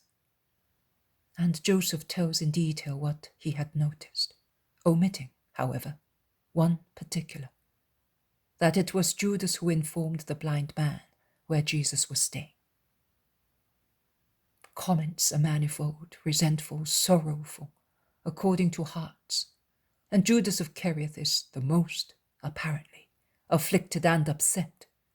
He is against everybody, and in particular against the imprudent blind man, who had come and placed himself in Jesus' way on a Sabbath, confiding in the well-known kindness of the Master. Or was it you who pointed out to the man to him was near you and I heard? Says Philip, full of amazement. To point out does not mean to give an order to do something. Oh, I am sure, as I am also sure that you would not have taken the liberty of ordering the master to work, says Thaddeus. Me? Far from it. I pointed him out only to ask for a clarification. Yes, but the action of pointing out is at times an invitation to act, and that is what you did, replies Thaddeus. You say so, but it is not true, asserts Judas impudently. Is it not true? Are you really sure? As sure as you are alive, that you never spoke to the blind man about Jesus? That you did not influence him to apply to Jesus? And what is more, that you did not encourage him to do so at once before Jesus left the town? Asks Joseph of Arimathea. Of course I am sure. Who ever spoke to that man? I certainly did not. I am always with the master, day and night, and when I am not with him, I am with my companions. I thought you had done that yesterday, when you went away with the women, says Bartholomew. Yesterday? I went and came back faster than a swallow. How could I look for the blind fellow, find him and speak to him in such a short time? You might have met him. I never saw him. Then that man is a liar, because he stated that you told him to come, and where and what to do, and you had assured him that Jesus would listen to you, and, says Joseph of Arimathea. Judas interrupts him violently. That's enough. He deserves to be blinded again for all the lies he tells. I can swear it on the sanctuary. I only know him by sight, and I have never spoken to him. Yes, it's really enough. Your soul is in order, Judas of Kerioth, who do not fear God, because you know that your actions are holy. You, happy fellow, who are afraid of nothing. Joseph says to him, looking at him severely, with piercing eyes. No, I am not afraid, because I am without sin. We all sin, Judas, and it is not so bad if we do repent after our first sins, and we do not increase them in number and wickedness, says Nicodemus, who had never spoken so far.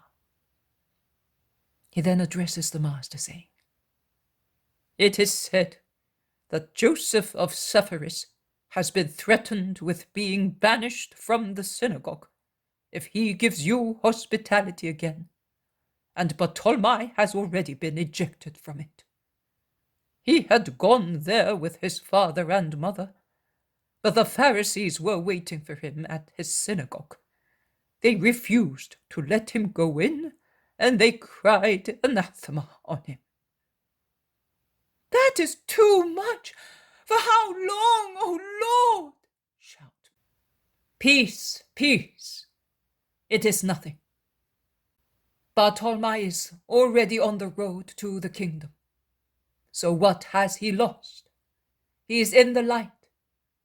So is he not a child of God more than he was previously? Oh, do not confuse values. Peace, peace. We will no longer go to Joseph's either. I am sorry that Isaac knows that he has to take my mother and Mary of Alphaeus there. But it would have been for a few hours only, because there is one who has already done what is necessary, He turns to John of Nob and says, Father, are you afraid of the Sanhedrin? You can see how much it costs to give hospitality to the Son of Man. You are old. You are a faithful Israelite. You may be driven out of the synagogue on your last Sabbaths. Could you put up with that? Speak frankly, and if you are afraid, I will go away. There must be still a den in the mountains in Israel for the Son of God. Aye, Lord, but of whom shall I be afraid but of God? I do not fear the mouth of the sepulchre. On the contrary, I look at it as a friendly thing. And shall I be afraid of the mouths of men? I would be afraid only of the judgment of God. If for fear of men I should drive away from me Jesus, the Christ of God. All right. You are a just man. I will stay here. When I am not in the nearby villages, as I intend to do once again. Come to Ramah, to my house, Lord, says Nicodemus. And if that should harm you, do the Pharisees not invite you with evil intentions? Could I not do it to study your heart? Yes, master, let us go to Ramah. My father will be so happy if he is at home. And if he is not there, as often is the case, he will find your blessing when he comes back, says Thomas imploringly. We will go to Ramah as the first place tomorrow. Master, we are going. Our mounts are outside, and we shall be at Ramah before the end of the second vigil. The roads are white in the moonlight, as if a pale sun were shining on them. Goodbye, Master. Peace be with you, says Nicodemus. Peace to you, Master, and listen to a good piece of advice from Joseph the Elder. Be somewhat shrewd. Look around yourself. Open your eyes and keep your lips closed. Act, but never say beforehand what you are going to do. And do not come to Jerusalem for some time. And if you come, do not stop at the temple, except for the time necessary to pray. Do you understand me? Goodbye, Master. Peace to you. Joseph has put much stress on the words that I have underlined, and while saying them, he was gazing intensely at Jesus. His very eyes were a warning. They go out into the little kitchen garden, white in the moonlight. They untie 2 strong donkeys, which were tied to the trunk of a walnut tree. They mount and depart along the solitary white road. Jesus goes back into the kitchen with his apostles. But what did he mean after all? And how did the Pharisees find out? What will they do to Joseph of Sepphoris? Nothing, just words. Nothing but words. Forget about it.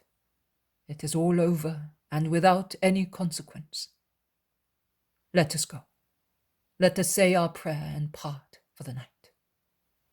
Our Father. He blesses them. He looks at them go away. Then with the 4 whom he has kept, he goes up to the room where the beds are.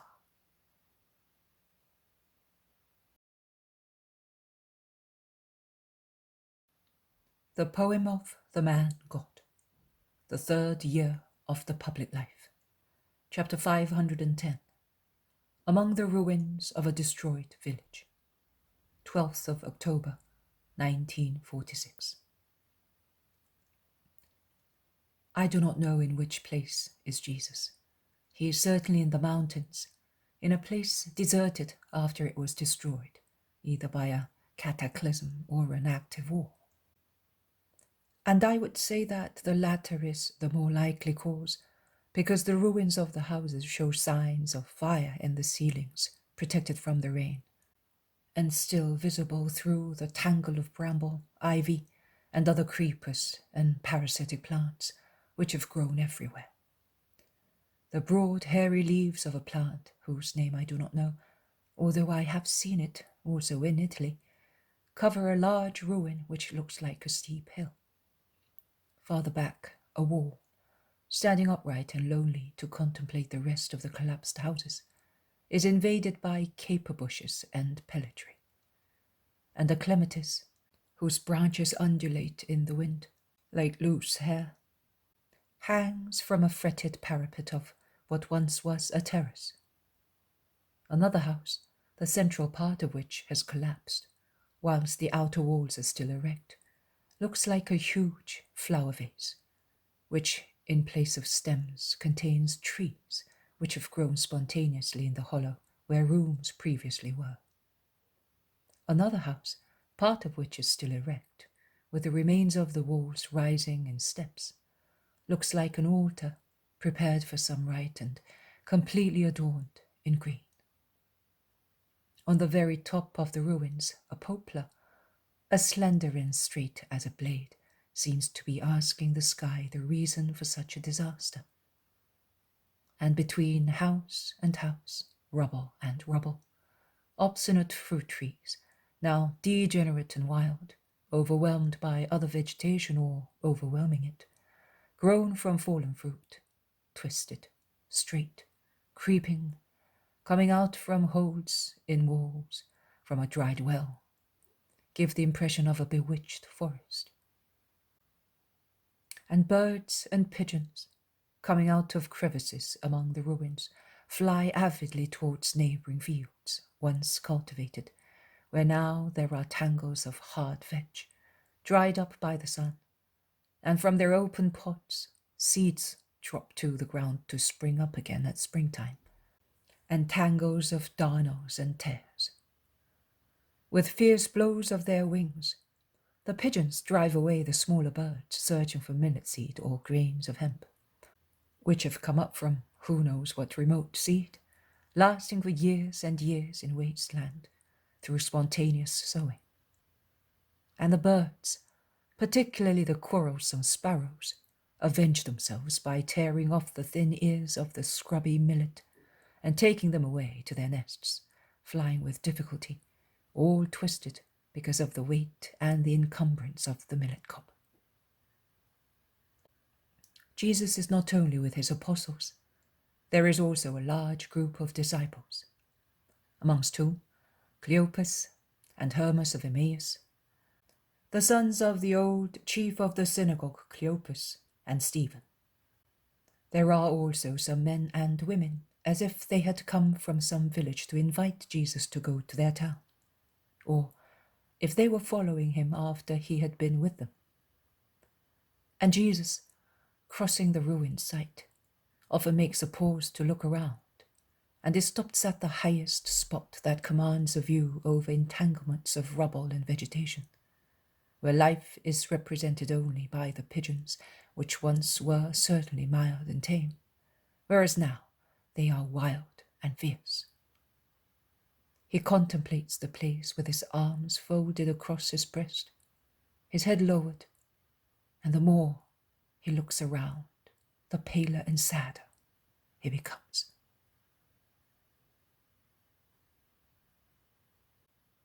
Why are you stopping here, master? One can clearly see that this place distresses you. Do not stop to contemplate it. I am sorry I made you come this way, but it is such a good shortcut, says Cleopas of Emmaus. Oh, I am not looking at what you see. At what then, Lord? Perhaps you see the past event once again. It was certainly a dreadful one. That is the system of Rome, says the other man from Emmaus. And that should make one think. See, there was a town here. It was not a large one, but it was beautiful. It consisted more of luxury houses than of humble ones. And these places, which are now wild forests, belonged to rich people. And these fields, now sterile and covered with bramble, darnel, and nettles, were also the property of rich people. They were then rich orchards and fields full of crops. And the houses were beautiful, with gardens full of flowers and wells and fountains where pigeons bathed and children played. All the inhabitants of this place were happy, but happiness did not make them just. They forgot the Lord and his words, and this is the result.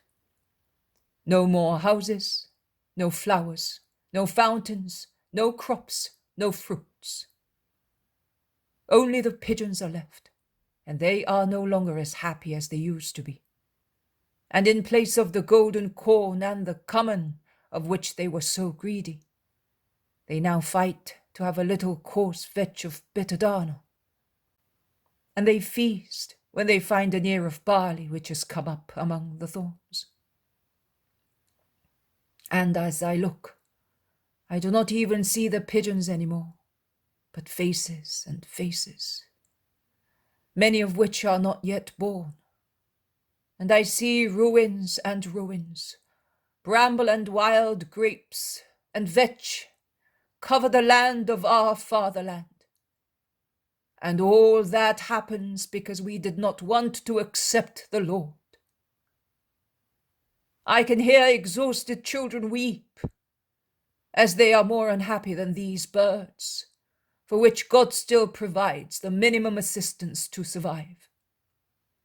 Whereas these babies will be destitute of all help, struck by the general punishment, languishing on the dry breasts of their mothers, who will be dying of starvation and sorrow and indefinable fear.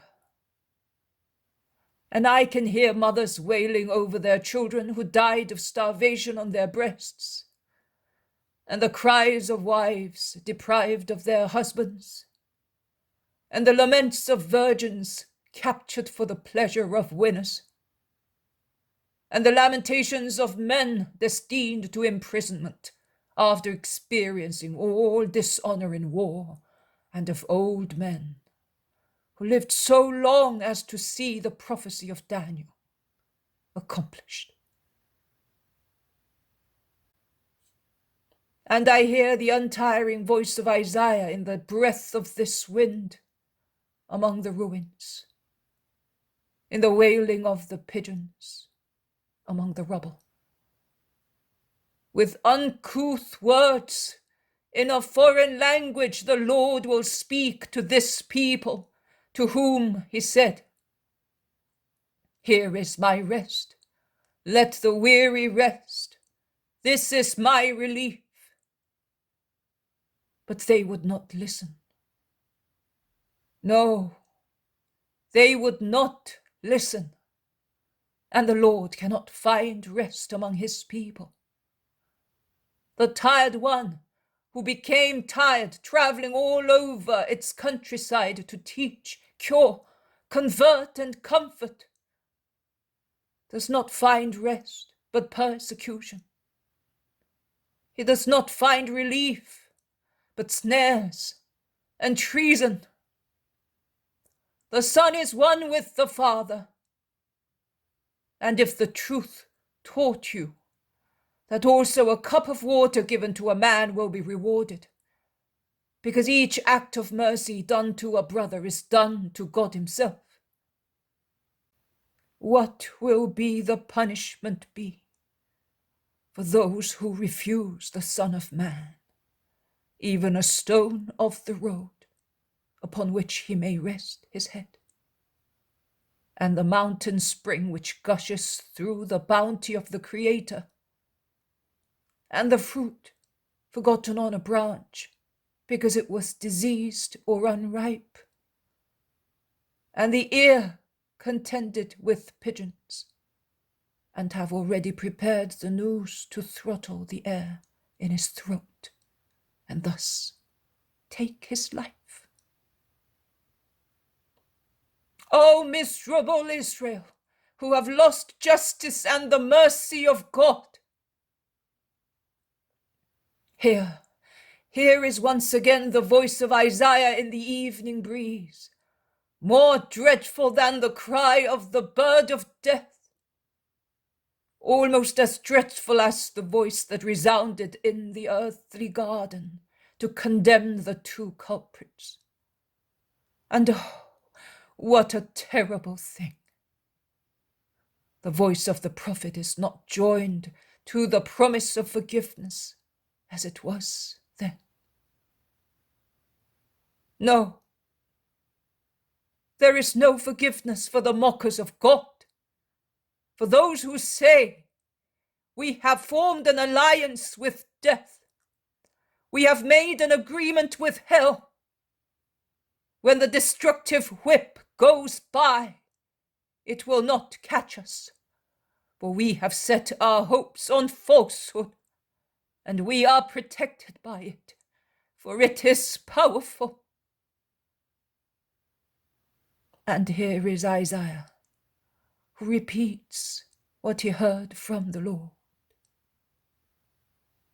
I will lay a precious select cornerstone as the foundation of Zion, and I will make justice the measure and integrity the plumb line, and hail will sweep away the hope in falsehood, and floods will overwhelm the shelter. Your covenant with death will be broken, and your pact with hell will be annulled. When the destructive whip goes by, it will crush you. Each time it goes by, it will seize you, and punishments only will make you understand the lesson. Miserable Israel! Israel will be like these fields, where only arid vetch and bitter darnel persist, and where there is no more corn. And the land that did not want the Lord will have no bread for her children, and the children who refused to receive the tired one will wander about, beaten, wild, like galley slaves, the slaves of those whom they considered inferior beings. God will really thrash the proud people under the weight of his justice, and will strangle it with the scotch of his judgment. This is what I see in these ruins. Ruins, ruins, to the north, to the south, to the east, to the west, and above all in the center, in the heart, where the guilty town will be changed into a putrid pit. And tears run slowly down the pale face of Jesus, who raises his mantle to veil it, leaving uncovered only his eyes, dilated by the painful vision. And he sets out again, while those who are with him hardly whisper, terrified as they are.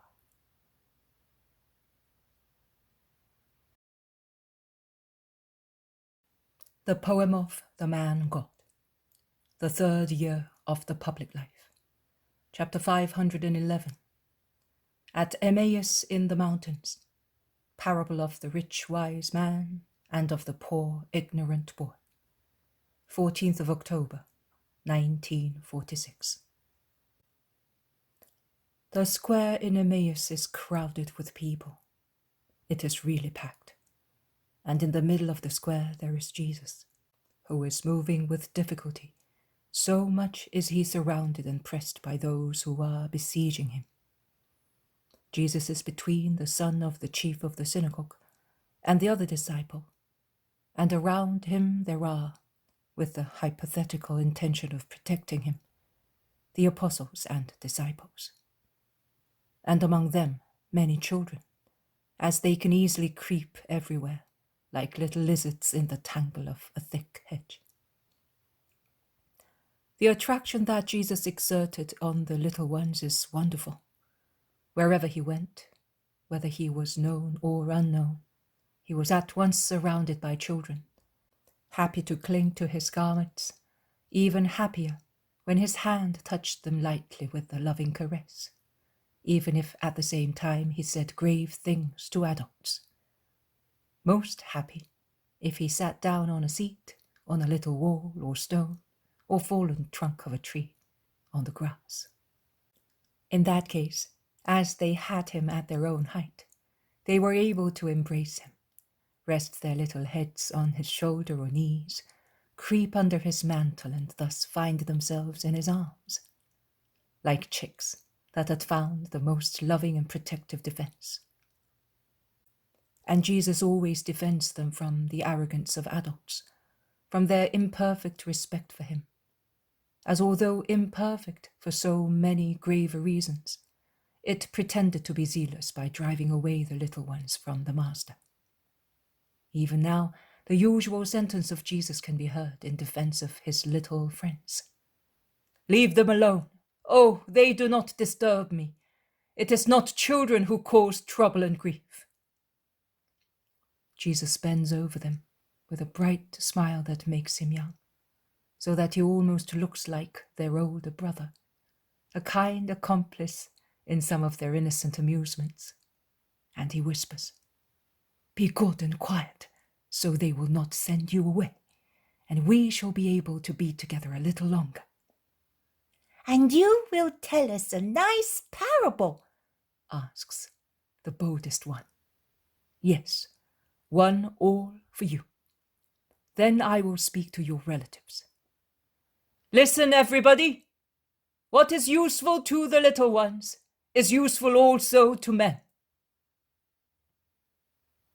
A man one day was summoned by a great king who said to him, 'I heard that you deserve a prize, because you are wise and you honor your town with your work and your science.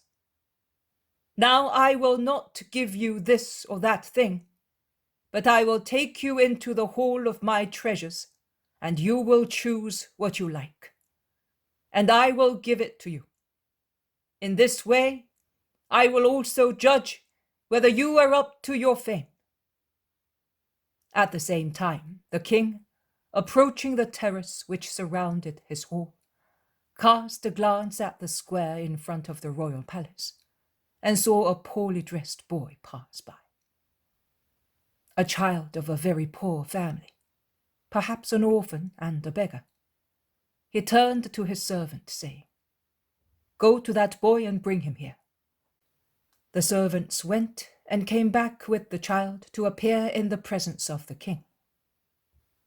Although the dignitaries of the court said to him, 'Make a bow, salute, say, honor and glory to you, my king. I bend my knee before you, powerful king, whom the earth exalts as the greatest being existing.' The boy refused to bow and repeat those words, and the scandalized dignitaries shook him rudely and said, 'O king, this dirty, boorish boy is a dishonor in your abode. Let us drive him out of here into the street. If you wish to have a boy near you, we will go and look for one among the rich people in town, if you are tired of our children, and we will bring him to you. But not this boorish fellow who does not even know how to greet a person.' The rich, wise man, who had previously humiliated himself with many deep, servile bows, as if he were before an altar, said, "Your dignitaries are right.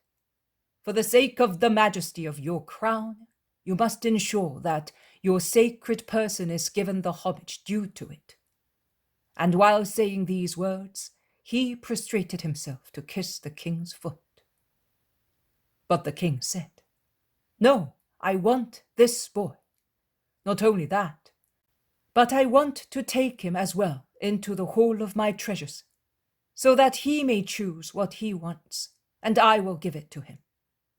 I am perhaps not allowed, just because I am a king, to make a poor boy happy. Is he not my subject, like each of you? Is it his fault if he is unhappy? No, God be praised. I want to make him happy at least for once. Come, child, and be not afraid of me." And he stretched out his hand, which the boy took with simplicity, kissing it spontaneously. The king smiled, and between two rows of stooping dignitaries, on purple carpets with golden flowers, he turned his steps towards the treasure room, with the rich, wise man on his right-hand side, and the poor, ignorant boy on his left.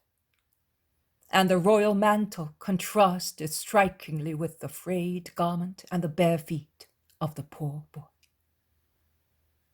They went into the treasure room, the door of which was opened by two great men of the court. It was a high, round, windowless room, but light flooded in through the ceiling, made of a huge plate of mica. A mild light, which, however, made the gold knobs of safes shine brightly, and the purple ribbons of many parchment rolls glow on high ornate reading desks. Stately rolls with precious rods, and clasps and labels adorned with shining stones. Rare works which only a king could possess. And, ignored on a grim, dark, low desk, a small parchment, rolled on a white piece of wood, tied with a rustic thread, as dusty as a neglected thing. The king said, pointing at the walls, "Here are all the treasures of the earth, and others which are even greater than earthly treasures, because here are all the works of human genius, and there are also works coming from superhuman sources. Go and take whatever you wish." And he stood in the middle of the room with folded arms, watching. The rich, wise man went first towards the safes and lifted their covers with more and more feverish anxiety. Gold bars and jewels, silver, pearls, sapphires, rubies, emeralds, opals, were shining in all the coffers.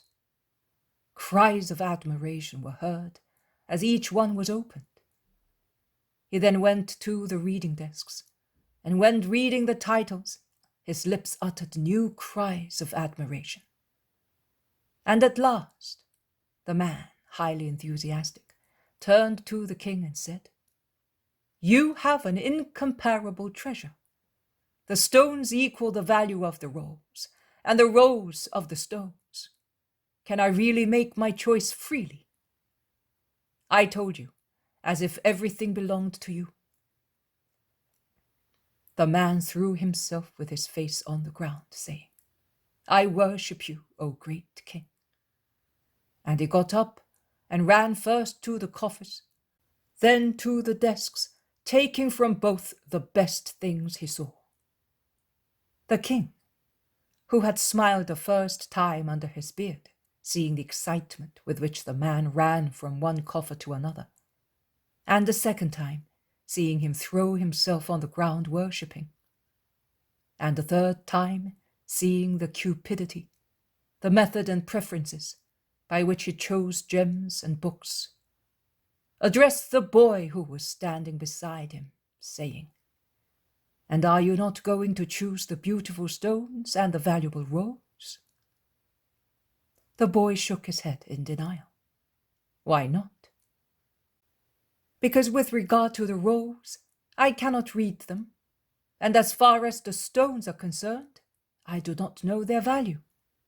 They are nothing but little stones to me. But they would make you rich. I have no father, no mother, no brother. Of what avail would it be to me to go to my shelter with a treasure in my bosom? But you would be able to buy a house with it. I would still be alone in it. You could buy clothes. I would still be cold without the love of relatives. Food. I could not become satiated with my mother's kisses or buy them at any price. You could get teachers and learn to read. I would like that better. But what could I read then?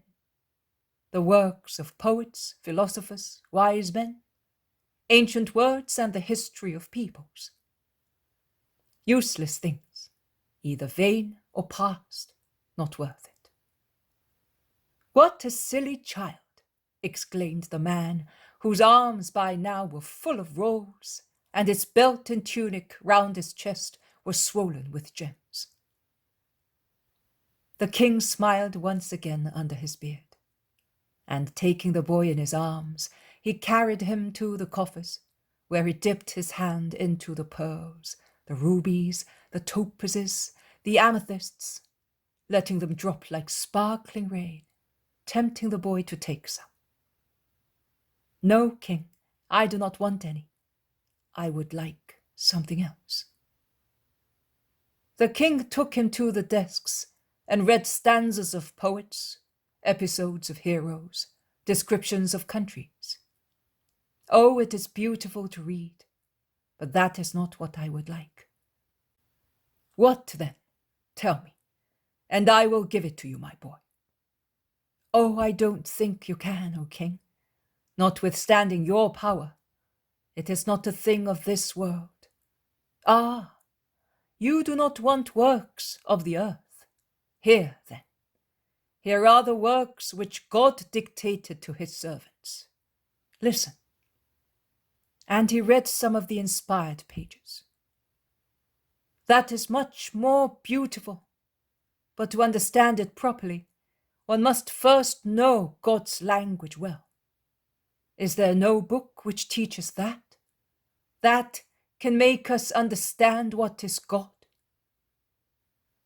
The king was quite astonished and did not laugh any more, but he pressed the boy to his heart. The man instead laughed derisively, saying, Not even the wisest men know what God is, and you, an ignorant boy, wants to know? If you want to become rich by that. The king looked at him sternly, while the little fellow replied, I do not seek riches. I am seeking love, and one day I was told that God is love. The king took him to the grim desk, where the little dusty roll, tied with a string, was. He picked it up, unrolled it, and read the first lines. Let little ones come to me, and I, God, will teach them the science of love. It is in this book, and oh, that is what I want. I will know God, and by having him, I shall have everything. Give me this roll, O king, and I shall be happy. But it has no value money-wise. The boy is really foolish. He cannot read, and he takes a book. He is not wise, and he does not want to learn. He is poor, and he does not take treasures. I will strive to possess love, and this book will teach me. May you be blessed, O king, because you are giving me something which will no longer make me feel a poor orphan. At least worship him as I did, if you think that you have become so happy through him. I do not worship the man, but God who made him so kind.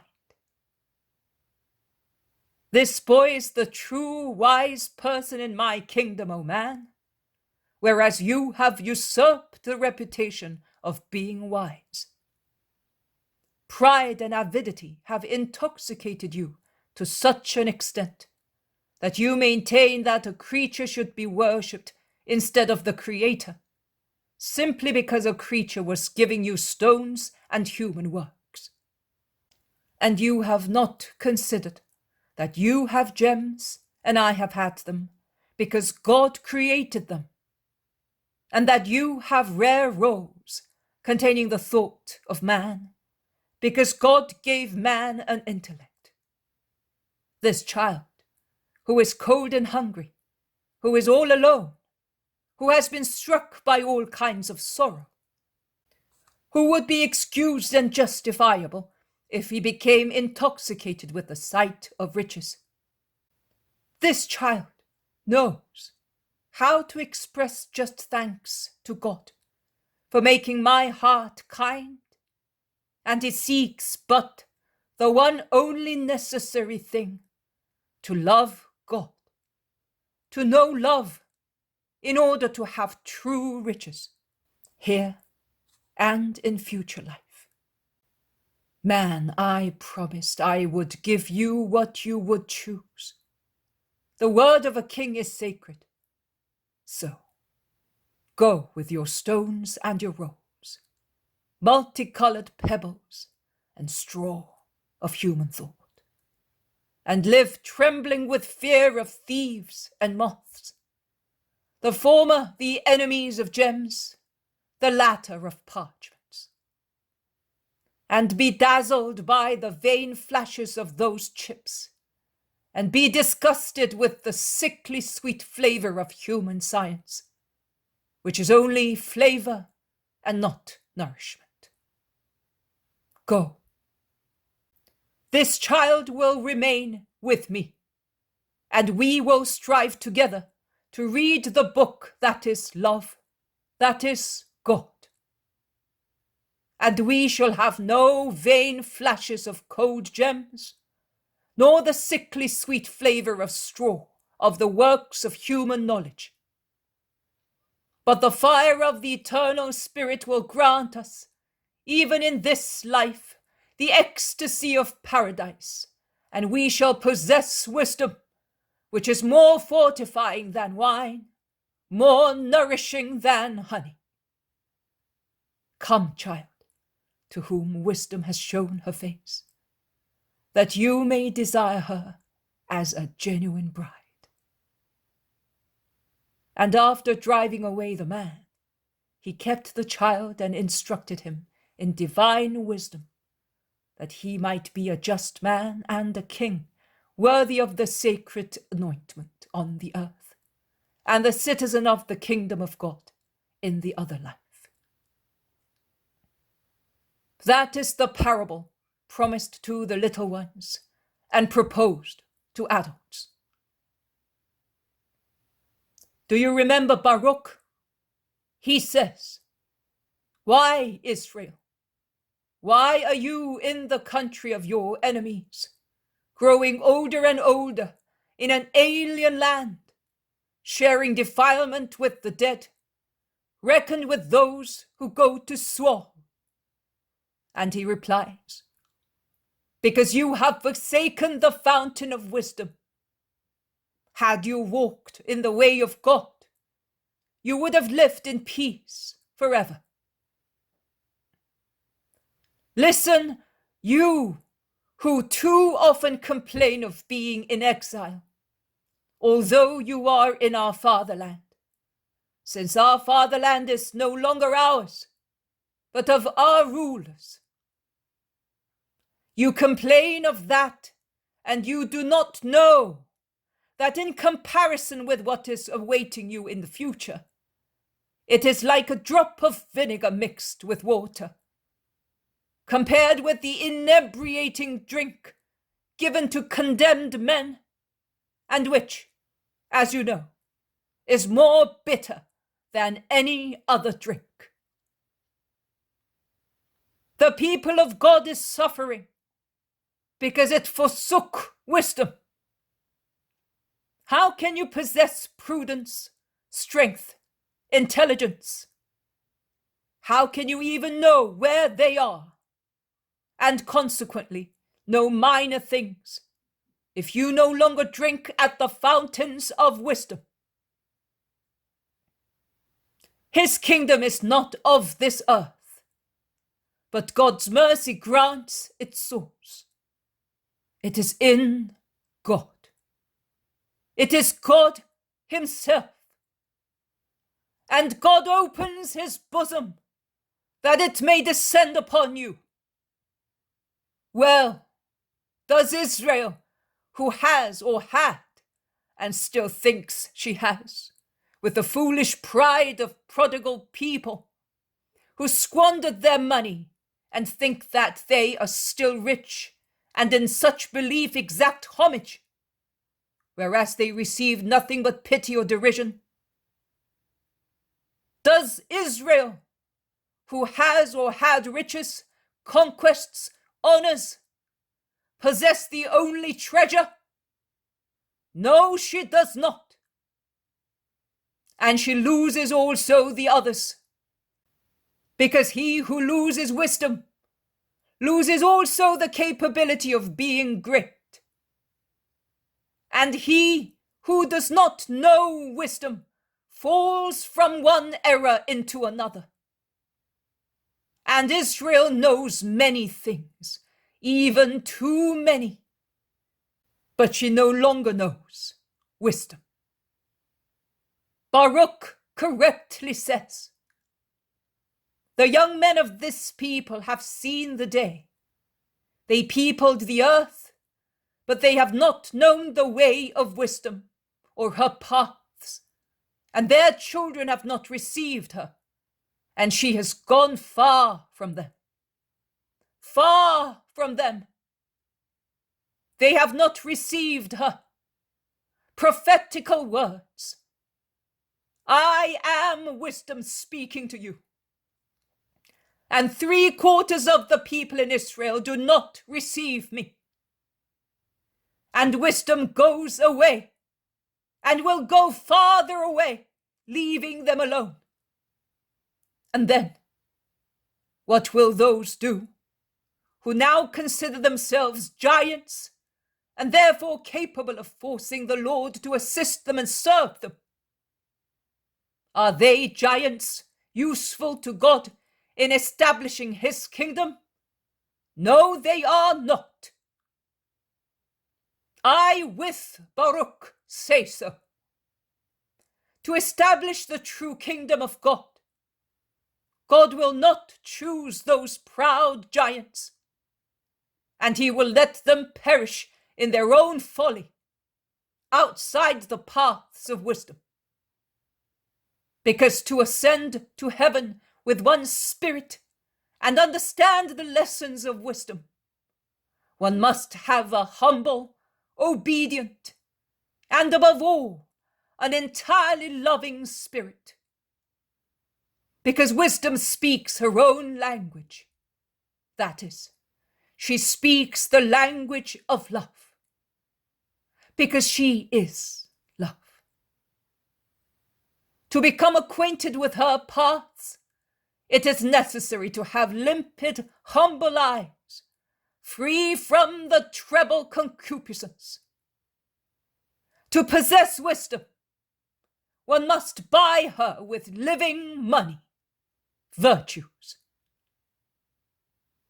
Israel did not possess that, and I have come to explain wisdom, to lead you to her way, and sow virtues in your hearts. Because I know everything, and I am aware of everything, and I have come to teach my servant Jacob and my beloved Israel all that. I have come to the earth to converse with men. I, the word of the Father, to take the children of men by the hand. I, the Son of God and of man. I, the way of life. I have come to show you into the room of eternal treasures. I, to whom everything was given by my Father. I, eternal lover, have come to take my bride, mankind, that I want to elevate to my throne and to my nuptial room, so that men may be in heaven with me, and I may introduce them into the wine cellar, that they may be exhilarated with the true vine, from which the vine shoots draw life. But Israel is a sluggish bride, and does not get up from her bed to open the door to him who has come. And the bridegroom goes away. He will pass. He's about to pass. And later, Israel will look for him in vain, and will not find the merciful charity of her Saviour.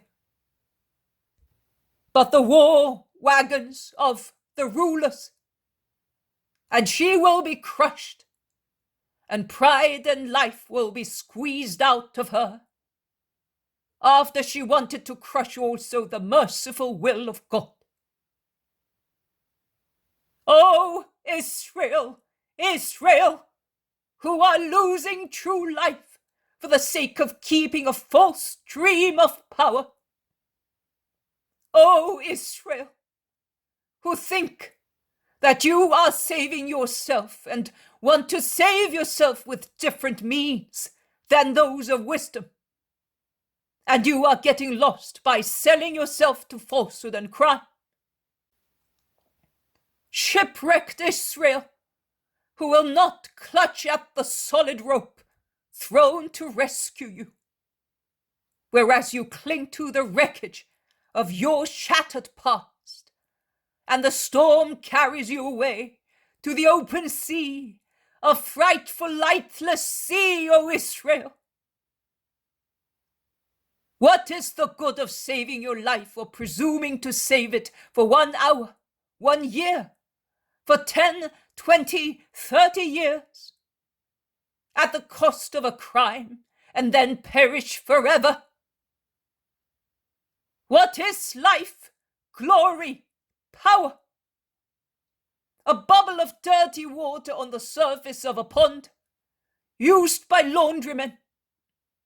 An iridescent bubble, not because it is made of gems, but because it consists of greasy dirt that with potash swells into empty bubbles, destined to burst, leaving no trace, except a circle on the water, foul with human sweat. One thing only is necessary, O Israel, to possess wisdom, even at the cost of one's life, because life is not the most precious thing. It is better to lose 100 lives than lose one's soul.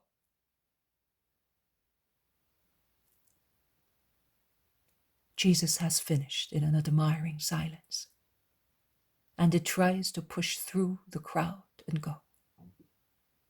But the children claim his kisses, and adults his blessing. Only then, after taking leave of Cleopas and Hermas of Emmaus, he can depart.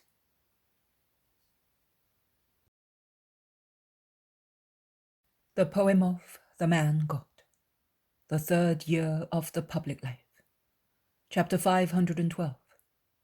The Undecided Young Man. Miracles and Admonitions at Beth-Horon. 17th of October, 1946. And Jesus is still in the mountains, followed by a crowd of people in addition to the apostles and disciples. Some of the disciples are ex-shepherds, who have perhaps been found when passing through some of the little villages. Jesus is climbing from a valley to the mountain, along a road, the turns of which follow the side of the mountain, and is certainly a Roman road, with its unmistakable paving and well-kept maintenance, to be found only in roads built and maintained by the Romans. People are travelling along it, either going down to the valley or up to the chain of mountains, the tops of which are crowned with towns or villages. And some of the wayfarers, seeing Jesus and those following him, ask who he is and join the group. Some watch only, some shake their heads and sneer. A squad of Roman soldiers catches up with them with heavy steps and jingling of arms and armor. They turn round to look at Jesus, who, leaving the Roman road, is about to take a Jewish one which climbs to the top where there is a village. It is a pebbly, muddy road because it has rained, and one's feet either slips on the stones or sink into the puddles. The soldiers, who are obviously making for the same town, after stopping for a moment, set out again, and people are compelled to move to the sides of the narrow road to make way for the squad that passes by in strict formation.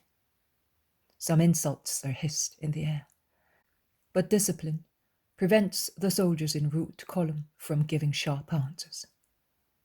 They are once again near Jesus, who has moved aside to let them pass and looks at them with his mild eyes, which seem to be blessing and caressing with their bright sapphire irises. And the stern faces of the soldiers brighten in a remembering smile, which is not a sneering one. On the contrary, it is as respectful as a greeting. They pass by. The people resume walking behind the rabbi who is in front of them all. A young man departs from the crowd and catches up with the master, greeting him respectfully. Jesus reciprocates the greeting. "I would like to ask you something, master." "Tell me." "I listened to you by chance one morning after Passover near a mountain not far from the gorges of the Chariot, and since then I have been thinking that I also could be among those whom you call. But before coming, I wanted to have a very clear idea of what it is necessary to do and what must not be done. And I asked your disciples every time I met them, and some told me one thing, some a different one.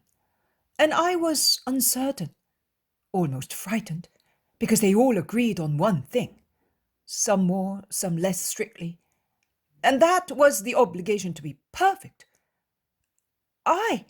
I am a poor man, Lord, and God only is perfect. I listened to you a second time, and you also said, 'Be perfect.' And I lost heart. The third time, a few days ago, I heard you in the temple, and although you were very severe, I felt that it was not impossible to become so, because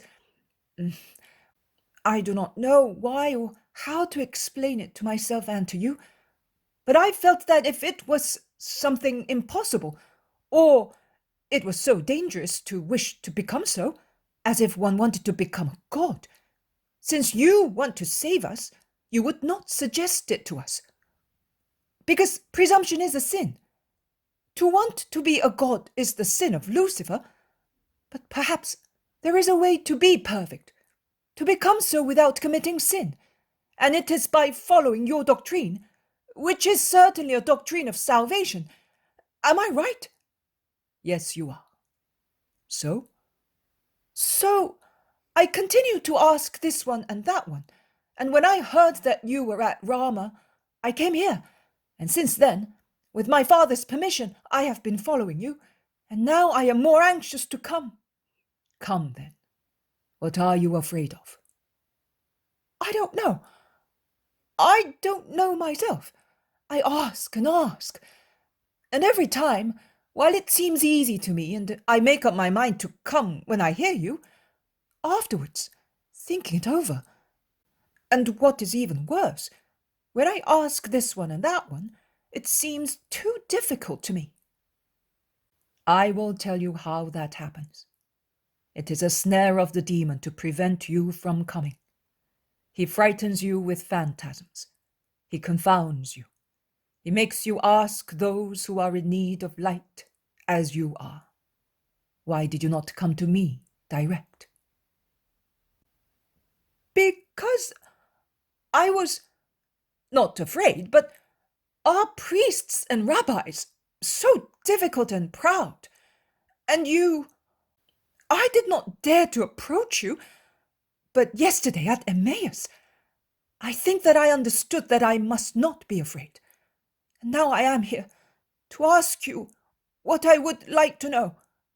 One of your apostles a short time ago said to me, "Go and do not be afraid, he is kind also to sinners."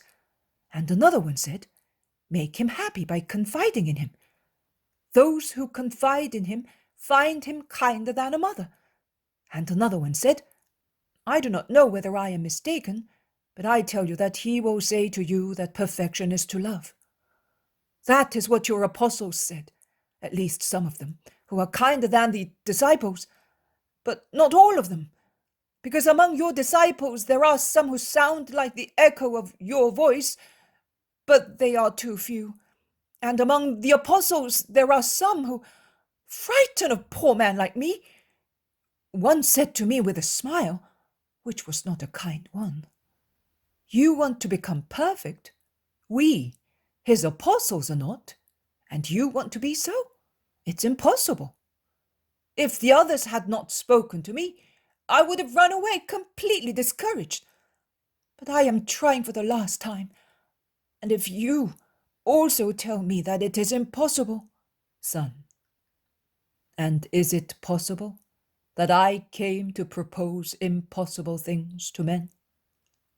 Who do you think it was that put in your heart the desire to become perfect? Your own heart? No, Lord, I think it was you with your words. You are not far from the truth. But tell me, according to you, my words, what are they? They are just. All right. But I mean, words of a man or of one who is more than a man? Oh, you speak like wisdom, and even more kindly and clearly. So I say that your words are of one who is more than a man, and I do not think that I am wrong if I correctly understood that you said in the temple. Because I got the impression that you said that you are the very word of God, so you speak as God. You understood correctly, and what you say is right. So, who put the desire of perfection into your heart? God did, through you, his word. So it was God. Now, just think. If God, who is aware of the capabilities of men, says to them, "Come to me, be perfect," it means that he knows that man, if he wishes, can become perfect. It is an old word. It resounded the first time for Abraham as a revelation, a command, an invitation. "I am the Almighty God. Walk in my presence. Be perfect." God revealed himself so that the patriarch might not be in doubt about the holiness of the command and the truthfulness of the invitation.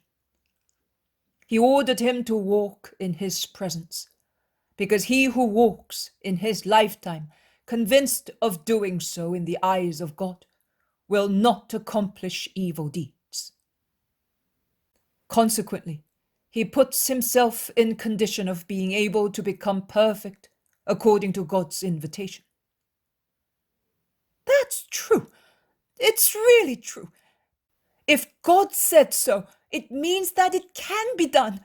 Oh, Master, how clear everything is when you speak. Why, then, do your disciples and also that apostle give such a frightful idea of holiness? Do they not believe that those words and yours are true? Or can they not walk in the presence of God? Do not worry about what it is. Do not judge.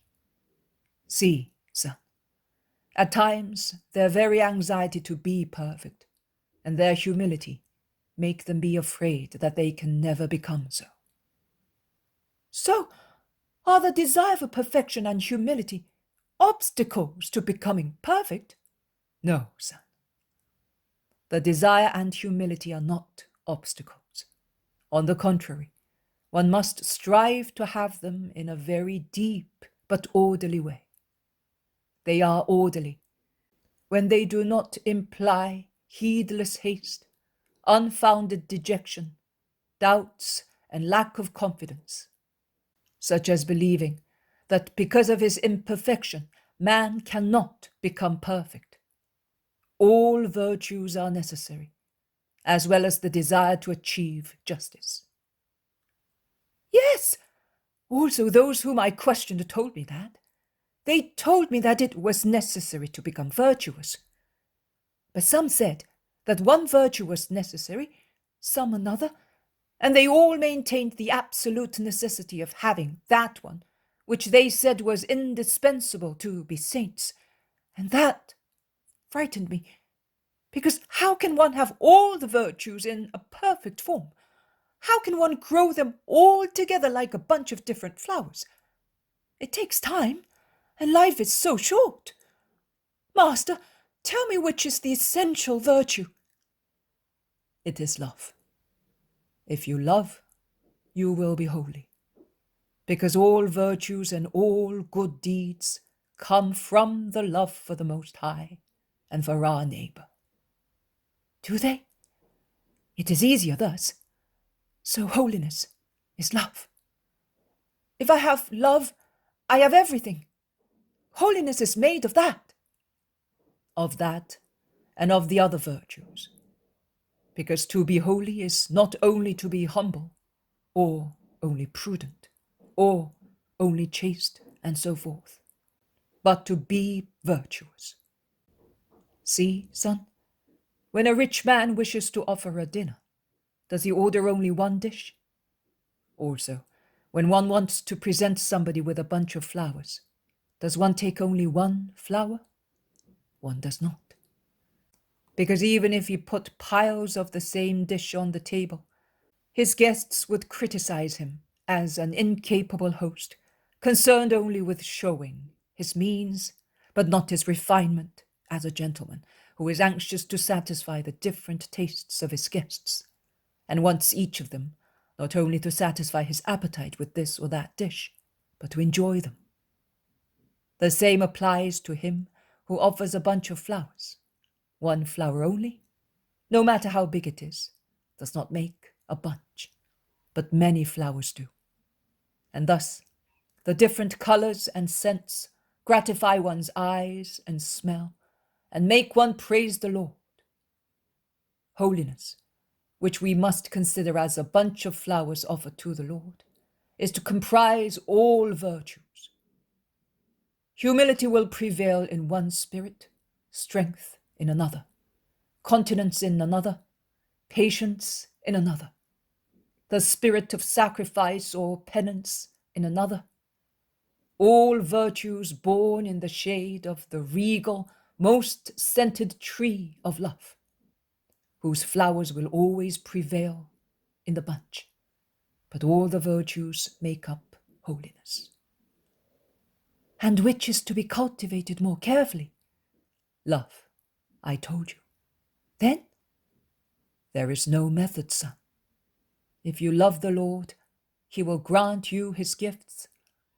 That is, he will communicate with you, and then the virtues which you strive to grow in strength will grow in the Son of Grace.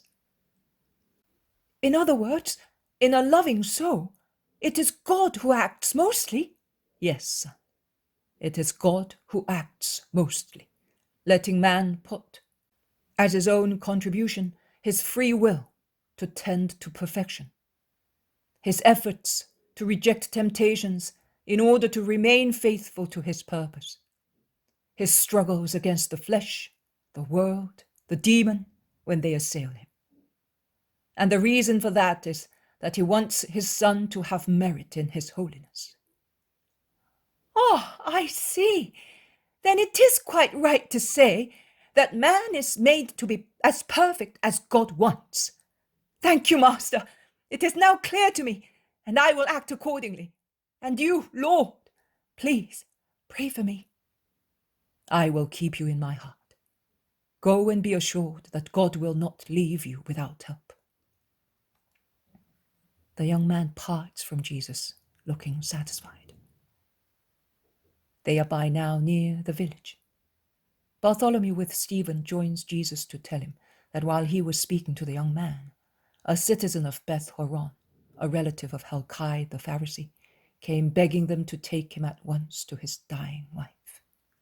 Let us go. I will speak afterwards. Do you know where she is?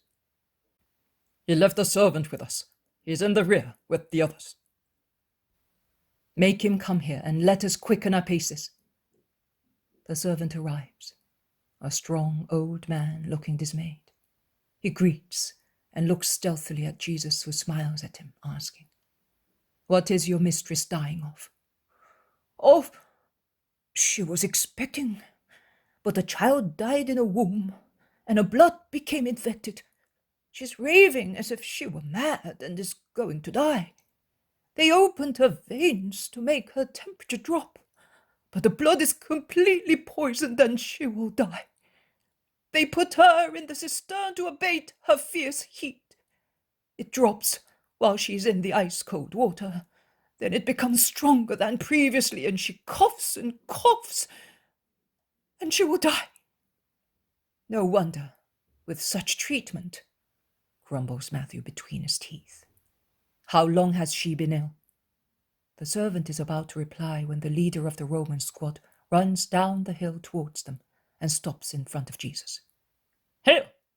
Are you the Nazarene?" "I am. What do you want of me?" Jesus' followers rush there, wondering who knows what. "One day, one of our horses struck a Jewish boy, and you cured him to prevent the Jews from making a din against us. Now, the stones of the Jews have knocked down a soldier who is now lying with a broken leg. I cannot stop because I am on duty. No one in the village wants to take him in, and he cannot walk. I cannot drag him along with a broken leg. I know that you do not despise us, as all the Jews do." "Do you want me to cure the soldier?" "Yes, I do. You cured also the servant of the centurion and Valerius' little girl.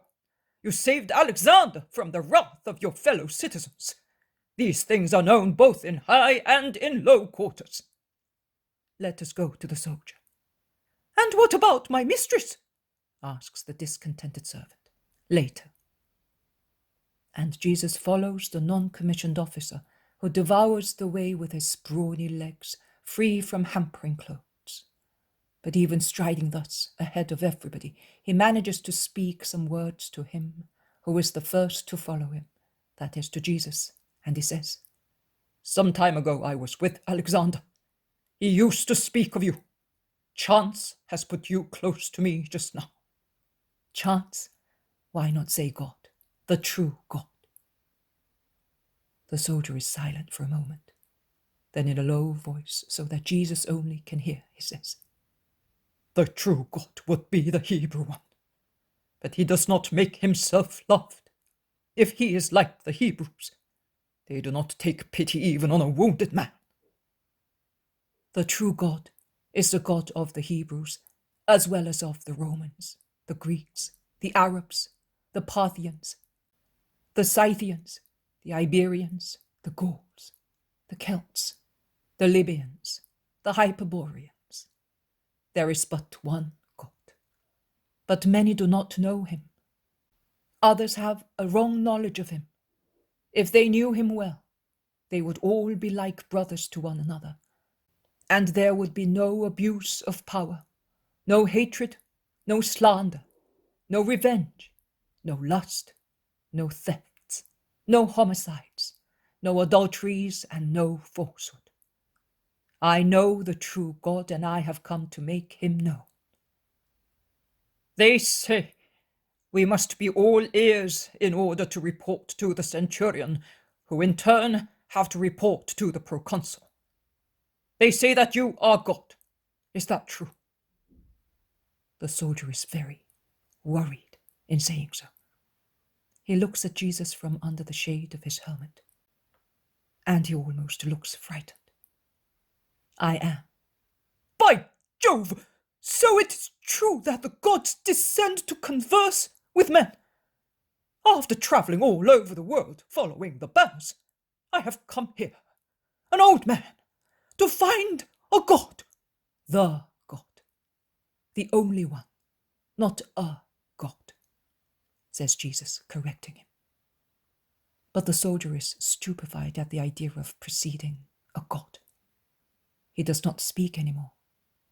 He is pensive, until, just at the entrance to the village, he finds the squad standing round the wounded soldier, who is moaning on the ground.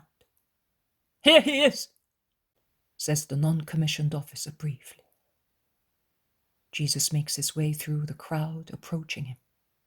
His leg, which is badly broken, is lying with the foot turned inside, and it is already swollen and livid. The man must be suffering very much, and when he sees Jesus stretch his hand out, he implores. "Don't hurt me too much." Jesus smiles. With the tips of his fingers, he lightly touches where the livid circle of the trauma shows the fracture. He then says, "Stand up." but he has another fracture farther up at his hip, explains the non-commissioned officer, certainly meaning, "Are you not going to touch that one?" Just then a citizen from Beth-Horon arrives and says, "Master, master, you are wasting your time with heathens, and my wife is dying." "Go and bring her here." "I cannot. She's mad." "Go and bring her here to me, if you have faith in me." "Master, no one can hold her. She's nude and we cannot dress her. She's mad and tears her clothes. She's dying and she cannot stand." "Go and bring her here, if your faith is not inferior to the faith of these heathens." The man goes away discontentedly. Jesus looks at the Roman lying at his feet. "And can you have faith?" "Yes, I can. What must I do?" "Stand up." "Be careful, Camillus, "Because—" the non-commissioned officer is saying, but the soldier is already on his feet, agile, cured. The Israelites do not shout Hosanna. The man who has been cured is not a Hebrew. On the contrary, they appear to be dissatisfied, or at least their faces seem to be criticizing Jesus' action. But the soldiers are not discontented, and they draw their short, wide daggers and raise them into the grey air, after beating their shields with them to make a joyful noise. Jesus is in the middle of a circle of blades. The non-commissioned officer looks at him. He does not know what to say or what to do. He, a man near a god, a heathen near God. He is pensive, and he realizes that he must at least do for God what he would for Caesar. And he orders his men to salute the emperor. At least, I think it is so, because I hear a mighty hail resound, while the blades shine as they are held almost horizontally by the outstretched arms. And not yet satisfied, he says in a low voice, "Go without worrying also at night.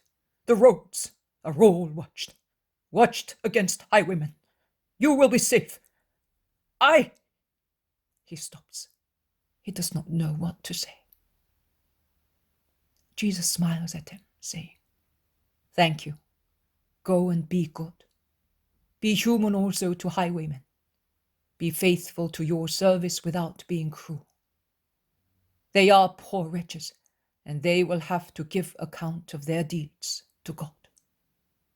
"I will. Hail! I would like to meet you again." Jesus stares at him, then says, "We shall meet on a different mountain." And he repeats once again, "Be good. Goodbye." The soldiers start off again. Jesus enters the village. He walks a few meters and then he sees a large group come towards him and his followers shouting comments. A man and a woman depart from the group. The man mentioned previously, and they bow before Jesus. The woman on her knees, the man stooping. Stand up and praise the Lord. But I must tell you, O man, that your conscience is not clear. You applied to me out of selfishness, not out of love for me, or out of faith in me. And you doubted my word, and you know who I am. Then you had an unkind thought, because I stopped to cure a Gentile, as all the village acted unkindly by refusing to accept the wounded soldier. By an excess of mercy, and in order to try and make your heart kinder, I cured your wife without coming to your house. You did not deserve it. I did it to show you that I need not go to do something. It is enough for me to want it. But I solemnly tell you, all that those whom you despise are better than you are, and they believe in my power more than you do. Stand up, woman. You are not guilty, because you were without the faculty of reason. Go, and from now on believe out of gratitude to the Lord. The attitude of the inhabitants becomes cold and proud, owing to Jesus' reproach. They follow him sulkily as far as the square, where he stops to speak, as the synagogue leader does not invite him into the synagogue. And no house opens to the master. When God is with men, men can do everything against misfortune, whatever its name may be. When, on the contrary, God is not with men, they can do nothing against misfortune. The chronicles of this town mention such an occurrence more than once. God was with Joshua, and he defeated the Canaanites, and along this road God helped him to destroy the enemies of Israel, hurling huge hailstones from heaven, and more died under the hailstones than at the edge of the sword. We read in Joshua's book. God was with Judas Maccabee, who came upon this hill with his small army to look at the powerful army of Seron, the leader of the Syrian army. And God confirmed the words of the commander of Israel with a striking victory. But the necessary condition to have God with us is to act for reasons of justice. For victory in war does not depend on the size of the fighting force, but on the help that comes from heaven, says the book of Maccabees. All good things in life do not depend on wealth or power or any other cause, but on the help that comes from heaven. And it comes because we ask for help for good things, for our lives and our laws, says the book of Maccabees again. But when one has recourse to God for a wicked or impure purpose, it is useless to invoke his help. God will not reply, or he will reply with punishments instead of blessings. This truth is too much forgotten now in Israel, and they want God's help, and they implore him for purposes which are not good. And they do not practice virtues, and the commandments are not kept with true spirit of observance. That is, only their part that can be seen and praised by men is done. But what is hidden by appearance is quite different. I have come to say, be sincere in your actions, because God sees everything, and sacrifices are useless and prayers vain if they are offered out of mere ostentation of cult, while one's heart is full of sin, hatred, and wicked desires.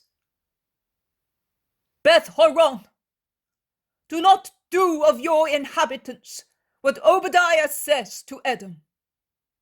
Edom, thinking she was safe, took the liberty of oppressing Jacob and rejoicing at his defeats. Do not behave so, O sacerdotal town. Take and meditate on the roll of Obadiah.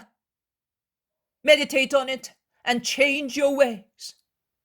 Follow justice if you do not wish to see days of horror. You will not be saved then by being on this summit or by being apparently out of the war routes. I see you and many who do not have God with them and who do not want God. Are you grumbling? I am telling you the truth. I came up here to tell you that you may still be saved. Was your name not one only? Was it not all Israel? Why then has it been divided, and it has taken two names? Oh, that really reminds me of the marriage of Hosea with a prostitute, and of the children born of her who had fornicated. But what does the prophet say? The number of the children of Israel will be like the sand of the seashore. Then, instead of saying to them, "You are not my people," it will be said to them, "You are the children of the living God." And the children of Judah and Israel will come together again, and will elect only one chief, and will rise from the earth, because great is the day of Jezreel. Oh, why then do you criticize him who is to reunite them all and make one people only, a great people, one as God is one? Why do you criticize him for loving all the children of man? Because they are all children of God. And who is to make children of the living God also those who at present seem dead? And can you judge my actions and their hearts and yours? From where does light come to you? Light comes from God. But if God sends me with the task of reuniting all men under one scepter, how can you have a light, a truly divine light, that shows you things contrary to how God sees them? And yet you see contrary to how God sees. Do not grumble, it is the truth. You are outside justice. And those who seduce you into injustice are even more so. And they will receive double punishment. You accuse me of fornicating with the enemy, with the ruler. I read your hearts. But do you not fornicate with Satan by becoming followers of those who fight the Son of Man, the messenger of God? And now you hate me. But I know the face of him who instills hatred into you. As it is said in Hosea, I came with my hands laden with gifts, and my heart full of love. I tried to attract you with all the kindest manners to make you love me. I spoke to my people as a bridegroom to his bride, offering them eternal love, peace, justice, and mercy. There is still 1 hour left to prevent the people who reject me, and the leaders who stir up the people. I know them. From being left without king, prince, sacrifice, and altar. But near the den, where hatred is stronger and punishment will be more severe, they are working to purchase consciences in order to lead them to crime. Oh, it is true that those who lead consciences astray will be judged 7 times 7 more severely than those who have been misled. Let us go. I have come and I worked a miracle, and I have told you the truth to convince you who I am. I am now going away, and if among you there is only one man who is just, let him follow me. Because sad is the future of this place, where snakes nestle to seduce and betray. And Jesus turns back to take the road by which he came. Why, Rabbi, did you speak to them thus? They will hate you, the apostles ask him. I am not trying to conquer love through negotiations or falsehood. But was it not better not to come here? No. It is necessary not to leave the least doubt. And whom did you convince? Nobody, for the time being. But soon someone will say, we cannot curse anybody because we were warned, and we did not take any action. And if they reproach God for striking them, their reproach will be like blasphemy. But to whom were you referring, saying, ask Judas of Kerioth. He knows many people here, and he is aware of their cunning. All the apostles look at Judas. Yes, this place is practically under Helkai's control. But I don't think that Helkai... The words die on the lips of Judas, who, raising his eyes from his belt, which he was putting in order to strike an attitude, meets Jesus' eyes. The master's glance is so bright and piercing as to appear even magnetic. Judas lowers his head and concludes. It is certainly a proud, hateful village, worthy of him who dominates it. Everyone has what one deserves. They have Helkai. We have Jesus. And the master did the right thing in letting them know that he knows. Very good. They are certainly bad. Did you notice that? Not even a greeting after the miracle. Not even a mite. Nothing, remarks Philip. But I tremble when the master unmasks them like that, says Andrew with a sigh. To do it or not to do it is the same thing. They hate him just the same. I would like to go back to Galilee, says John. To Galilee, of course, says Peter, sighing, and he lowers his head, looking very pensive. In the rear, those who have followed Jesus and will not leave him continue to make their comments with the disciples. The poem of the man God, the 3rd year of the public life, chapter 513, towards Gibeon, the reasons for Jesus' sorrow, 18th of October, 1946. But Jesus is not allowed to be engrossed in his thoughts for a long time. John and his cousin James, then Peter and Simon Zealot approach him, drawing his attention to the view that they can see from the hilltop. And perhaps in their intent to distract him, because he is clearly very sad, they recall episodes that took place in the district where their eyes are surveying.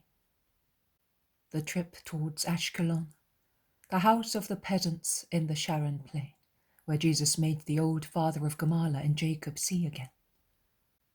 The retreat of Jesus and James on Mount Carmel. Caesarea on Sea and the little girl Aurea Galla. The meeting with Syntyche. The Gentiles at Joppa. the highwayman near Modin, the miracle of the crops in the house of Joseph of Arimathea, a poor old woman gleaner. Recollections which should cheer one up, but in which, for everybody or for him alone, there is the remembrance of tears and sorrow. Also the apostles become aware of that, and they whisper, "Truly, there is sorrow in everything on the earth. It is a place of expiation." But Andrew, who has joined the group with James of Zebedee, remarks quite rightly, "A just law for us sinners, but why so much grief for him?" A polite discussion arises and remains such, also when all the others, attracted by the voices of the first ones, join the group. The only exception is Judas Iscariot, who takes pains in the middle of the humble people whom he instructs, imitating the Master's voice, gestures, and expressions.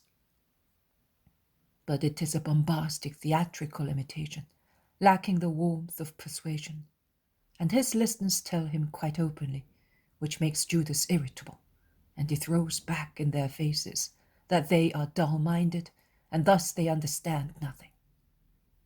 And he states that he is going to leave them because it is not worth the trouble to throw the pearls of wisdom to pigs. But he remains, because the humble people are mortified, and they beg him to bear with them, admitting that they are as inferior to him as an animal is to man. Jesus, in order to listen to what Judas is saying, does not pay attention to what the 11 are saying around him, and what he hears does not certainly cheer him up. But he sighs and is silent, until Bartholomew interests him directly by submitting to him the different points of view concerning the reason why he, who is innocent and free from sin, must suffer. Bartholomew says, "I maintain that it happens because man hates him who is good. I am referring to a guilty man, that is, to the majority of men. That majority realize that their guilt and vices show up even more when they are compared with those who are innocent, and out of spite they revenge themselves by making good people suffer. I instead maintain that you suffer because of the contrast between your perfection and our misery. Even if no one despised you in any way, you would suffer just the same, because your perfection must be sorrowfully disgusted at the sins of men," says Judas Thaddeus. "On the contrary, I maintain that you, as you are not exempt from humanity, suffer through the effort of having to control, by means of your supernatural part, the rebellion of your humanity against your enemies," says Matthew. "And I am sure I must be wrong because I am silly. I say that you suffer because your love is rejected. You do not suffer because you cannot punish, as your human side might wish, but you suffer because you cannot do good to people as you would like," says Andrew. "Finally, I maintain that you suffer because you must suffer all sorrows, in order to redeem all sorrows, as neither of your natures prevails in you, but they are both blended in perfect harmony to form the perfect victim, so supernatural as to be able to appease the offense given to God, so human as to be able to represent mankind and lead it back to the immaculacy of the first Adam, to cancel the past and generate a new humanity, to recreate a new humanity according to the thought of God, that is, a humanity in which there is really the image and likeness of God and the destiny of man, the possession, the ability to aspire to the possession of God in his kingdom.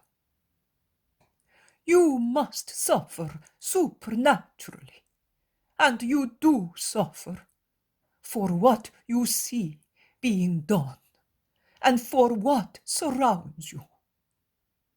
I could say, with perpetual offense to God, you must suffer humanly, and you do suffer to cut off the lewdness of our flesh, poisoned by Satan, with the complete suffering of the two perfect natures. You will completely cancel the offense to God, the sin of man, says the zealot. The others are silent. Jesus asks, are you not saying anything? Which, according to you, is the just definition? Some say this, some that. Only James of Alphaeus and John are silent. And what about you two? Do you not approve of any of them? Says Jesus teasingly. No, we feel there is something true, something very true in each of them, but we also feel that the utter truth is missing. And can you not find it? Perhaps John and I have found it, but it seems almost blasphemy to us to tell you, because we are good Israelites and we fear God so much that we can hardly mention his name.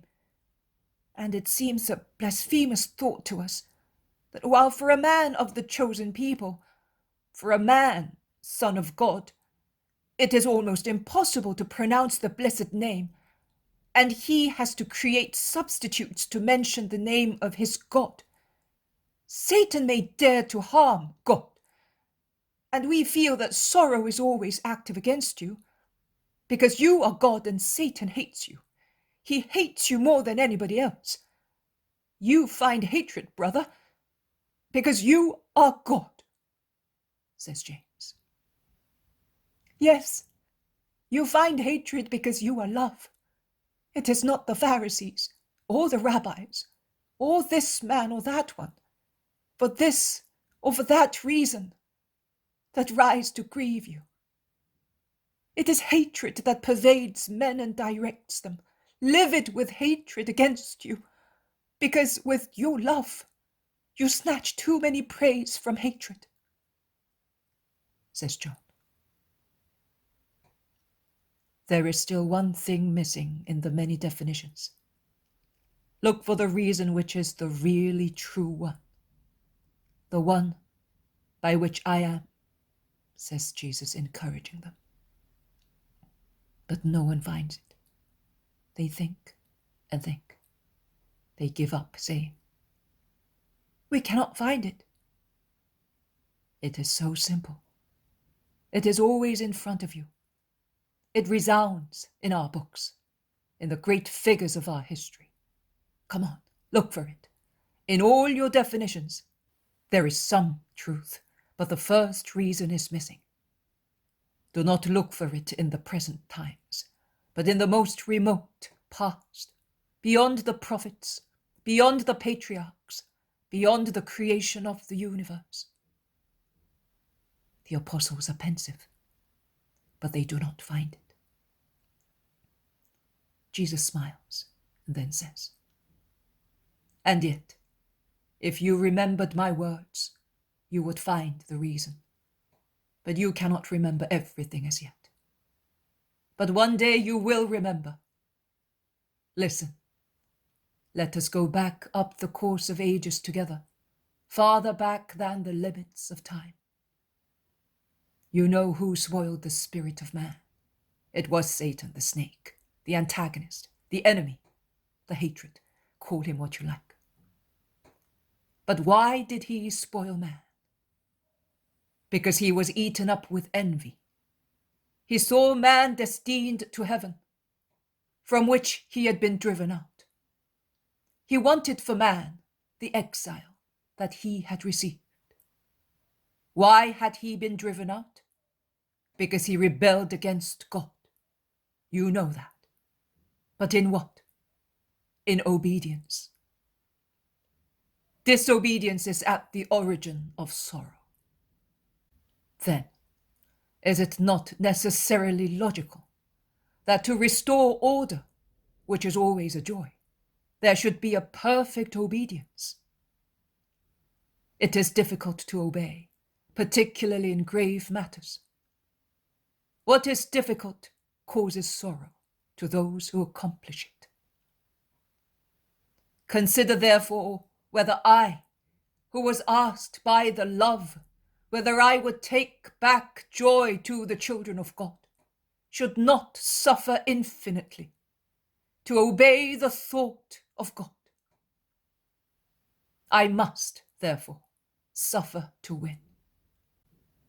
To cancel not only one or 1,000 sins, but the very preeminent sin that in the angelical spirit of Lucifer, or in that animating Adam, was and will always be, until the last man, a sin of disobedience to God. Your obedience, men, is to be limited to the little.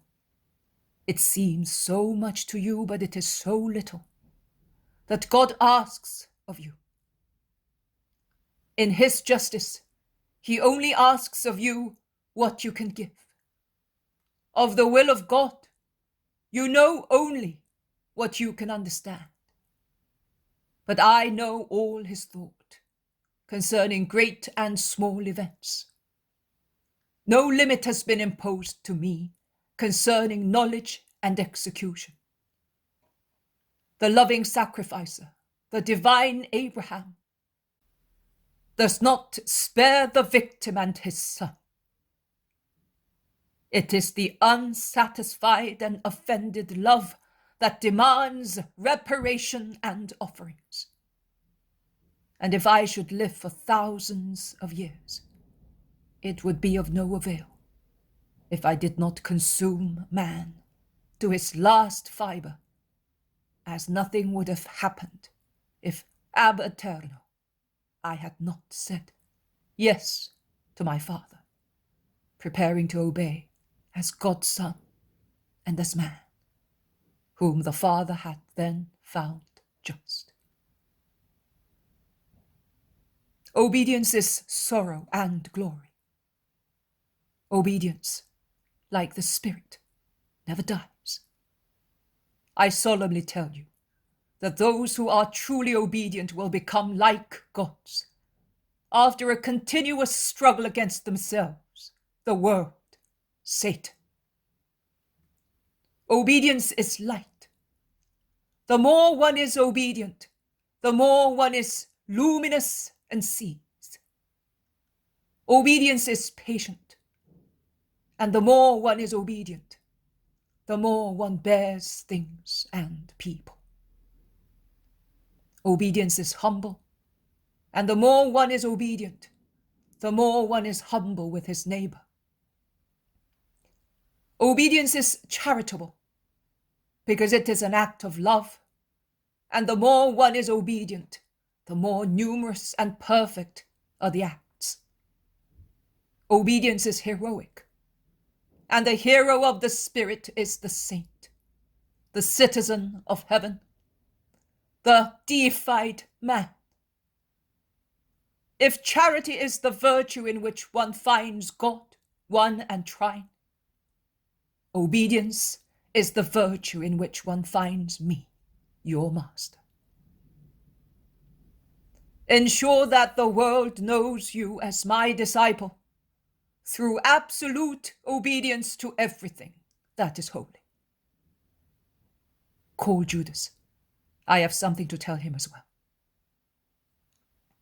Judas arrives. Jesus points at the view which becomes narrower as they descend, and he says, "A short parable for you, future masters of the Spirit. The more you climb the way to perfection, which is hard and painful, the more you will see. Before we could see two plains, the Philistine and the Sharon plains, with many villages, fields, and orchards, and even the remote blue expanse, that is, the great sea, and the green Carmel over there at the end. Now we can see only little. The panorama has narrowed and will narrow even more until it will disappear at the bottom of the valley. The same happens to those who descend spiritually instead of ascending. One's virtue and wisdom become more and more limited, and one's judgment narrower and narrower, until it vanishes completely. A master of the Spirit is then dead to his mission. He can no longer discern or guide. He is a corpse and can corrupt as he is corrupt. At times, it is alluring to descend. It is almost always tempting, because at the bottom there are sensual satisfactions. We also are going down to the valley to find rest and food. But if that is necessary to our bodies, it is not necessary to satisfy sensual lust and spiritual laziness by descending into the valleys of moral and spiritual sensualism. You are allowed to reach one valley only, the valley of humility, because God himself descends into it to abduct humble spirits and raise them to himself. He who humbles himself will be exalted. Any other valley is lethal, because it removes one from heaven. Is that why you sent for me, Master? Yes, for that. You had a long conversation with those who were questioning you. Yes, but it is not worth it. They are more dull-minded than mules. And I wanted to leave a thought where everything has vanished, that you may nourish your spirit. Judas looks at him with a perplexed countenance. He does not know whether he is being rewarded or reproached. The others, who are unaware of Judas's conversation with the followers, do not realize that Jesus is reproaching Judas for his pride. And Judas wisely prefers to change the subject, and he asks, Master, what do you think? Those Romans and the man from Petra, will they ever be able to accept your doctrine, since they have such a limited contact with you?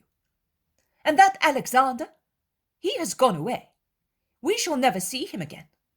And these people, too.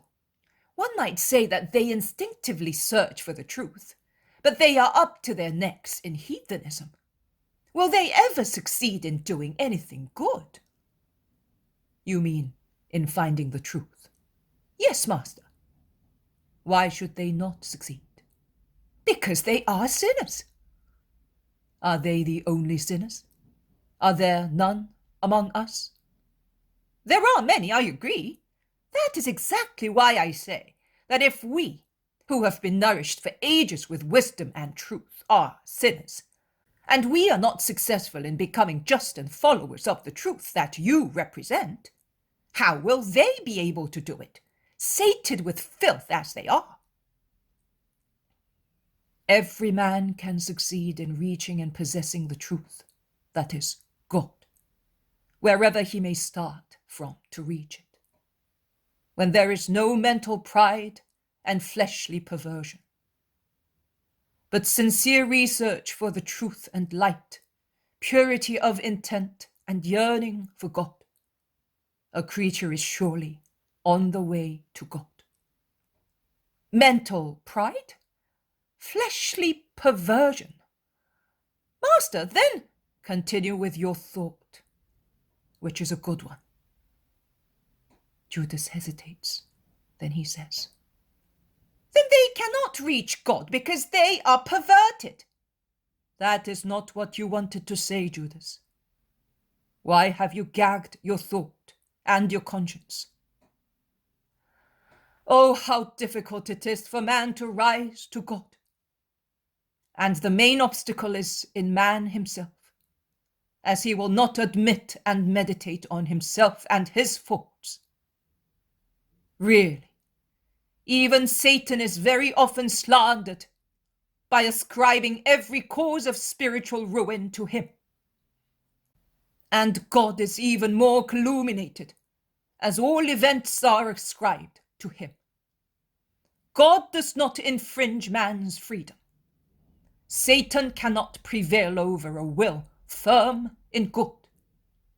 I solemnly tell you that 70 times out of 100, man sins of his own will.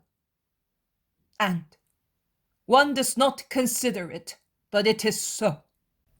He does not rise from sin because he avoids examining his own conscience. And even if his conscience, with unexpected motion, reacts in him and shouts the truth on which he did not want to meditate, man stifles that cry. He destroys the figure which appears severe and sorrowful to his intellect. He twists with an effort his thought influenced by the accusing voice. And he refuses to say, for instance, then I cannot reach the truth because our minds are proud and our flesh corrupt. Yes, truly. We do not proceed towards the way of God because among us there is pride of minds and corruption of the flesh. A pride which really vies with the satanic one, so much so that God's actions are judged and hampered when they are contrary to the interests of men and parties. And because of that sin, many Israelites will be damned forever. But we are not all like that.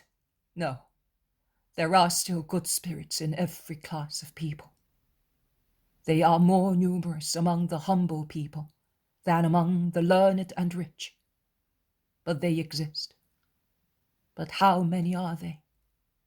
How many with regard to this Palestinian people, whom I have been evangelizing and assisting for almost 3 years, and for whom I am wasting away? There are more stars shining in a cloudy night than spirits in Israel willing to come to my kingdom. And the Gentiles, those Gentiles, will they come? Not all of them, but many. Not even all my disciples will persevere until the end. But do not let us worry about the fruit that fall from the tree, because they are rotten. Let us try, as much as possible, through kindness and firmness, through reproaches and forgiveness, through patience and love, to prevent them from becoming rotten. Then, when they say no to God and to their brothers who want to save them, and they throw themselves into the arms of death, of Satan, dying unrepentant, let us lower our heads and offer God our sorrow for not making him happy with that soul by saving it. Every master meets with such defeats, and they are useful too. They humble the pride of the master of souls and test his constancy in his ministry. A defeat must not weary the will of the teacher of spirits. On the contrary, it must spur him to do more and better in the future. Why did you tell the decurion that you will see him on a mountain?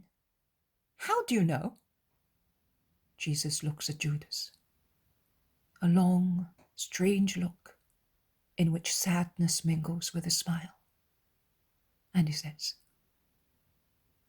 because he is one of the people who will be present at my Assumption, and he will tell the great doctor of Israel a severe word of truth. And from that moment, he will begin his safe journey towards the light. But here we are at Gibeon. Let Peter go with other 7 to announce me. I will speak at once in order to dismiss those who have followed me from the nearby villages. The others will stay with me until after the Sabbath. You, Judas, stay with Matthew, Simon, and Bartholomew. I did not recognize in the decurion any of the soldiers who were present at the crucifixion, but I must say that, engaged as I was in watching my Jesus, I did not pay much attention to them. As far as I was concerned, it was a group of soldiers on duty, nothing else. Further, when I could have watched them more carefully because everything was accomplished, there was such a faint light that only well-known faces could be recognized. But taking into account Jesus' words, I think that it was the soldier who said some words to Gamaliel, words that I do not remember, and that I cannot check, because I am all alone in the house and I cannot get anybody to give me the notebook of the Passion. The poem of the Man God, the 3rd year of the public life. Chapter 514. At Gibeon, the wisdom of love. 22nd of October, 1946. In spring, summer, and autumn, Gibeon, built on the top of a pleasant low hill, isolated in a very fertile plain, must be a kind, airy town with a beautiful view. Its white houses are almost hidden among the green foliage of perennial trees of all kinds, mingled with trees now laid bare by the season. And in the good season they must change the hill into a cloud of light petals, and later into a glorious display of fruit. Now, in the winter greyness, it shows its slopes lined by bare vines and grey olive trees, or spotted with the dark tree of bare orchards. And yet the town is beautiful and airy, and one's eyes rest on the slope of the hill and on the ploughed plain. Jesus goes towards a large cistern or well, which reminds me somehow of that of the Samaritan woman, or also of En Rogel, and even more of the reservoirs near Hebron. There are many people there who are hastening to draw much water for the Sabbath now at hand, or are doing their last business of the day, or having finished their work, have already begun the Sabbath rest. In the middle of the crowd are the 8 apostles who are announcing the Master and have already been successful, as I can see sick people being brought and beggars gathering together, and many people coming from their houses. When Jesus sets foot where the basin is, there is a murmur which changes into a unanimous cry. Hosanna! Hosanna! The Son of David is among us! Blessed be the wisdom that is coming where she was invoked! Blessed be you who know how to welcome her. Peace, peace and blessings. And he goes at once towards the sick people, towards those who are crippled either through misfortune or illness, towards the inevitable blind or almost blind people, and he cures them. Beautiful is the miracle of a little dumb boy who is handed to Jesus by his weeping mother and is cured by him with a kiss on his lips. And the child makes use of words given to him by the Word to shout the 2 most beautiful names. Jesus! Mommy!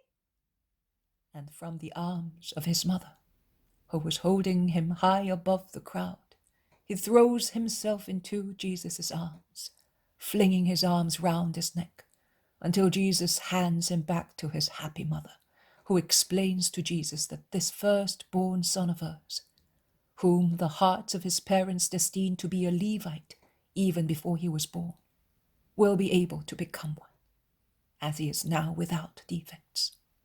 I had asked the Lord with my husband Joachim, not for my own sake, but that he might serve the Lord.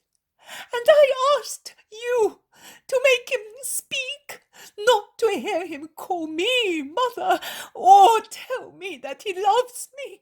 His eyes and his kisses already told me.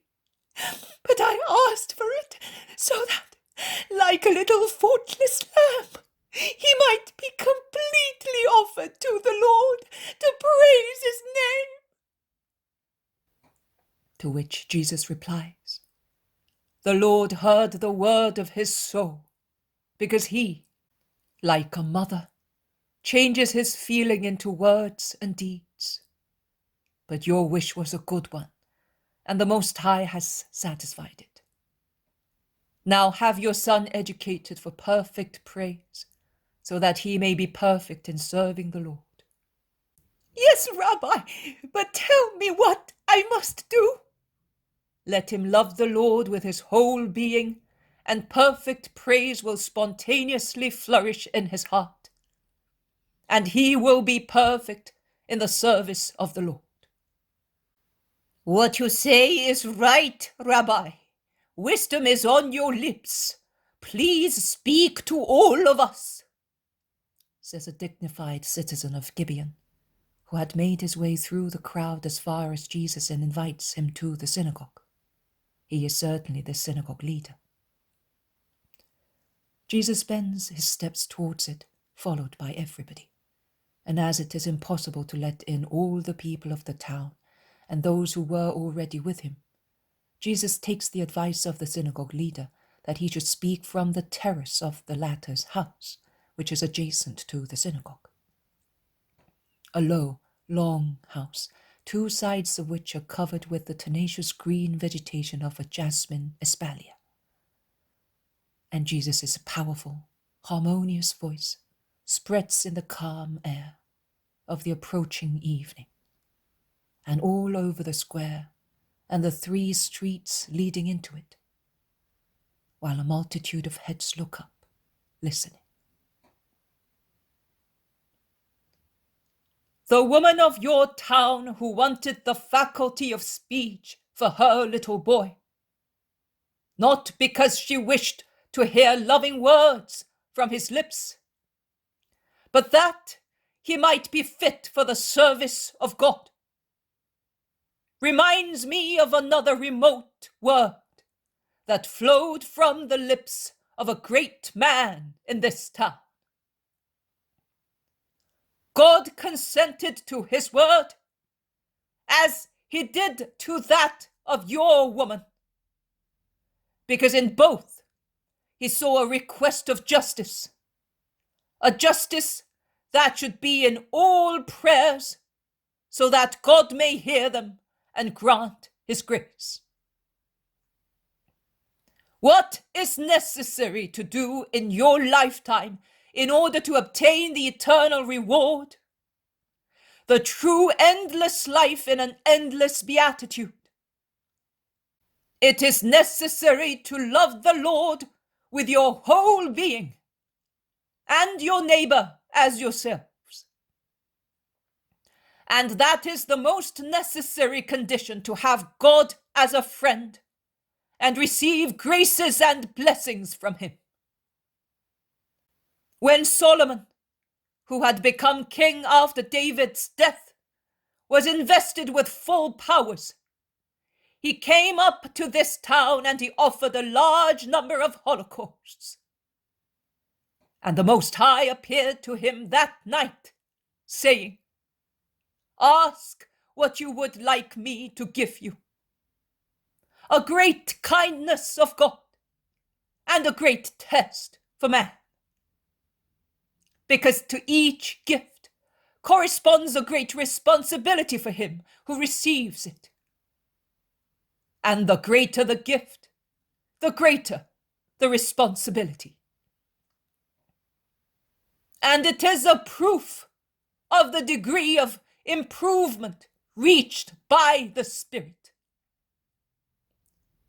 If a spirit blessed by God, instead of becoming more perfect, descends towards materialism, it fails the test, thus showing its lack of improvement or its partial improvement. There are two signs of man's spiritual value: the way he behaves in joy and the way he behaves in sorrow. Only he who has progressed in justice knows how to be humble in glory, faithful in joy, grateful and persevering also after he has been satisfied, and does not wish for anything else. And only he who is really a saint knows how to be patient and to continue loving his God while afflictions persist. "Master, can I ask you something?" says a man from Gibeon. "Yes, do." "Everything you say is true, and if I have understood correctly, you mean that Solomon passed the test successfully, but later he sinned. Now tell me, why did God benefit him so much if later he was to sin? The Lord certainly knew the future sin of the king. So why did he say to him, 'Ask what you want me to give you'? Was it a good or a bad thing?" "Always a good thing, because God does not do wicked things." "But you said that a responsibility corresponds to each gift. Now, since Solomon asked for and received wisdom, he had the responsibility of being wise, and he was not. That is what you want to say. It is true. And I tell you that his failure in wisdom was punished, and with justice. But the action of God granting him the requested wisdom was a good one. And Solomon's request for wisdom, and not for material things, was a good one. And as God is a father, and he is justice, he forgave a large part of the error at the time it was made, considering that the sinner had once loved wisdom more than any other thing and creature. One action must have diminished the other. The good action performed prior to the sin remains and counts for forgiveness when the sinner repents after his sin. That is why I tell you not to miss any opportunity to do good actions, that they may be like money, discounting your sins, when through the grace of God you repent of them.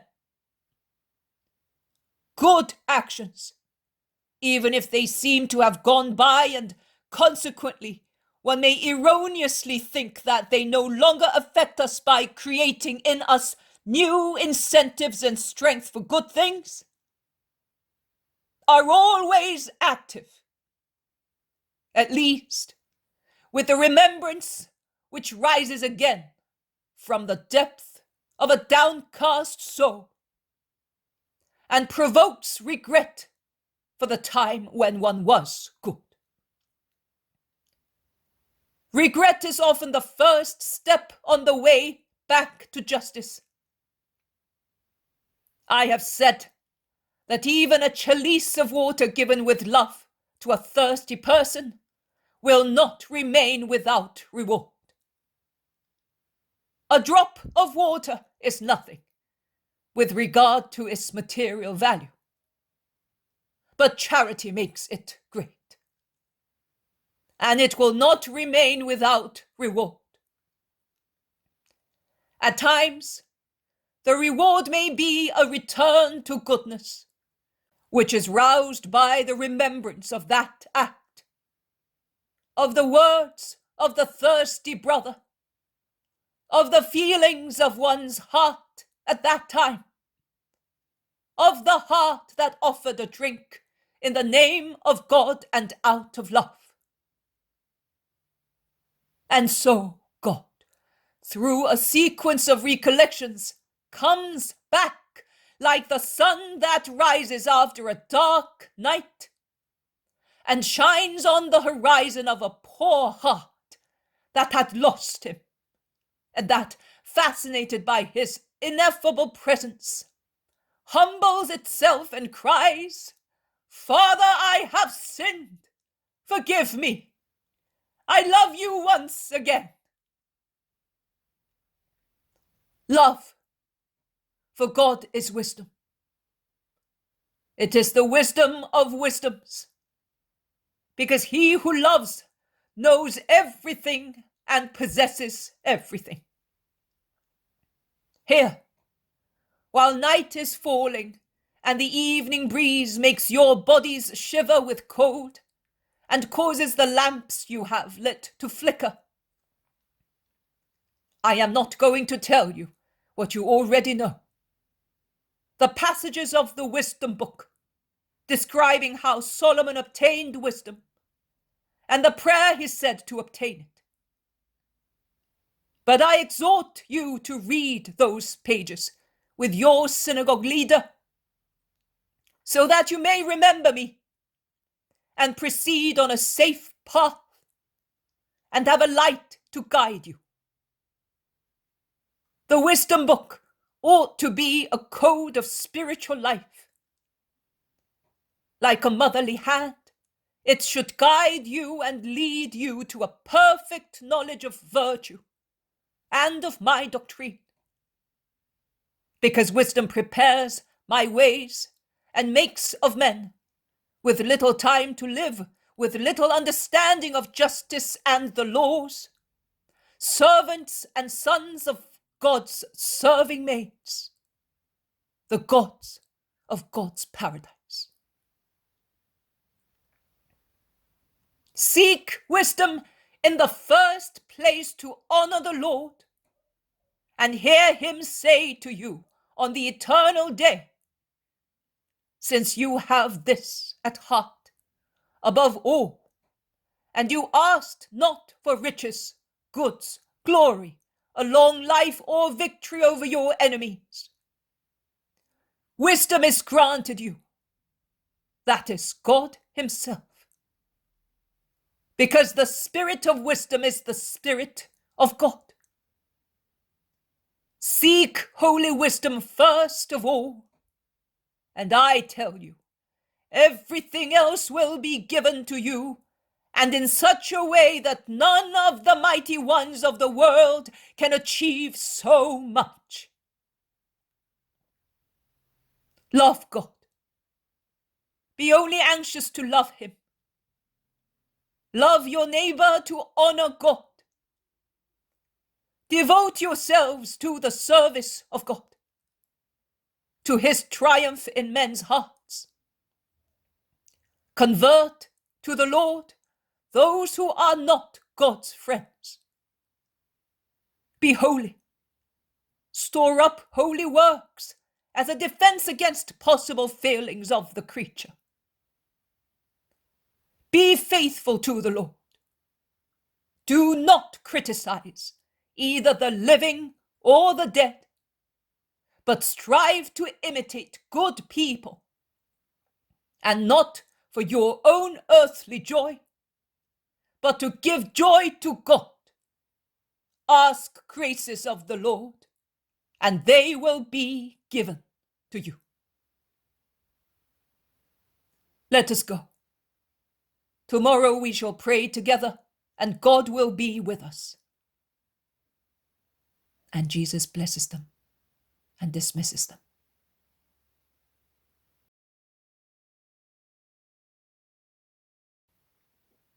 The poem of the man God, the 3rd year of the public life. Chapter 515. Returning to Jerusalem, 24th of October, 1946. The damp, cold wind is brushing the trees on the hill and blowing columnae of greyish clouds in the sky. All wrapped up in their heavy mantles, Jesus, the 12, and Stephen are descending from Gibeon to the road which takes them towards the plain. They are speaking to one another while Jesus, immersed in silence, is absent from what surrounds him. And he remains thus until they arrive at a crossroad, halfway down the hill, nay, almost at the foot of the hill, where he says, "Let us take this road and go to Nob." "What? Are you not going back to Jerusalem?" asks the Iscariot. Nob and Jerusalem are practically the same thing for one who is accustomed to long walks, but I prefer to be at Nob. Do you mind? "Oh, Master, as far as I am concerned, here or there. I am rather sorry that you did not show up very much in a place so favourable to you. You spoke more at Beth-Horon, which was certainly not friendly to you. I think you ought to do the opposite. You should try to attract more and more the towns which you feel are propitious to you, and use them as defences against the towns dominated by your enemies. Do you know how important it is to have on your side the towns near Jerusalem? After all, Jerusalem is not everything. Other places may be important as well, and exert some influence with their importance on the decisions of Jerusalem. Kings are generally proclaimed such in the most loyal towns, and once the proclamation is made, also the others resign themselves." "When they do not rebel, in which case there is fratricidal warfare. I do not think that the Messiah wants to begin his kingdom with a civil war," says Philip. "I would like one thing only, that it should begin in you with a correct vision of the situation. But your vision is not right yet, so when will you be able to understand?" When the Iscariot realizes that a reproach may be coming, he asks once again, "So why did you speak so little here at Gibeon?" "I preferred to listen and rest. Do you not understand that I, too, need rest?" "We could have stayed and made them happy. If you are so tired, why did you set off again?" asks Bartholomew sadly. "My limbs are not tired. I need not stop to rest them. It is my heart that is tired and needs rest, and I rest where I find love. Do you perhaps think that I am insensible to so much bitter hatred? That refusals do not grieve me? Do you think that the conspiracies against me leave me indifferent? That the betrayals of him who feigns to be my friend, whereas he is a spy of my enemies, placed beside me to—" "Let that never be, Lord! And you must not even suspect that! You offend us by saying that!" says the Iscariot, protesting with sad indignation, which is superior to that of all the others, although they all protest, saying, "You grieve us with such words, Master. You distrust us." And James of Zebedee exclaims impulsively, "I say goodbye to you, Master, and I am going back to Capernaum with a broken heart, but I am going away. And if Capernaum is not far enough, I will join the fishermen of Tyre and Sidon. I will go to Sintium. I will go, I don't know where, but so far that it will be impossible for you to think that I betray you. Bless me for viaticum." Jesus embraces him, saying, "Peace, my apostle. So many say that they are my friends. You are not the only ones. My words grieve you. They grieve you all. But into which hearts shall I pour my worries? And where shall I seek comfort if not in the hearts of my beloved apostles and trustworthy disciples? I am seeking in you part of the union that I left to unite men, the union with my Father in heaven, and the drop of the love that I left out of love for men, the love of my mother. I seek them as a support. Oh, the bitter wave, the cruel weight overwhelm and press on my heart, on the Son of Man. My passion, my hour is becoming fuller and fuller. Help me to endure it and fulfill it, because it is so grievous. The apostles look at one another, moved by the deep grief vibrating in the Master's words, and all they can do is to press round him, caressing and kissing him. And Judas on the right-hand side and John on the left kiss simultaneously the face of Jesus, who closes his eyes while Judas Iscariot and John kiss him. They take to the road again, and Jesus can terminate his interrupted thought. In so much anguish, my heart seeks places where it may find love and rest, where, instead of speaking to arid stones, or sly snakes, or dreamy butterflies, it can listen to the words of other hearts and find comfort, as it perceives them to be sincere, loving, just. Gibeon is one of these places. I had never come here, but I found a field ploughed and sown by very good workers of God. That synagogue leader, he came towards the light, but he already was a luminous spirit. How much a good servant of God can do. Gibeon is certainly not free from the intrigues of those who hate me. Insinuations and corruption will be tried there as well. But it has a synagogue leader who is just, and the poisons of evil lose venom in it. Do you think it is pleasant to me having always to correct, criticize, and even reproach? It is much more agreeable to be able to say, "You have understood wisdom.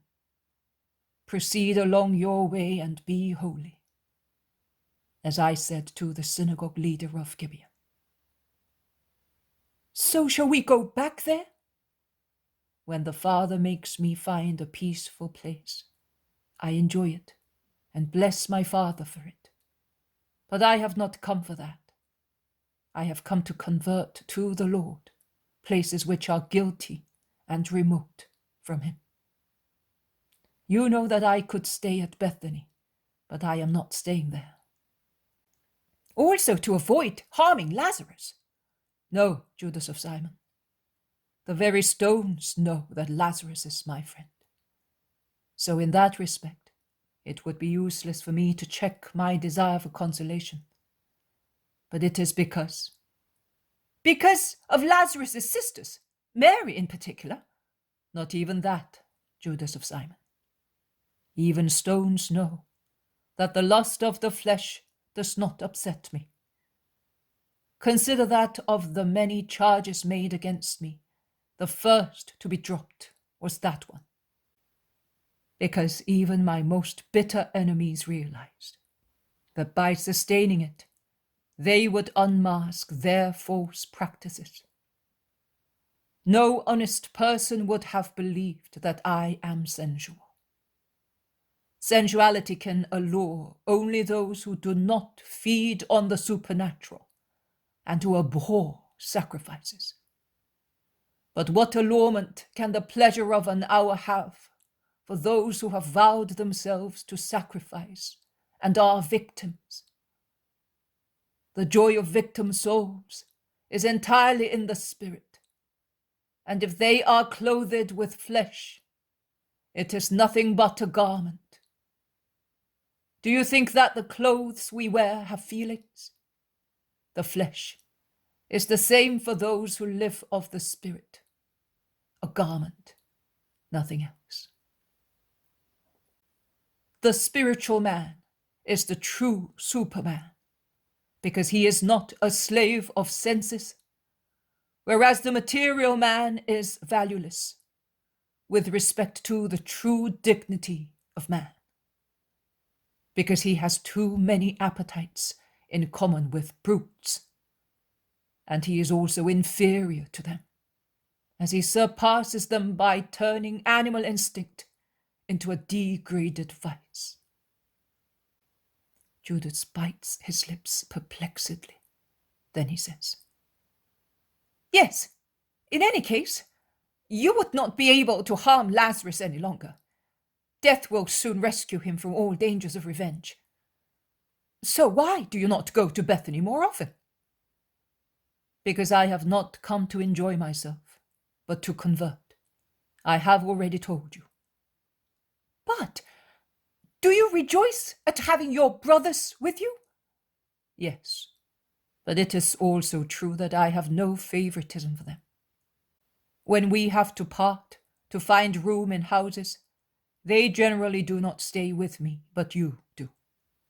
And that is to show you that in the eyes and minds of those who have vowed themselves to redemption, flesh and blood have no value, but only the improvement of hearts and their redemption are of value. We shall now go to Nob, and we shall part once again for the night. And I will keep you with me again. And I will keep also Matthew, Philip, and Bartholomew. Are we perhaps the least improved? I, in particular, since you always make me stay with you. You are right, Judas of Simon. Thank you, Master. I realized that, says Iscariot, with ill-repressed anger. If you have understood, why do you not strive to improve yourself? Do you think that I might lie in order not to mortify you? On the other hand, we are among brothers, and the faults of one must not be an object of derision. And if one is admonished in the presence of the others, who are aware of each brother's imperfections, one must not feel dejected. No one is perfect, I tell you. But also, reciprocal imperfections, so painful to see and put up with, must be a reason to improve yourselves, so that reciprocal inconvenience may not be increased. And believe me, Judas, although I see you for what you are, no one, not even your mother, loves you as I do, or strives to make you good as your Jesus does. However, you reproach and mortify me, even in the presence of a disciple. Is it the first time that I have recalled you to justice? Judas is silent. Answer my question. I tell you, Jesus says authoritatively. No? And how many times did I do that in public? Can you say that I shamed you? Or must you say that I covered you up and defended you? Speak up. You defended me. It's true. But now, it is for your own good. A man who caresses his guilty son will have to bandage his wounds later, says the proverb. And another proverb says that a horse badly broken in turns out stubborn, and an uncontrolled son turns out headstrong. Am I perhaps your son? Asks Judas, changing countenance, as he no longer frowns but looks contrite. If I had begotten you, you could not be more so. And I would have my viscera torn out to give you my heart and make you as I would like you to be. Judas has one of his fits of repentance, and looking really sincere, he throws himself into Jesus' arms, shouting, I don't deserve you. I am a demon, and I do not deserve you. You are too good. Save me, Jesus. And he weeps. He really weeps with the pain of a heart upset by evil things, and by the remorse of grieving the Master who loves him.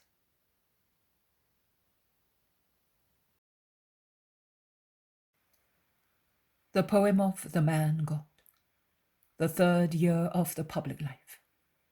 Chapter 516. Jesus, the Good Shepherd. 25th of October, 1946. Jesus, who has entered the town by Herod's gate, is now crossing it, going towards the Tyropoeon and the Ophel district. Are we going to the temple? Asks the Iscariot. Yes, we are. Watch what you do, many say, warning him. I will only stop for the time of the prayer. They will detain you. No, we will go in through the northern gates and will come out through the southern ones, and they will have no time to organize themselves and harm me, unless there is always one behind me who watches and reports. No one replies, and Jesus goes on his way towards the temple, which appears on the top of its hill, looking almost ghastly in the green, yellowish light of a dull winter morning, as the sun is only a reminiscence, which insists on being present, striving to make its way through the thick clouds. A useless effort. The joyful brightness of dawn has turned into a pale reflection of an unreal yellow hue, which is not diffused, but shows spots mixed with leaden hues, veined with green.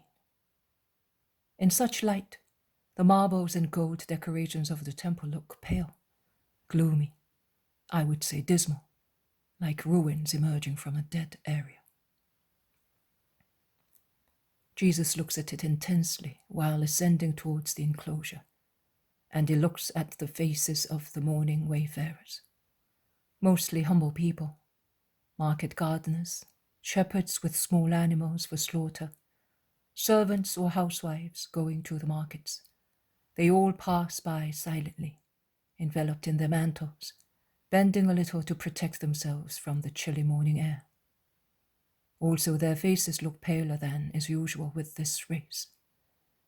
It is the strange light that makes them look so greenish, almost pearly, in the contour of the coloured clothes of their mantles, which are green, bright violet, deep yellow, and thus not suitable to cast rosy reflections on their faces. Some greet the Master, but do not stop. It is not the right time.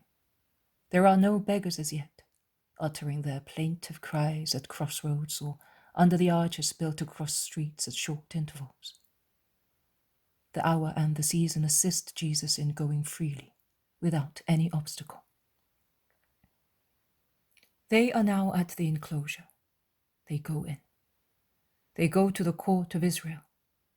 They pray, while the blares of trumpets, I would say silver ones by their timbre, announce something important spreading over the hill, and while the smell of incense spreads pleasantly, overwhelming every other less pleasant odour, which one can smell at the top of the Moriah, that is, I would say, the perpetual smells of meat slaughtered and consumed by fire, of burnt flour, of burning oil, which are always perceptible up there, more or less strongly, because of the continuous holocausts. They come away, following a different direction, and they begin to be noticed by the first people going to the temple, by those belonging to it, by money changers and vendors who are assembling their benches and enclosures. But they are too few, and their surprise is such that they do not react. They exchange words of astonishment. He has come back. He did not go to Galilee as they said. But where is he hiding if he could not be found anywhere? He really wants to defy them. What a fool! What a holy man! And so forth, according to individual feelings. Jesus is already outside the temple, and he is going down towards the street that takes one to Ophel, when, at the crossing with the streets leading up to Zion, he meets with the man born blind, cured recently, who, laden with baskets full of sweet-smelling apples, is going along cheerfully, joking with other young men, equally laden, going in the opposite direction. Perhaps the young man would not notice the encounter, as he does not know the face of Jesus or those of the apostles. But Jesus recognizes the face of the man he cured miraculously, and he calls him. Sidonia, named Bartolomai, turns round and looks inquisitively at the tall, stately man, although modestly dressed, who is calling him by the name, going towards a narrow street. "Come here," Jesus orders him. The young man approaches him. Without putting down his load, he looks stealthily at Jesus, and thinking that he wants to buy some apples, he says, "My master has already sold them, but he has more if you want them. They are beautiful and good. They arrived yesterday from the Sharon orchard. And if you buy many of them, he will give you a good discount because—" Jesus smiles, raising his right hand to check the talkative young man. And he says, "I did not call you because I want to buy apples, but to congratulate you and bless the Most High who has been kind to you." "Oh yes, I do that continuously, because of the light that I can see and because of the work that I can do, helping my father and mother. At last, I found a good master. He's not a Hebrew, but he is good. The Hebrews did not want me because I have been ejected from the synagogue," says the young man, laying his baskets on the ground. "They have ejected you. Why? What have you done?" "I? Nothing. I can assure you, the Lord did it. On a Sabbath he made me find that man who is said to be the Messiah, and he cured me, as you can see, and that is why they drove me out." "Then he who cured you did not do you a completely good turn," says Jesus, tempting him. "Don't say that, man! You are blaspheming! First of all, he showed me that God loves me, and then he made me see. You do not know what it is to see, because you have always had your eyesight. But one who had never seen, it is all the things together that one has with his sight. I tell you that when I saw, over there, near the Siloam pool, I laughed and wept for joy, I wept as I had never wept in my misfortune, because I then understood how great it was and how good it was the Most High. And now I can earn my living and by means of a decent work. And then, this is above all what I hope the miracle I received will grant me. I hope to meet the man who is said to be the Messiah and his disciple who had—" "What would you do then?" "I would like to bless him and his disciple, and I would like to ask the Master, who must really come from God, to take me as his servant." "What? Because of him you are anathema. You have difficulty in finding a job. You may be punished more severely. And you want to serve him? Do you not know that all those who follow him who cured you are persecuted?" "Yes, I know, but he is the Son of God. That is what is said among us, although those up there," and he points at the temple, "do not want us to say that. And is it not worth leaving everything to serve him?" So, Do you believe in the Son of God and his presence in Palestine? I do believe it, but I would like to meet him, to believe in him, not only with my intellect, but with my whole self. If you know who he is and where he is, tell me, that I may go to him and see him, that I may believe in him completely and serve him.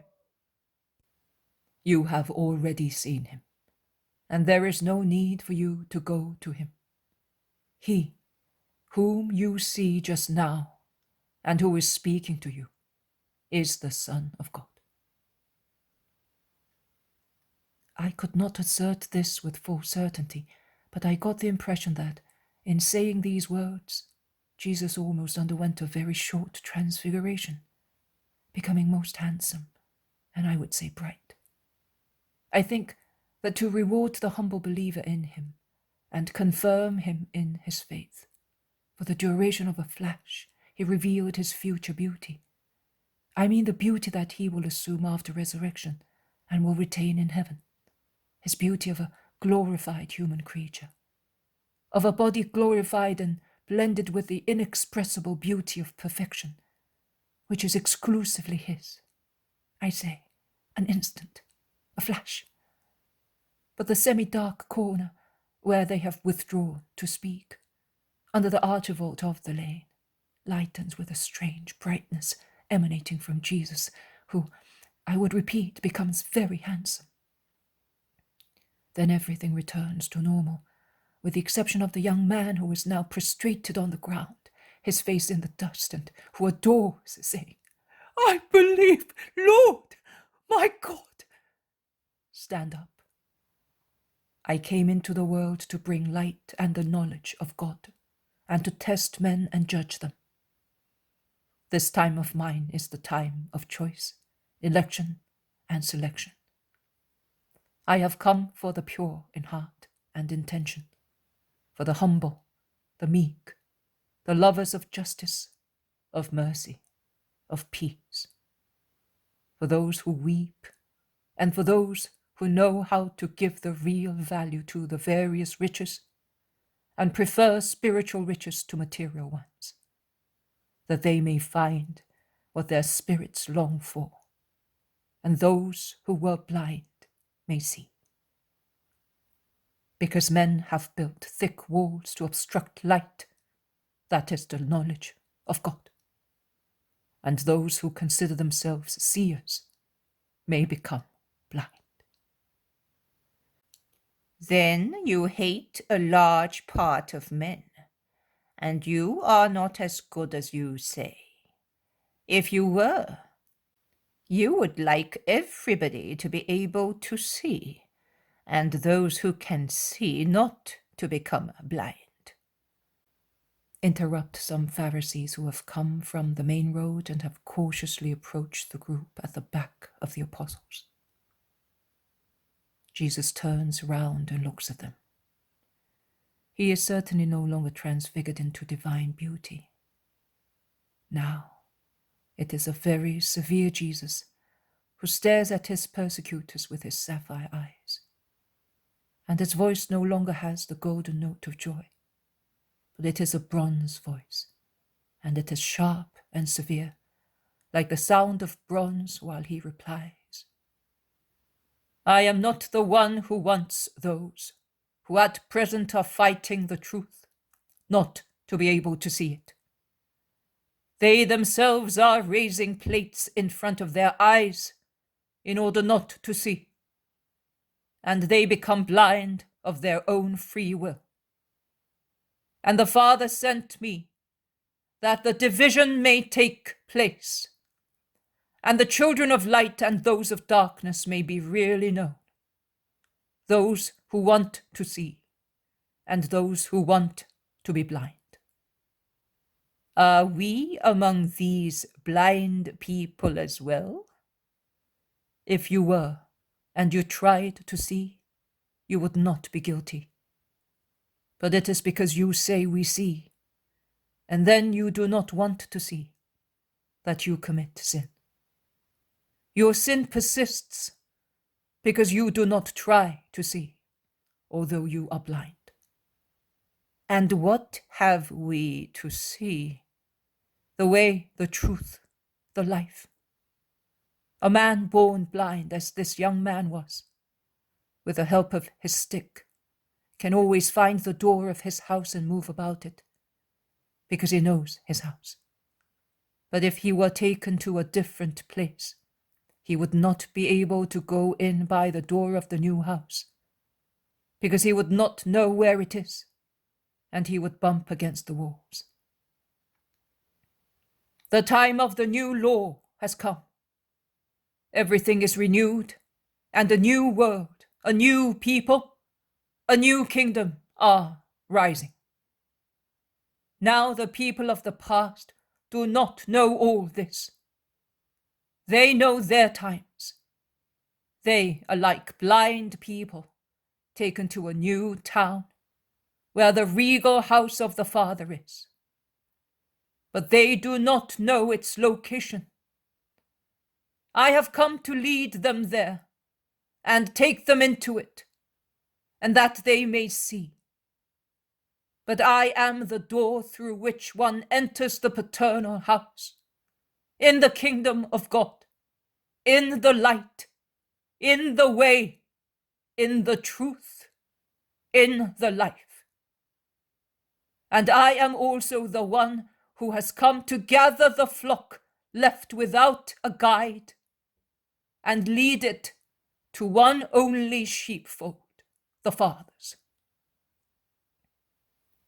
I know the door of the fold, because I am door and shepherd, and I go in and come out as and when I like, and I go in freely and by the door, because I am the true shepherd.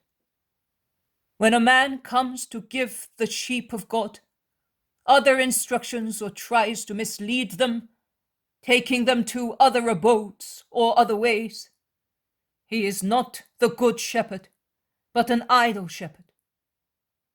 Likewise, he who does not go in by the door of the fold, but tries to enter in a different way, jumping over the enclosure, is not the shepherd, but a thief and an assassin, who goes in to kill and steal, so that the stolen lambs with their wailing voices may not draw the attention of the watchman and of the shepherd.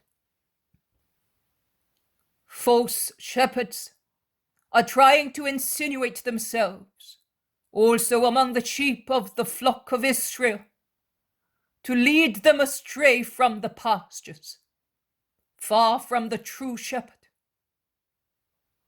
And they go in, ready to tear them apart from the flock, even by means of violence, and if necessary, they are also willing to kill them and strike them in many ways, so that they may not speak informing the shepherd of the tricks of the false shepherds, or they may cry to God to protect them from their enemies and the enemies of the shepherd.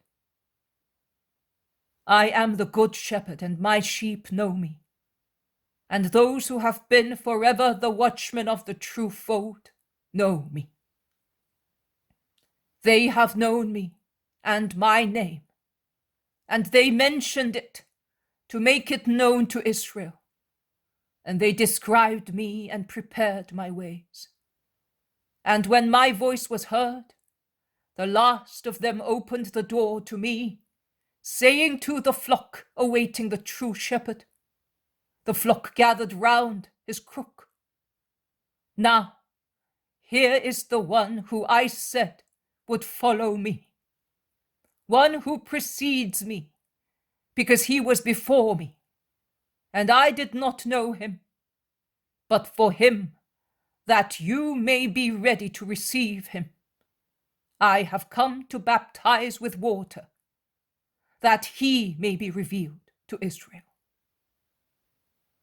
And the good sheep heard my voice, and when I called them by their names, they came to me, and I took them with me, as a good shepherd does, when he is known to the sheep that recognize his voice and follow him wherever he goes. And when he has let them all out, he walks in front of them, and they follow him because they love the voice of the shepherd. But they do not follow a stranger. On the contrary, they run away from him because they do not know him and they are afraid of him. I also walk ahead of my sheep to point out the road to them and be the first to face dangers and show them to the flock that I want to lead to safety in my kingdom. Is Israel no longer the kingdom of God? Israel is the place from which the people of God must rise to the true Jerusalem and to the kingdom of God. And what about the promised Messiah? The Messiah that you say you are, is he not to make Israel triumphant, glorious, the master of the world, subjecting to his scepter all the peoples and revenging himself? Oh, revenging himself cruelly on all those who subjugated it, since it was a people? So nothing of all that is true? Are you denying the prophets? Are you saying that our rabbis are stupid?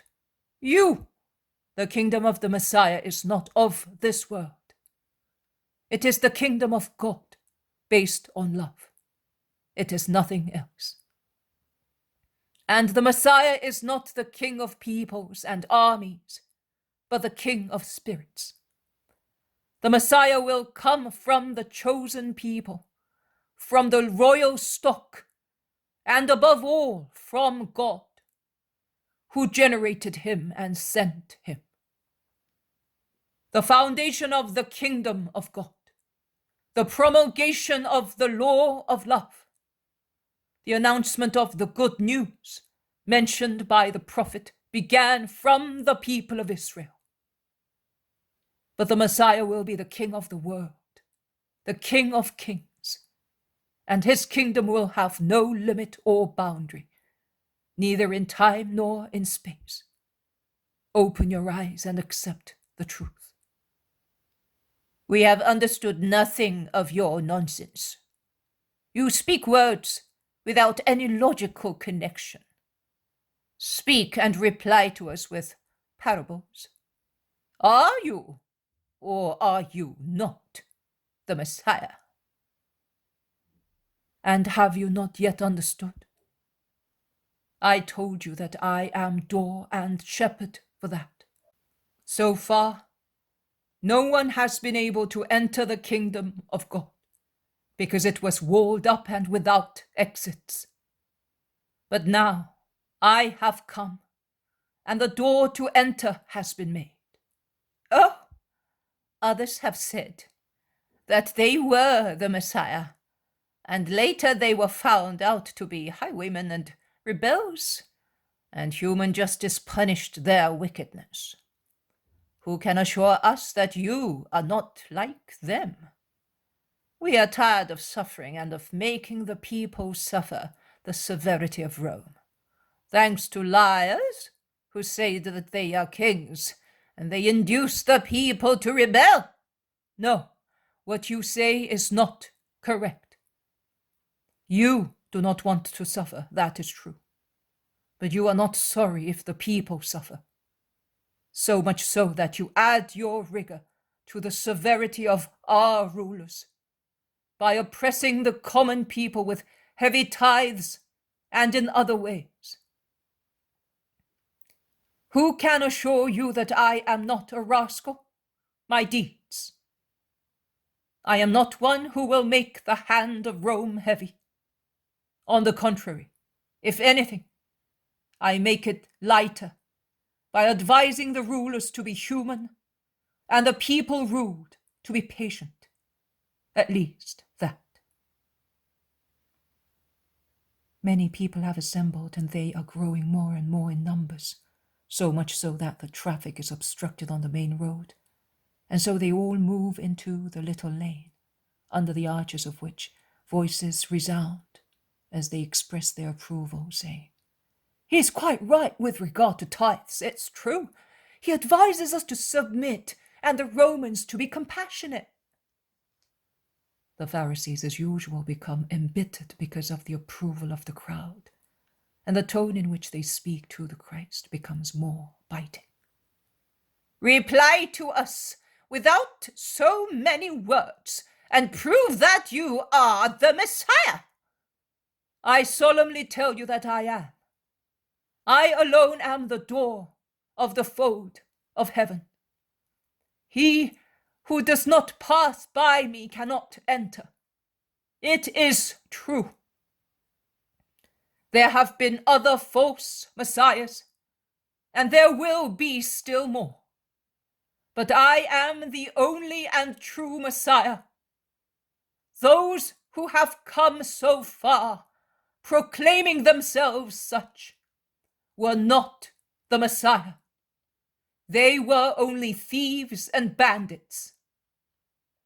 And not only those who made the few people of their kind call them Messiah, but also others who, without taking that name, demand a worship which is not even given to the true Messiah.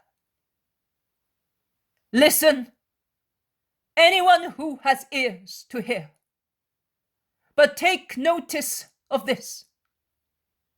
The sheep did not listen to the false messiahs or to the false shepherds and masters, because their spirits understood the falseness of their voices, which wanted to sound kind and were instead cruel. Only some billy goats followed them to be their companions in wickedness. Wild, unyielding billy goats that do not want to enter the fold of God, under the scepter of the true King and Shepherd. Because this is now what happens in Israel, that he who is the King of Kings becomes the shepherd of the flock, whereas once he who was the shepherd of flocks became king, and both the former and the latter come from the same root, that of Jesse, as it is stated in the promises and prophecies. The false shepherds did not speak sincere words or perform comforting deeds. They dispersed and tortured the flock, or they abandoned it to wolves, or they killed it to make a profit, selling it to secure their lives, or they deprived it of its pastures to turn them into places of pleasure or thickets for idols. Do you know which are the wolves? They are the evil passions, the vices that the same false shepherds taught the flock, as they were the first to practice them. And you know which are the thickets for idols? They are one's selfishness, before which too much incense is burned. The other two things need not be explained, because the sermon is even too clear. But it is logical that false shepherds should behave thus. They are nothing but thieves who have come to steal, kill, and destroy, to take the sheep to treacherous pastures, or to false folds, which are nothing but slaughterhouses. But those which come to me are safe, and they will be able to go out to my pastures, or come back to rest with me, and become strong and fat with holy, healthy food. Because I have come for that.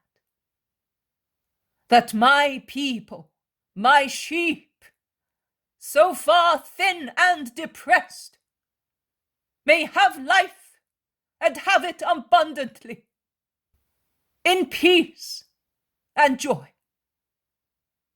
And I want that so much that I have come to give my life so that my sheep may have the full abundant life of the children of God.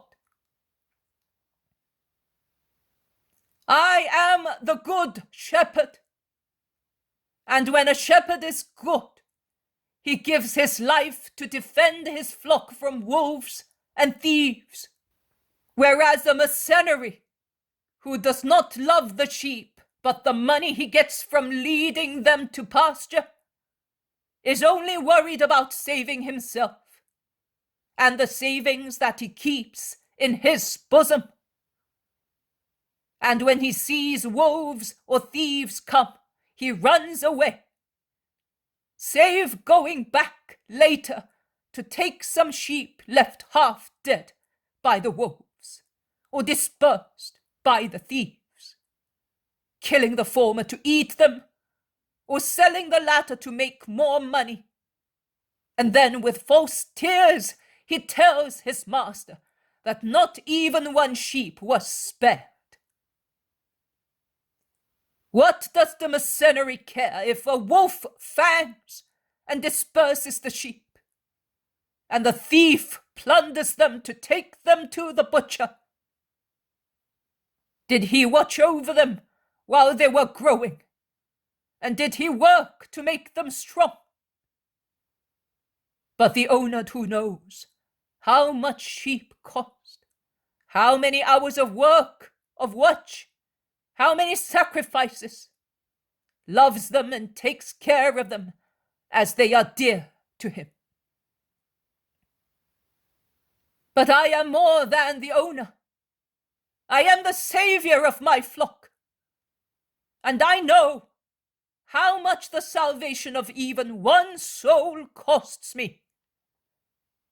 And I am therefore willing to do anything to save a soul.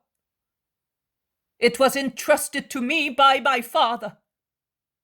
All the souls have been entrusted to me with instructions that I should save a very large number of them. The more I will be able to snatch from the death of the spirit, the more will my Father be glorified. I therefore struggle to free them from all their enemies. That is, from their egos, from the world, from the flesh, from the demon, and from my enemies, who contend for them with me to grieve me. I do that because I know the thought of my Father. And my Father sent me to do that, because he is aware of my love for him and for souls. And also the sheep of my flock know me and my love, and they feel that I am ready to give my life to give them happiness. And I have other sheep, but they do not belong to this fold. Therefore, they do not know me for what I am. And many do not know what I am and who I am.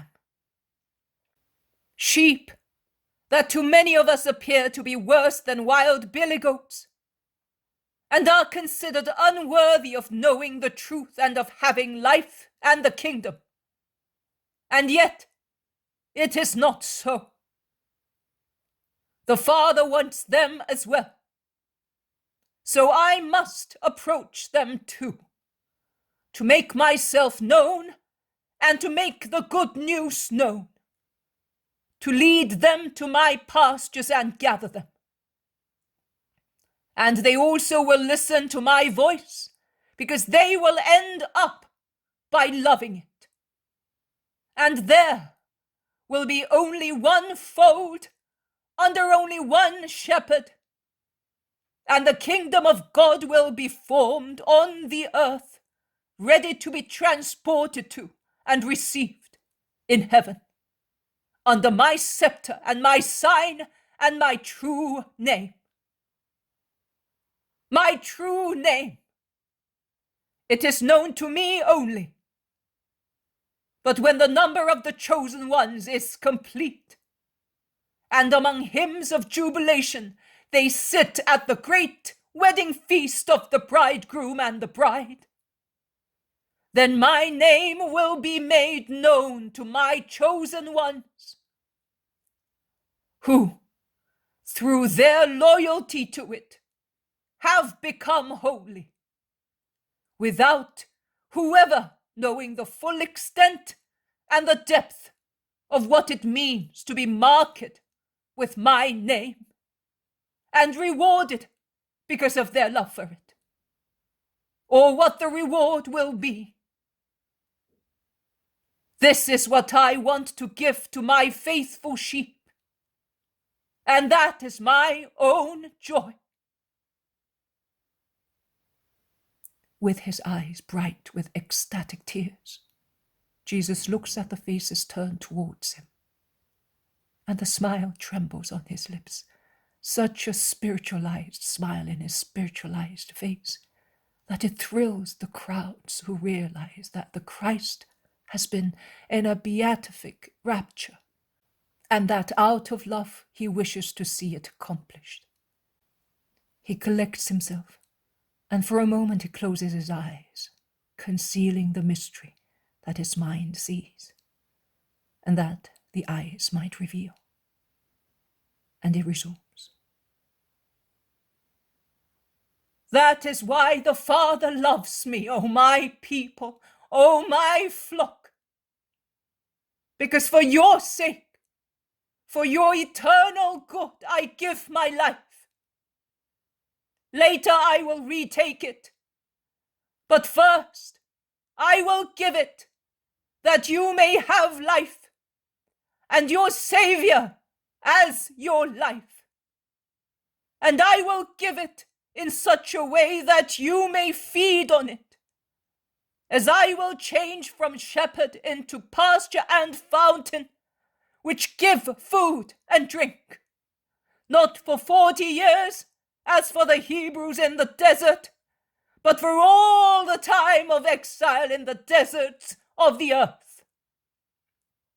No one actually takes my life, neither those who, loving me with their whole beings, deserve that I should sacrifice it for them, nor those who take it through immense hatred and foolish fear. No one could take it if I did not agree to give it, and if the Father did not allow it, as we are both enraptured by an ecstasy of love for guilty mankind. I will give it myself, and I have the power to retake it whenever I wish, as it is not befitting that death should prevail over life. That is why the Father gave me that power. Nay, the Father ordered me to do that.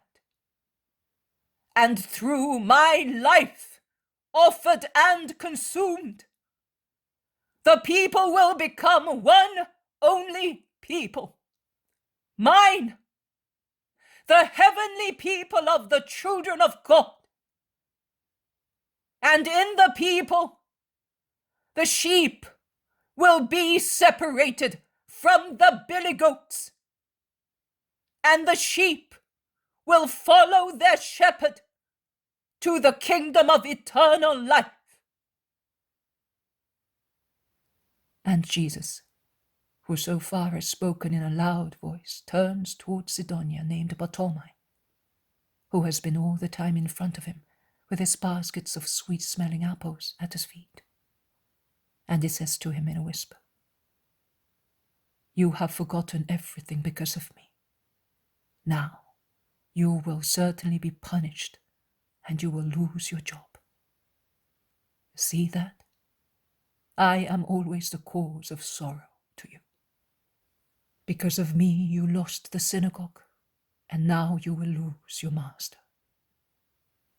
And what am I going to do with all that if I have you? You only are of value to me, and I will leave everything to follow you. If you will allow me, just let me take this fruit to him who bought it, and then I will come with you. Let us go together. Then we will go to see your father, because you have a father, and you must honor him by asking him to bless you. Yes, Lord, everything you wish. But teach me many things, because I know nothing, just nothing. I cannot even read and write, because I was blind. Do not worry about that. Your goodwill will teach you.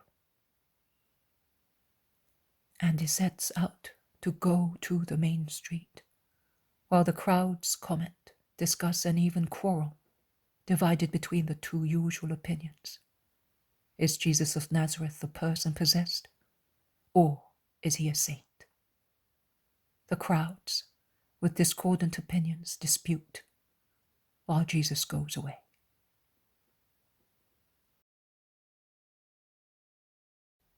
The poem of the man God, the third year of the public life. Chapter 517, towards Bethany and in Lazarus' house. 28th of October, 1946. Jesus dismisses the disciples Levi, Joseph, Matthias, and John, whom he met, I do not know where, and to whom he entrusts the new disciple Sidonia, named Bartholomew.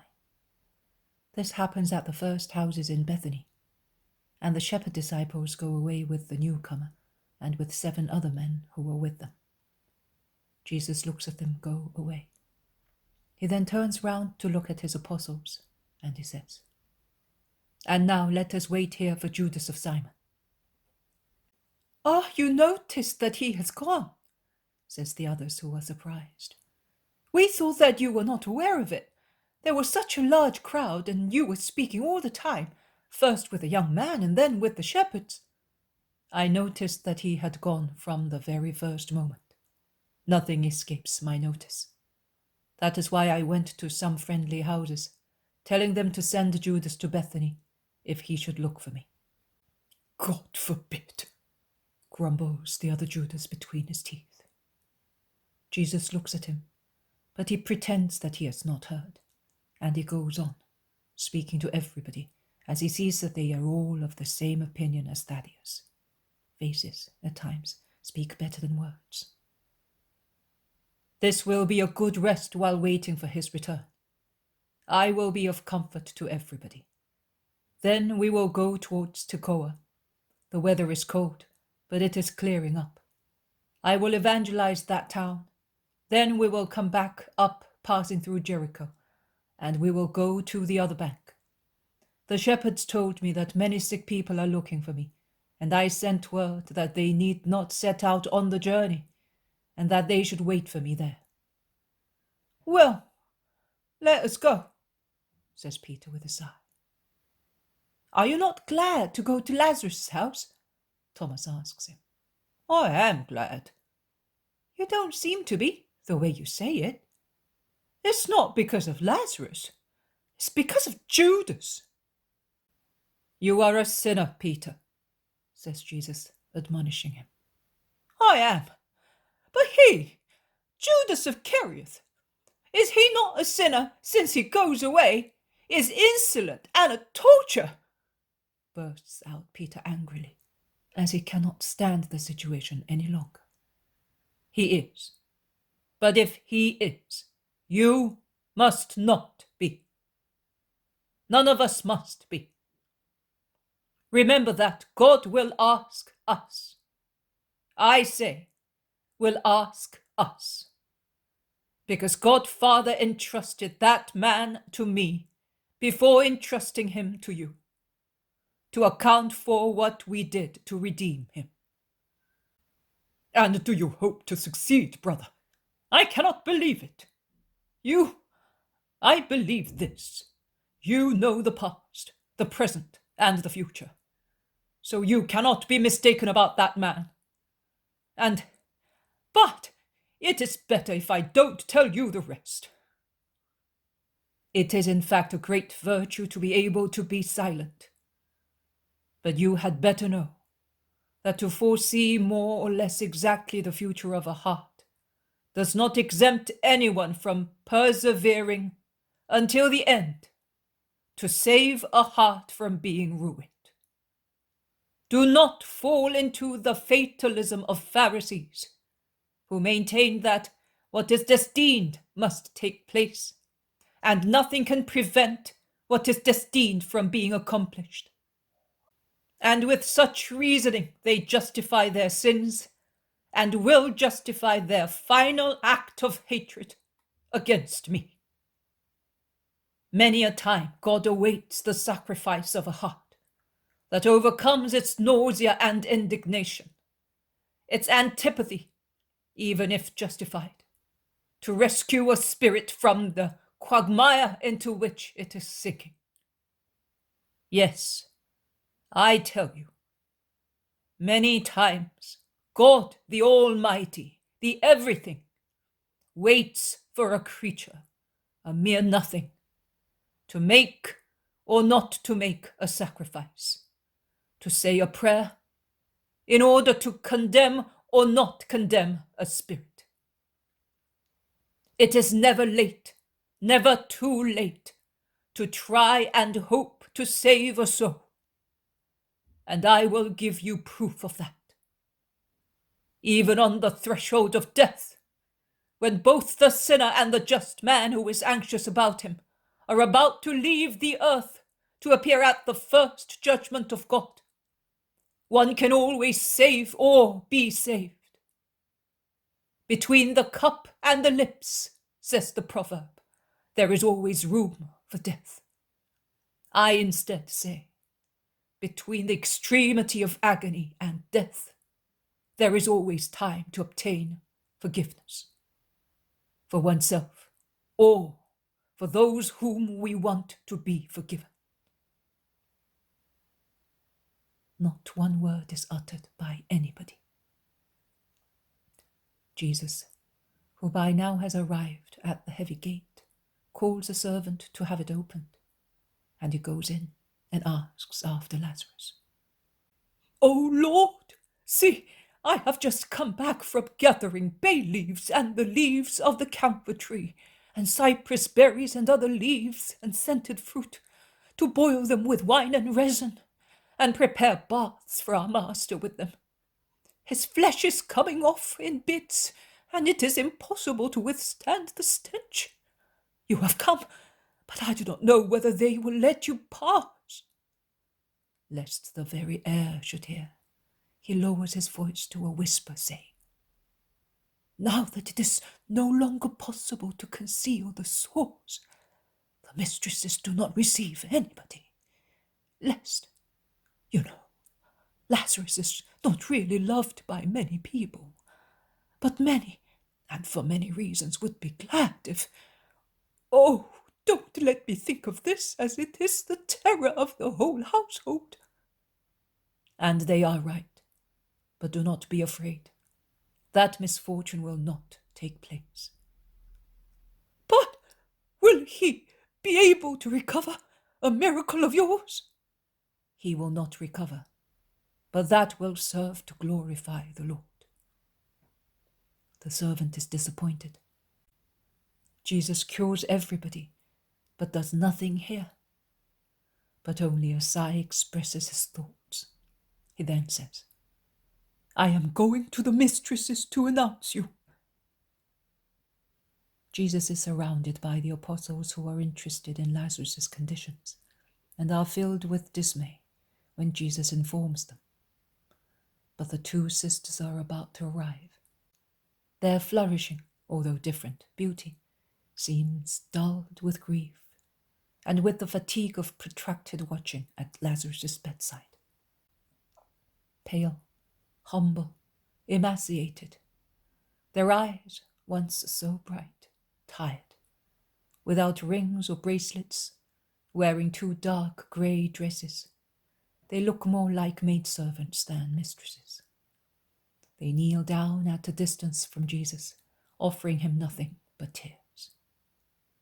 Resigned, silent tears flowing from an internal source and unable to stop. Jesus approaches them. Martha stretches out her hands, whispering, "Move away, Lord. We are really afraid by now that we have infringed the law on leprosy. But we cannot, oh God, we cannot have such an ordinance against our Lazarus. But please, do not come near us, as we are unclean, as we touch nothing but sores. We alone, because we have kept everybody else away, and everything is placed on the threshold for us. And we take it and wash and burn things in the room next to our brothers. See our hands? They are corroded by the caustic lime which we use for the vases we have to hand back to the servants. We think that by doing so we are less guilty." And she weeps. Mary of Magdala, who has been silent so far, moans in her turn. "We should call the priest, but I am the more guilty one, because I oppose that. And I say that it is not the dreadful cursed disease in Israel. It is not. But so many hate us, and so much, that they would say it is. Your apostle Simon was declared a leper for much less." "You are neither priest nor doctor, Mary," says Martha, sobbing. "I am not. But you know what I have done to be certain of what I am saying. Lord, I went and covered the whole valley of Hinnom, all Siloam, all the sepulchres near En Rogel. I went dressed as a maidservant, veiled in the first light of dawn, loaded with foodstuffs, medicated waters, bandages and clothes, and I gave everything. I said that it was a vow I had made for him whom I loved, and it was true. I only asked to see the sores of the lepers. They must have thought that I was mad. Whoever wishes to see those horrors? But after laying my offerings at the edges of the cracks, I asked to see. And they were above me. I was further down. They were amazed. I was disgusted. They wept, and I wept, and I looked and looked. I looked at the bodies covered with scales, with crusts, with sores. I looked at corroded faces, at white hair stiffer than bristles, at eyes exuding pus, at cheeks through which I could see teeth, at scars on living bodies, at hands which had become claws of monsters, at feet resembling knobby branches, stench, horror, rottenness. Oh, if I sinned worshipping flesh, if I took delight in my senses of sight, smell, hearing, touch, in what was beautiful, scented, harmonious, soft and smooth. Oh, I can assure you that my senses have been purified in the mortification of such sights. My eyes forgot the enticing handsomeness of man on contemplating those monsters. My ears expiated the past enjoyment of manly voices on hearing those harsh ones, no longer sounding like human voices. My body shuddered, my smell revolted, and all reminders of the cult of myself died, because I saw what we shall be after death. But I brought back with me the certitude that Lazarus is not a leper. His voice is not injured, his hair and the hairy parts of his body are intact, and his sores are different. No, he's not a leper. And Martha distresses me because she will not believe, because she does not comfort Lazarus by dissuading him from believing that he is unclean. See, he does not want to see you now that he knows that you are here, lest he should infect you. The foolish fears of my sister are depriving him also of your comfort." Her passionate nature makes her angry. But when she sees that her sister bursts into tears, weeping desolately, her impetuosity abates at once, and she embraces and kisses Martha, saying, "Oh, Martha, forgive me. Grief is making me unfair. It is my love for you and Lazarus that wants to convince you. My poor sister, what poor women we are." Now, do not weep so. You are in need of peace and reciprocal compassion, for your own sake and for his. Lazarus, in any case, is not leprous, I tell you. "Oh, come to him, Lord. Who can judge better than you whether he is leprous?" says Martha, imploringly. "Have I not already told you that he is not?" "Yes, but how can you say so if you do not see him?" "Oh, Martha, Martha, God forgives you, because you are in pain, and you are like one whose mind is raving. I feel sorry for you, and I will go to Lazarus and uncover his sores and you will cure them," shouts Martha, standing up. "I have already told you that I cannot do it. But I will put your minds at rest, as you will know that you have not infringed the law concerning lepers. Let us go." And he is the first to set out towards the house, beckoning to his apostles not to follow him. Mary runs ahead.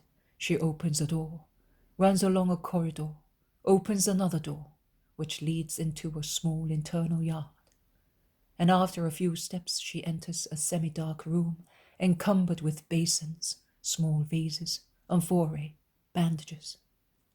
A mixed odor of spices and putrefaction is perceived. There is a door opposite the first one, and Mary opens it, shouting in a voice that endeavors to be bright and joyful. "Here is the Master! He has come to tell you that I am right, my dear brother. Cheer up and smile, because our love and peace is coming in." And she bends over her brother, lifts him on the pillows, kisses him, heedless of the smell that, in spite of palliatives, exhales from the ulcerated body. And she is still bent, tidying him, when Jesus' kind greeting resounds in the room, which, enveloped in a faint light, seems to brighten up because of the divine presence. "Master, you are not afraid?" "I am." "You are ill. Nothing else, Lazarus. The rules have been laid down, so comprehensive and severe, out of an understandable sense of prudence. It is better to be exceedingly prudent than imprudent in certain cases, such as catching diseases. But you are not infectious, my poor dear friend. You are not unclean. And in fact, I do not think that I lack prudence towards my brothers, if I embrace you and kiss you thus." And he kisses him, taking his emaciated body in his arms. "You really are peace, but you have not yet seen me. Mary will now uncover the horror. I am already a dead body, Lord. I do not know how my sisters can stand." I would not know either. So frightening and disgusting are the sores near the varicose veins of his legs. Mary's beautiful hands massage them lightly, while in her wonderful voice she replies, Your ills are roses for your sisters. Only because you suffer, they are thorny roses. Here it is, Master. See, leprosy is not like that. No, it is not. It is a bad disease, and it consumes you. But it is not dangerous. Believe your master. You may cover him, Mary, I have seen. Are you really not going to touch him? Asks Martha with a sigh, persevering in hope. It is not necessary, not because of disgust, but to avoid irritating the souls. Martha, without insisting any more, bends over a basin containing spicy wine or vinegar, and dips some linens into it, and then hands them to her sister. Silent tears drop into the reddish liquid. Mary bandages the poor legs and lays the blankets once again on Lazarus's feet, which are motionless and yellowish as those of a dead man. Are you alone? No, they are all with me, except Judas of Kerioth, who stayed in Jerusalem and will come. Nay, if I have already left, send him to Beth-Horon. I shall be there, and tell him to wait for me there. You are going away soon? And I shall be back soon. It will soon be the feast of the dedication. I shall be with you those days. I shall not be able to honor you at the feast of the lights. I shall be in Bethlehem on that day. I must see my cradle once again. You are sad. I know. Oh, and I can do nothing. I am not sad. I am the Redeemer. But you are tired. Do not strive to keep awake, my dear friend. It was to honor you. Sleep. We shall meet later. And Jesus withdraws noiselessly. Have you seen, Master? Asks Martha outside in the yard. Yes, I have, my poor disciple. I weep with you. But I truly confide to you that my heart is much more ulcerated than your brother. Grief gnaws at my heart. And he looks at them with such deep sadness that they forget their sorrow because of his. And as their being women prevents them from embracing him, they confine themselves to kissing his hands and tunic, and to serving him as loving sisters. And they serve him in the little room and overwhelm him with their love. The loud voices of the apostles can be heard from beyond the yard, all of them, except the voice of the bad disciple. And Jesus listens and sighs. He sighs, awaiting the fugitive, patiently.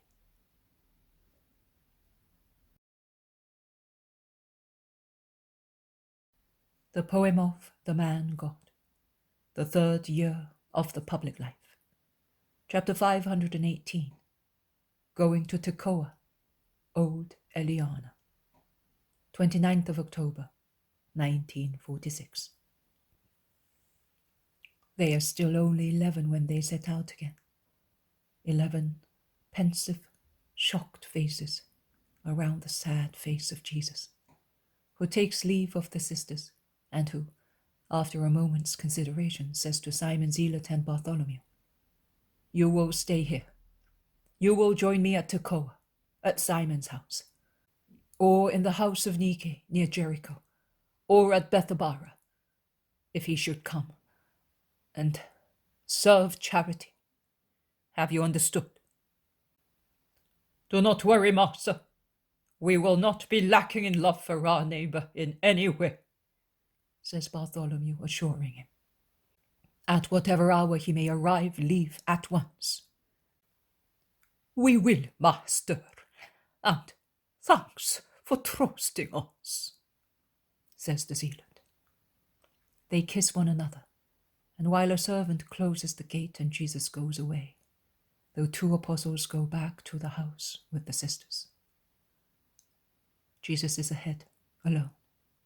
Peter is behind him between Matthew and James of Alphaeus. Behind them there is Philip with Andrew, James, and John of Zebedee.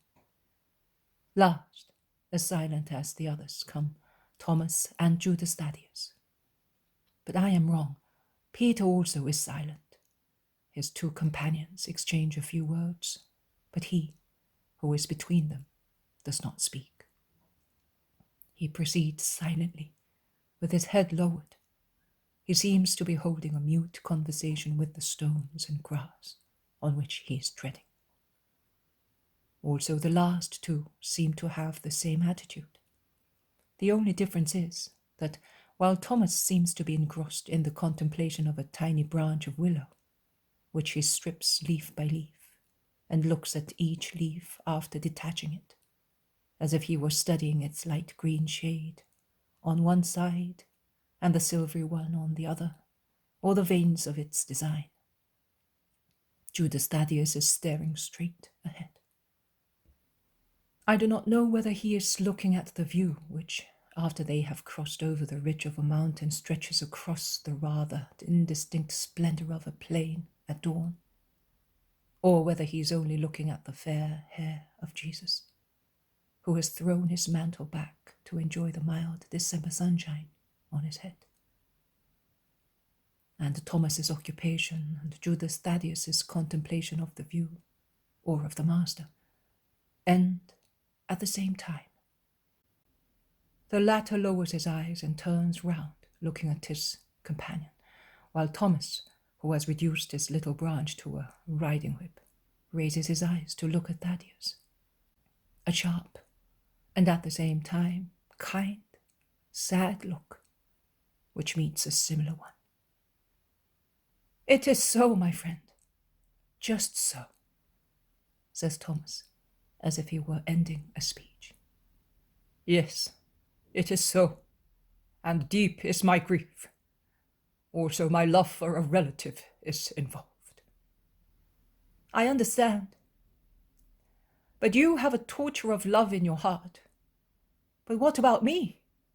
I have a sense of remorse torturing me, and it is even worse." "Remorse? You have no reason for remorse. You are good and loyal. Jesus is pleased with you, and we have never had from you any reason for scandal. So how can you have this feeling of remorse?" "From a recollection. The remembrance of the day when I decided to follow the new rabbi, who had appeared in the temple. Judas and I were close to each other, and we admired the action and the words of the Master, and we decided to look for him. And I was more decided than Judas, and I almost dragged him. He says the opposite, but it is so. That is my remorse, that I insisted to make him come. I brought an everlasting sorrow to Jesus, but I knew that Judas was loved by many, and I thought that he would be useful. As foolish as all those who can but think of a king of Israel greater than David and Solomon, but still a king as he says that he will never be. I was yearning to have him among the disciples, as he might be useful. I was hoping so, and only now I understand, and I understand so more and more, how right Jesus was not accepting him at once. On the contrary, he told me not to look for him. A cause for remorse. I tell you, remorse. That man is not good." "He is not. But do not create occasions of remorse for yourself. You did not act out of malice, so you are not guilty. I tell you." "Are you really sure? Or are you saying so to console me?" "I am telling you because it is the truth. Do not think of the past any more, Thomas. it does not help to eradicate it. That's easily said. But just think, if because of me, some misfortune should befall the Master. I am sick at heart and full of suspicion. I am a sinner because I am judging a companion, and my judgment is not merciful. And I am a sinner because I should believe the words of the Master. He excuses Judas. Do you believe your brother? In everything except that.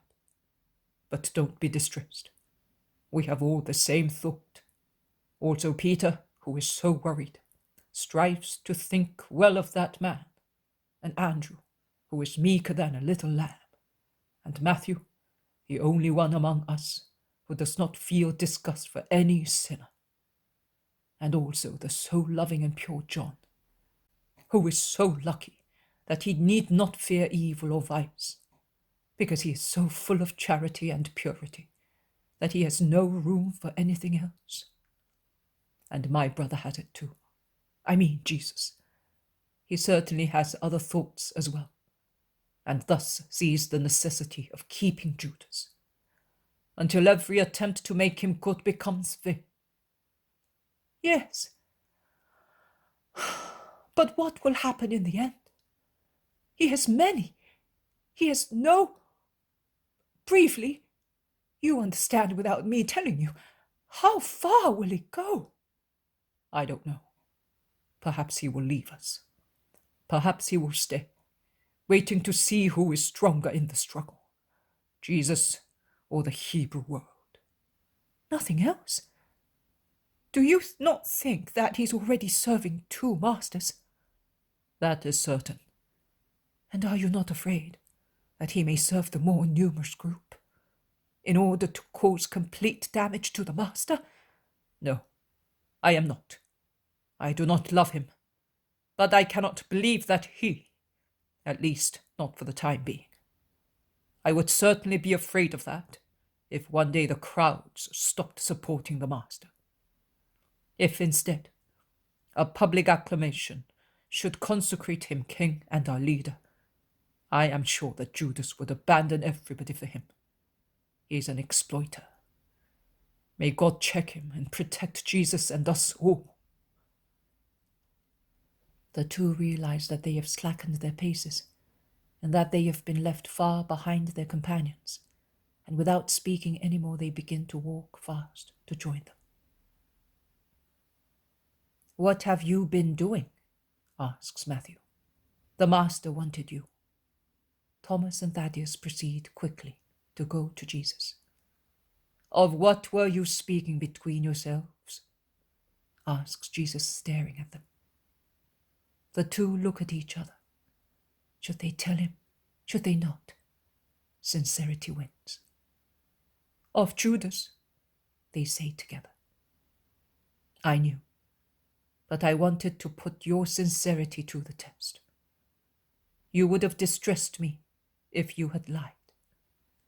But do not speak any more about him, and particularly in that manner. There are so many good things about which you can speak. Why always debase oneself to consider what is very, nay, too material? Isaiah says, 'Trust no more in man. He has but a breath in his nostrils.' I say to you, stop analyzing that man and take care of his spirit. The animal that is in him, his monster, must not attract your attention and your judgment, but love his spirit with sorrowful, active love. Free him from the monster that is detaining him. You do not know."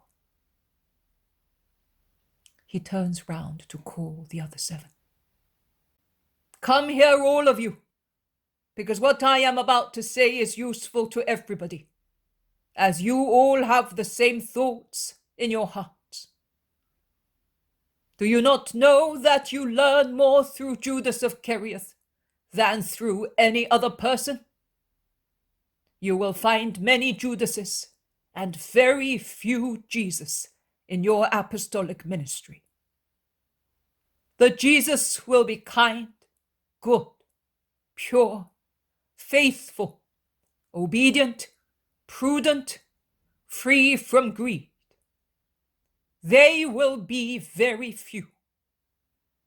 But how many Judases of Kerioth you, your followers, and your successors will find along the ways of the world? And in order to be masters and to know, you must attend this school. With his faults, he shows you what man is. I show you what man should be. 2 examples, equally necessary. But knowing both well, you must try to change the former into the latter. And let my patience be your rule. Lord, I was a big sinner, and I am certainly an example as well. But I would like Judas, who is not such a sinner as I was, to become the convert that I am. Is it pride to say this? No, Matthew, it is not pride. You honor 2 truths by saying so. The first is that the sentence saying, "The goodwill of man works divine miracles," is truthful. The second is that God loved you infinitely, since the time you thought nothing about it, and he did so because he was aware of your capability for heroism. You are the fruit of 2 powers, your will and God's love.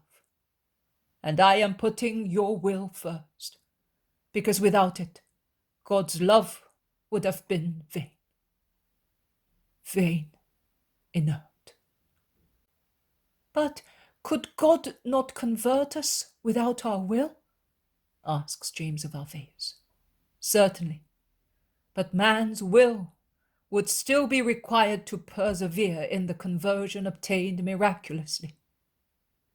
So, such will has not been and is not in Judas, either before knowing you or now, says Philip impulsively. Some laugh, some sigh. Jesus is the only one who defends the absent apostle. Do not say that. He had it and has it. But the evil law of the flesh overwhelms it at intervals. He is ill, a poor, sick brother. In every family there is a weak or a sick person, someone who is the pain, the worry, the burden of the family. And yet, is a frail child not the one most loved by his mother? Is the unhappy brother not the one best served by his brothers? Is he not the one to whom his father gives the dainty, taking it from his plate, to make him happy, to make him feel that he is not a burden, and thus make his illness less boring? That is true. It is just like that. My twin sister was delicate in her childhood. I had taken all the sturdiness. But the love of the family helped so much that now she's a buxom wife and mother, says Thomas. Exactly. Do with your spiritual brother what you would do with a weak brother. I will not utter one word of reproach. Do not be more severe than I am. Your patient love is the sharpest rebuke against which it is not possible to react. I will leave Matthew and Philip at Tekoa to wait for Judas.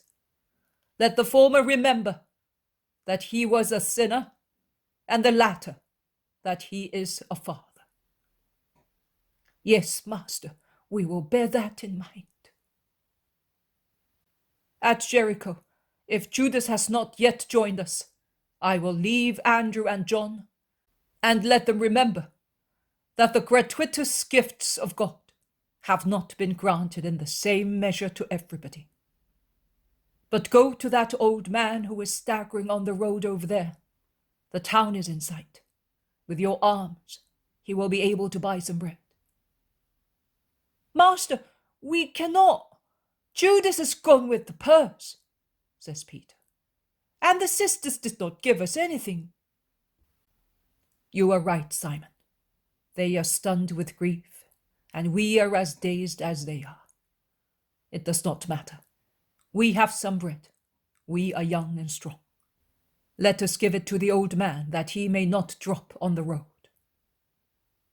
They search in their bags and put together a few morsels of bread. They give them to the old man, who looks at them with an amazed countenance. Eat, eat, says Jesus, encouraging him, and he lets him drink out of his flask, while asking him where he is going. To Tekoa. There is a big market tomorrow, but I have had nothing to eat since yesterday. Are you alone? More than alone. My son drove me out of the house. The senile voice is heart-rending. God will open the gate of his kingdom to you, if you can believe in his mercy. And in that of his Messiah. But my son will have no Messiah, because he who hates him so much as to hate his Father who loves him cannot have the Messiah. Is that why he drove you out? Yes, it is. And that he might not lose the friendship of some people who persecute the Messiah. He wanted to show them that his hatred is greater than theirs, as it exceeds the call of kinship. How horrible! They all exclaim. It would be more horrible if I had the same thoughts as my son, says the old man impulsively. But who is he? If I have understood correctly, he must be one who has power and authority, says Thomas. Man, it will not be a father to mention the name of his guilty son, to have him despised. I must say that I am cold and hungry, although by working hard I had increased the wealth of the family to make my son happy, but not more than that. Consider that I am from Judea, and he is from Judea, and that we are thus of the same race, but of different opinions. The rest is of no importance. And since you are a just man, are you not asking anything of God? Jesus asks kindly. That he may touch the heart of my son and induce him to believe what I believe. But for yourself, just for yourself, are you not going to ask anything? To meet him who, according to me, is the Son of God, to venerate him and then die. But if you die, you will not see him any more. You will be in limbo. Only for a short time. You are a rabbi, are you not? I cannot see very well. My age and the many tears, and also hunger. But I can see the tassels of your belt. If you are a good rabbi, and I think you are, you must realize, too, that the time has come. I mean the time mentioned by Isaiah, and the hour is about to come, when the Lamb will take upon himself all the sins of the world, and will bear all our evils and sorrows, and will therefore be pierced and sacrificed, that we may be restored to health, and we may be at peace with the eternal Father. Then there will be peace also for spirits. I hope so, confiding in the mercy of God. Have you ever seen the Master? No, I only heard him in the temple at festivals. But I am small, and age makes me even more so, and I cannot see very well, as I said. So, if I go to the middle of the crowd, I cannot see, because there is someone in front of me.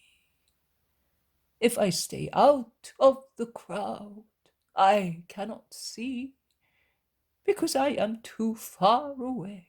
Oh, I would love to see him at least once. You will see him, Father. God will satisfy you. And have you where to go at Tekoa? No, I will stay under a porch or some door. I am used to it by now. Come with me. I know a good Israelite. He will receive you in the name of Jesus, the Galilean Master. But you are Galilean too. One can tell by your accent. Yes. Are you tired? But we are already at the first houses. You will soon be able to rest, and you will have some refreshment. Jesus bends to say something to Peter, and Peter moves aside to tell the others what Jesus said, but I do not understand what he says. Then Peter quickens his steps, and he enters the town with Alphaeus' sons and John.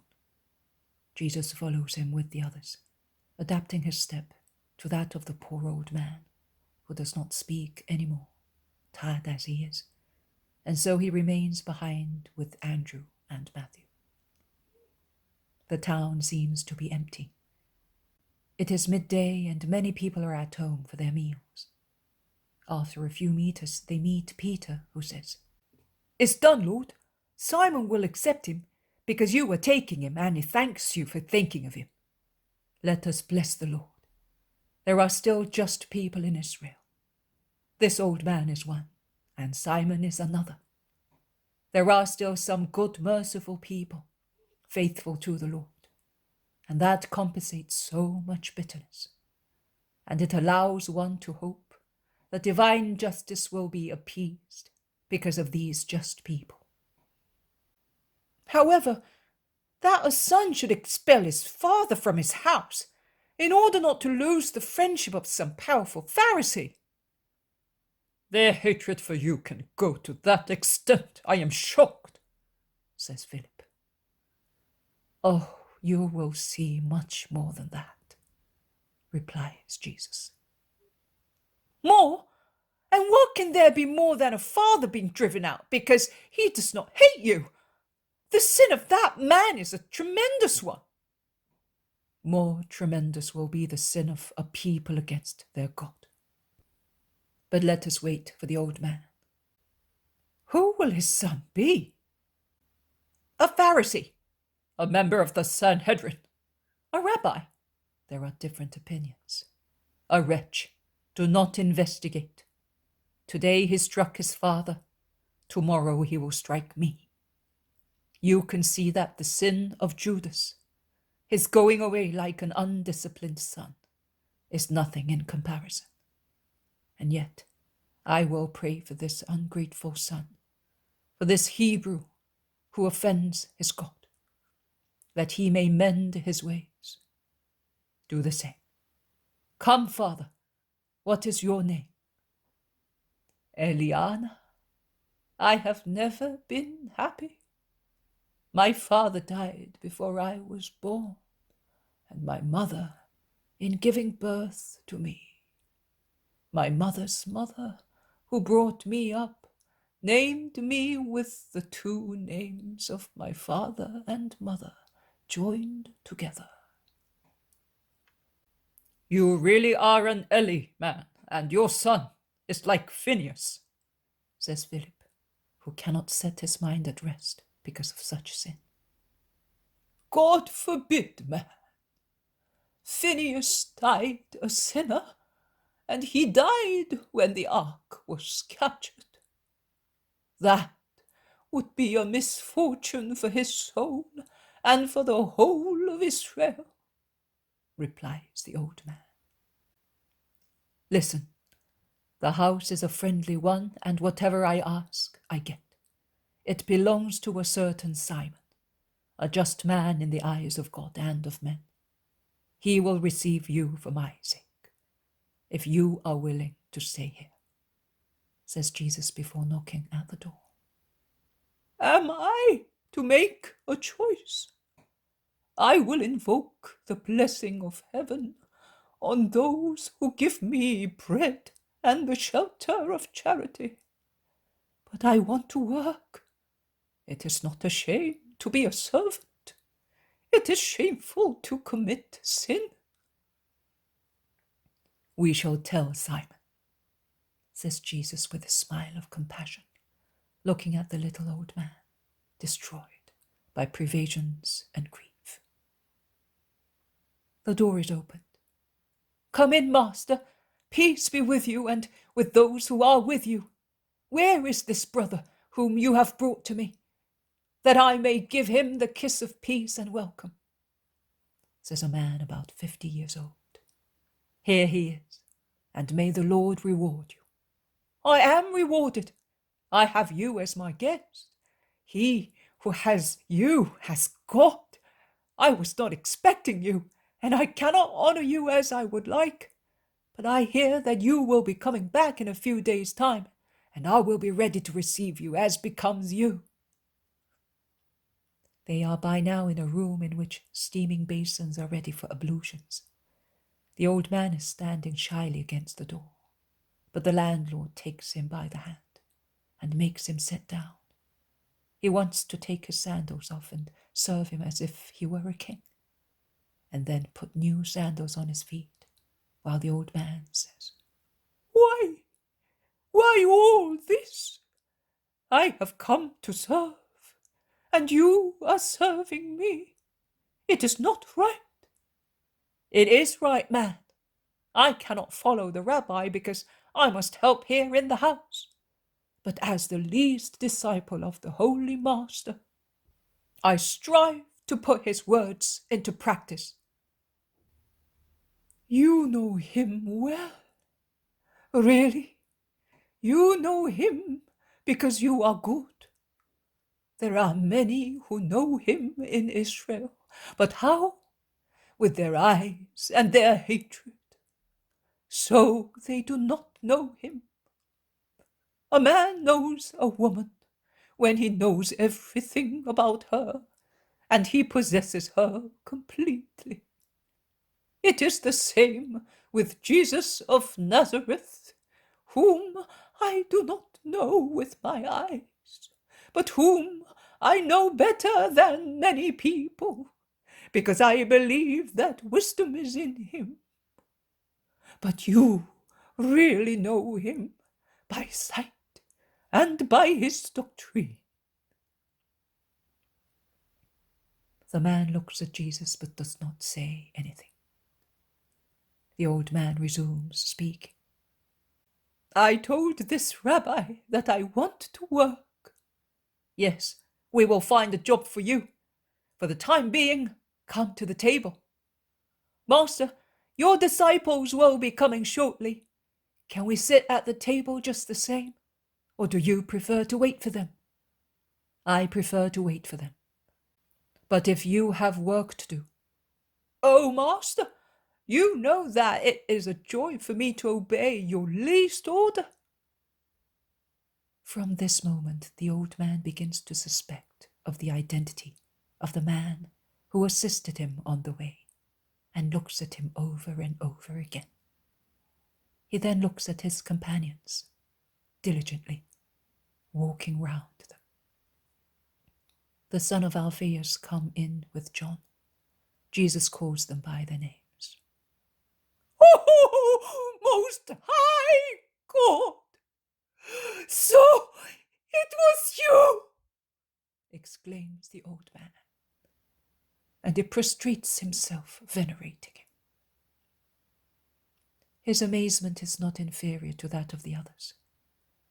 His way of recognizing the master is so strange. Peter, in fact, asks him, "What is there so special in these names, so common in Israel, to make you think that you were in the presence of the Messiah?" Because I know Judas. He always comes to my son. The old man stops, as he feels embarrassed, having mentioned his son. But I have never seen you, man, says Thaddeus, standing in front of him and bending to be face to face with him. Neither do I know you, but one Judas, a disciple of the Christ, often comes to my son, and I heard him speak of a John, of a James, and of a Simon, a friend of Lazarus of Bethany, and of so many other things. When I heard 3 names, known as those of the most intimate disciples of the Master, and he, so good, I understood, I did. But where is the other Judas? He is not here, but it is true, it is I. The Lord is good, Father. You wished to see me, and you have seen me. Let us bless the mercy of God. Do not move away, Eliana. You were close to me when I was a wayfarer to you, and nothing else. But now that I am the destination, do you not know how much your heart has comforted me? It is not possible for you to know. I, not you. I am the one who has received most. When 3/4 of Israel and even more hate me to the point of being criminals, when the weak ones move away from my way, when the thorns of ingratitude, of hatred, of slander pierce me on every side, when I can find no relief in the thought that my sacrifice will be salvation to Israel, to find one like you, Father, is to receive compensation for my grief. You do not know. None of you are aware of the deeper and deeper sadness of the Son of Man. I thirst for love, and too many hearts are dried springs, which I approach in vain. But let us go. And holding the old man close to himself, he goes into the room where the tables are already laid.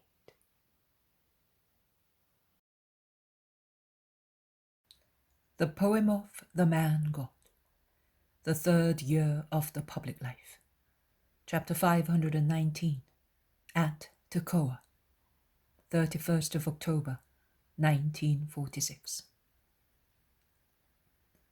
The rear of Simon of Tekoa's house is actually a square, delimited on 2 sides by the wings of the U-shaped edifice. I call it a square because on market days, as the one I am observing, they open 3 sections of the strong gate which separates it from a large public square, and many vendors invade with their stalls the porches which are situated on 3 sides of the house.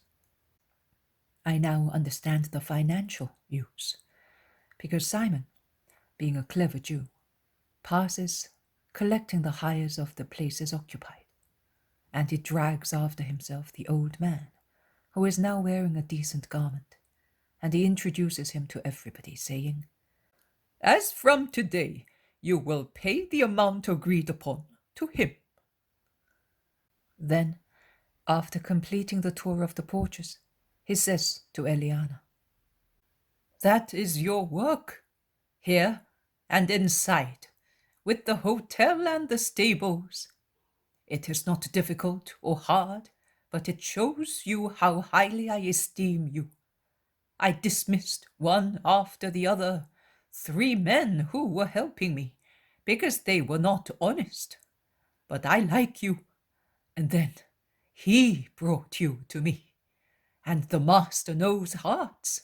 Let us go to him and tell him that if he wishes, this is the right time to speak." And he goes away, followed by the old man. The square is becoming more and more crowded, and the noise is increasing more and more.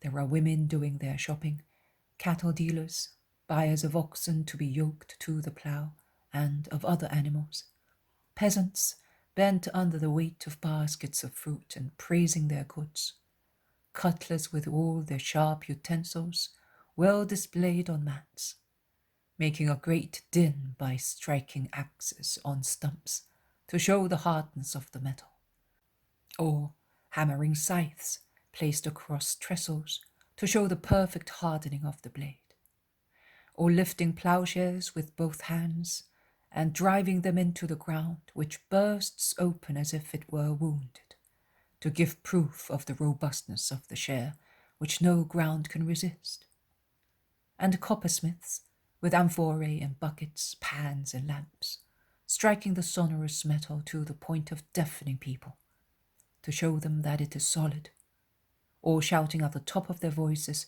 offering oil lamps with one or more flames for the oncoming festival in Chislev. And above all this uproar, as tedious and piercing as the lament of the nocturnal owl, there are the cries of beggars spread out in the strategic points of the market. Jesus comes from the house with Peter and James of Zebedee. I do not see the others, but I think they must be going round the town announcing the master, because I see that the crowds recognize him at once and many people arrive, while the shouting and noise die down. Jesus has alms given to some beggars, and he stops to greet 2 men who, followed by their servants, were about to leave the market after doing their shopping, but they stop too, to hear the master. And Jesus begins to speak, taking what he sees as a starting point. "Everything at the right time, everything in the right place. You do not hold markets on the Sabbath, neither do you trade in synagogues, nor do you work at night, but only during the day. Sinners only trade on the day of the Lord, or desecrate the places destined for prayer by means of human commerce, or steal at night, committing robberies and crimes.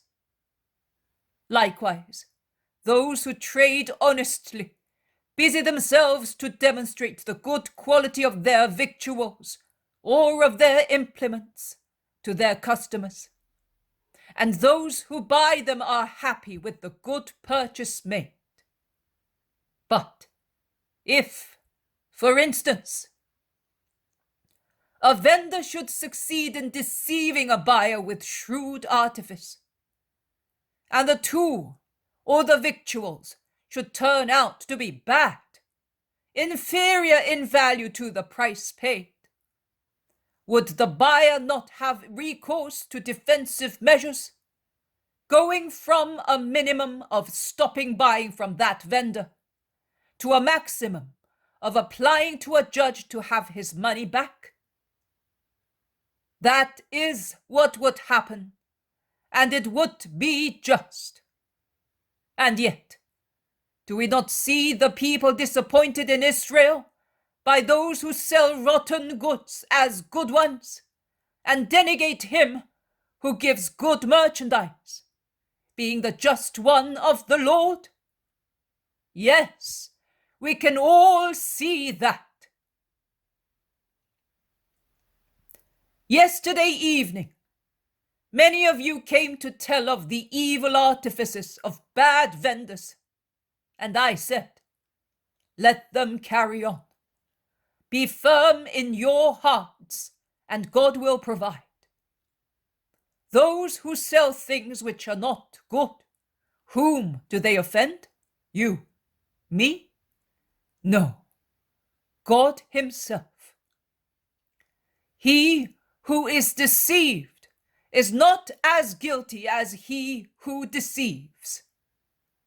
The sin is not so much against man as it is against God, by trying to sell things which are not good, so that those who want to make a purchase may not come to good things.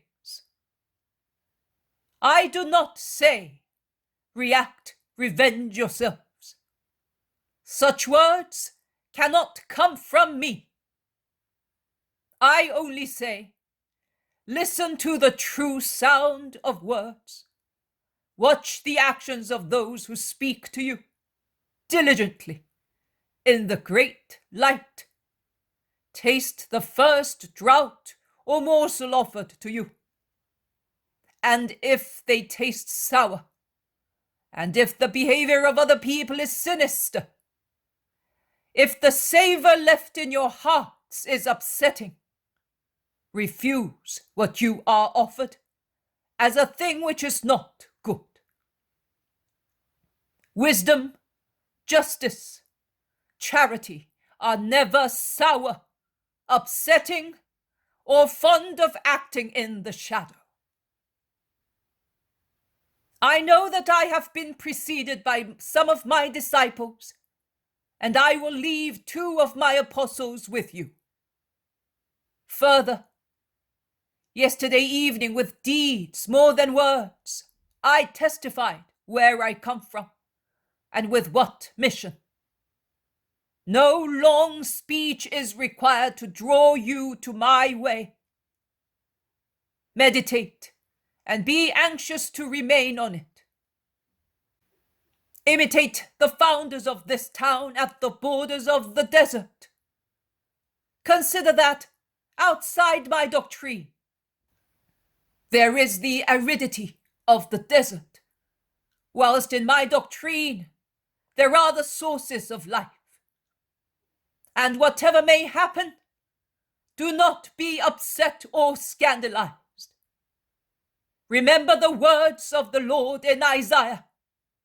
My hand will never become too short or too small to do good to those who follow my ways. Neither will anything ever prevent the hand of the Most High from striking those who offend and grieve me. Yet I came and I found very few willing to receive me. I called and few replied to me. Because as he who honors me honors the Father who sent me, so he who despises me despises him who sent me. And according to the law of retaliation, he who disowns me will be disowned.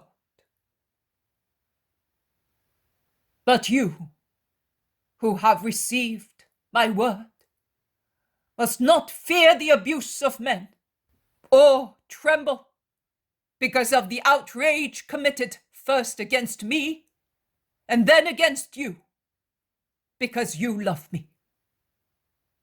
Although I appear to be persecuted and will seem to be struck, I will comfort and protect you. Be not afraid. Do not fear man, who is mortal. He is today, and tomorrow he is but a remembrance and dust. But fear the Lord, fear him with holy love, without being frightened, but be afraid of not knowing how to love him proportionately to his infinite love. I will not say to you, do this or that. You are aware of what is to be done. I say to you, love. Love God and his Christ. Love your neighbor as I taught you. And you will do everything if you know how to love. I bless you, citizens of Tekoa, the town at the border of the desert, but an oasis of peace for the persecuted Son of Man. And may my blessing be in your hearts and in your homes, now and forever. Stay, Master! Stay with us! The desert has always been kind to the saints of Israel. I cannot. There are other people awaiting me. You are in me, I in you, because we love one another. Jesus makes his way with difficulty through the crowd who follow him, forgetting their trades and everything else. Sick people cured, bless him again. Hearts comforted, thank him. Beggars greet him. Living manna of God! The old man is beside him and remains with him as far as the outskirts of the town. And only when Jesus blesses Matthew and Philip, who are remaining at Tekoa, he makes up his mind to leave his Saviour. And he does so, kissing Jesus' bare feet, weeping and uttering words of gratitude. Stand up, Eliana, and come here that I may kiss you. The kiss of a son to his father, and may that reward you for everything. I apply to you the words of the prophet. You who are weeping shall weep no more, because the merciful one has had mercy on you. The Lord will give you a little bread and a little water. I could not do more. If you have been driven away by one day, I have all the mighty ones of the people driving me away. And I am fortunate if I find food and shelter for my apostles and myself. But your eyes have seen him whom you desire to see, and your ears have heard my words, just as your heart must feel my love. Go and be at peace, because you are a martyr of justice, one of the precursors of all those who will be persecuted because of me. Do not weep, Father. And he kisses his white-haired head. The old man kisses his cheek and whispers in his ear, Do not trust the other Judas, my lord. I do not want to soil my tongue, but do not trust him. He does not come with good intentions to my son. Yes, but think no more of the past. It will soon be all over, and no one will be able to harm me anymore. Goodbye, Eliana. The Lord is with you. They part. Master, what did the old man say to you in such a low voice?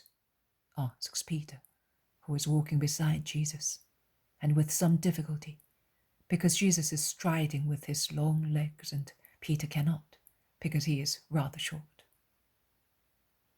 Poor old man. What do you think he could tell me that I did not already know? Replies Jesus, evading a precise answer. He spoke of his son, did he not? Did he tell you who he is? No, Peter, I can assure you. He kept that name in his heart. But do you know him? I do, but I will not tell you. They remained silent for a long time. Then the anxious question of Peter and his confession. Master, but why? For what purpose does this Kerioth go to the house of a very wicked man, such as the son of Eliana? I am afraid, master, he has no good friends. He does not go openly. He has no strength to resist evil. I am afraid, master. Why? Why does Judas go to such people and secretly? Peter's face is an expressive mark of a sorrowful query. Jesus looks at him, but does not reply. In fact, what can he reply, in order not to tell a lie and not to hurl faithful Peter against unfaithful Judas? He prefers to let Peter speak. Are you not replying? I have had no peace since yesterday, when the old man thought he had recognized Judas among us. It is like the day when you spoke to the wife of a Sadducee. Do you remember? Do you remember my suspicion? Yes, I do. And do you remember what I said to you then? Yes, master, I remember. There is nothing else to be said, Simon. The actions of men have appearances that are different from reality. But I am glad that I provided for that old man. It is as if Ananias had come back. Actually, if Simon of Tekoa had not accepted him, I would have taken him to Solomon's little house to have a father there, always waiting for us. But for Eli it is better as it is. Simon is good, and he has many grandchildren. Eli loves children, and children make one forget many sad things. With his usual skill in distracting his interlocutor and leading him on to a different subject when he finds that it is not convenient to answer dangerous questions, Jesus has distracted Peter from his thoughts. And he continues to speak to him of children whom they have met here and there, until they remember Manasseh, who is perhaps hauling the nets just then, after fishing in the beautiful lake of Gennesaret. And Peter, whose thoughts are now far from Eli and Judas, smiles and asks, But after Passover, we are going there, are we not? It is so beautiful. Oh, much more than it is here. We Galileans are sinners, according to those of Judea. But to live here, oh, eternal mercy! If we are going to be punished, there will certainly be no reward here. Jesus calls the others who have been left behind, and he goes away with them along the road warmed by the December sunshine.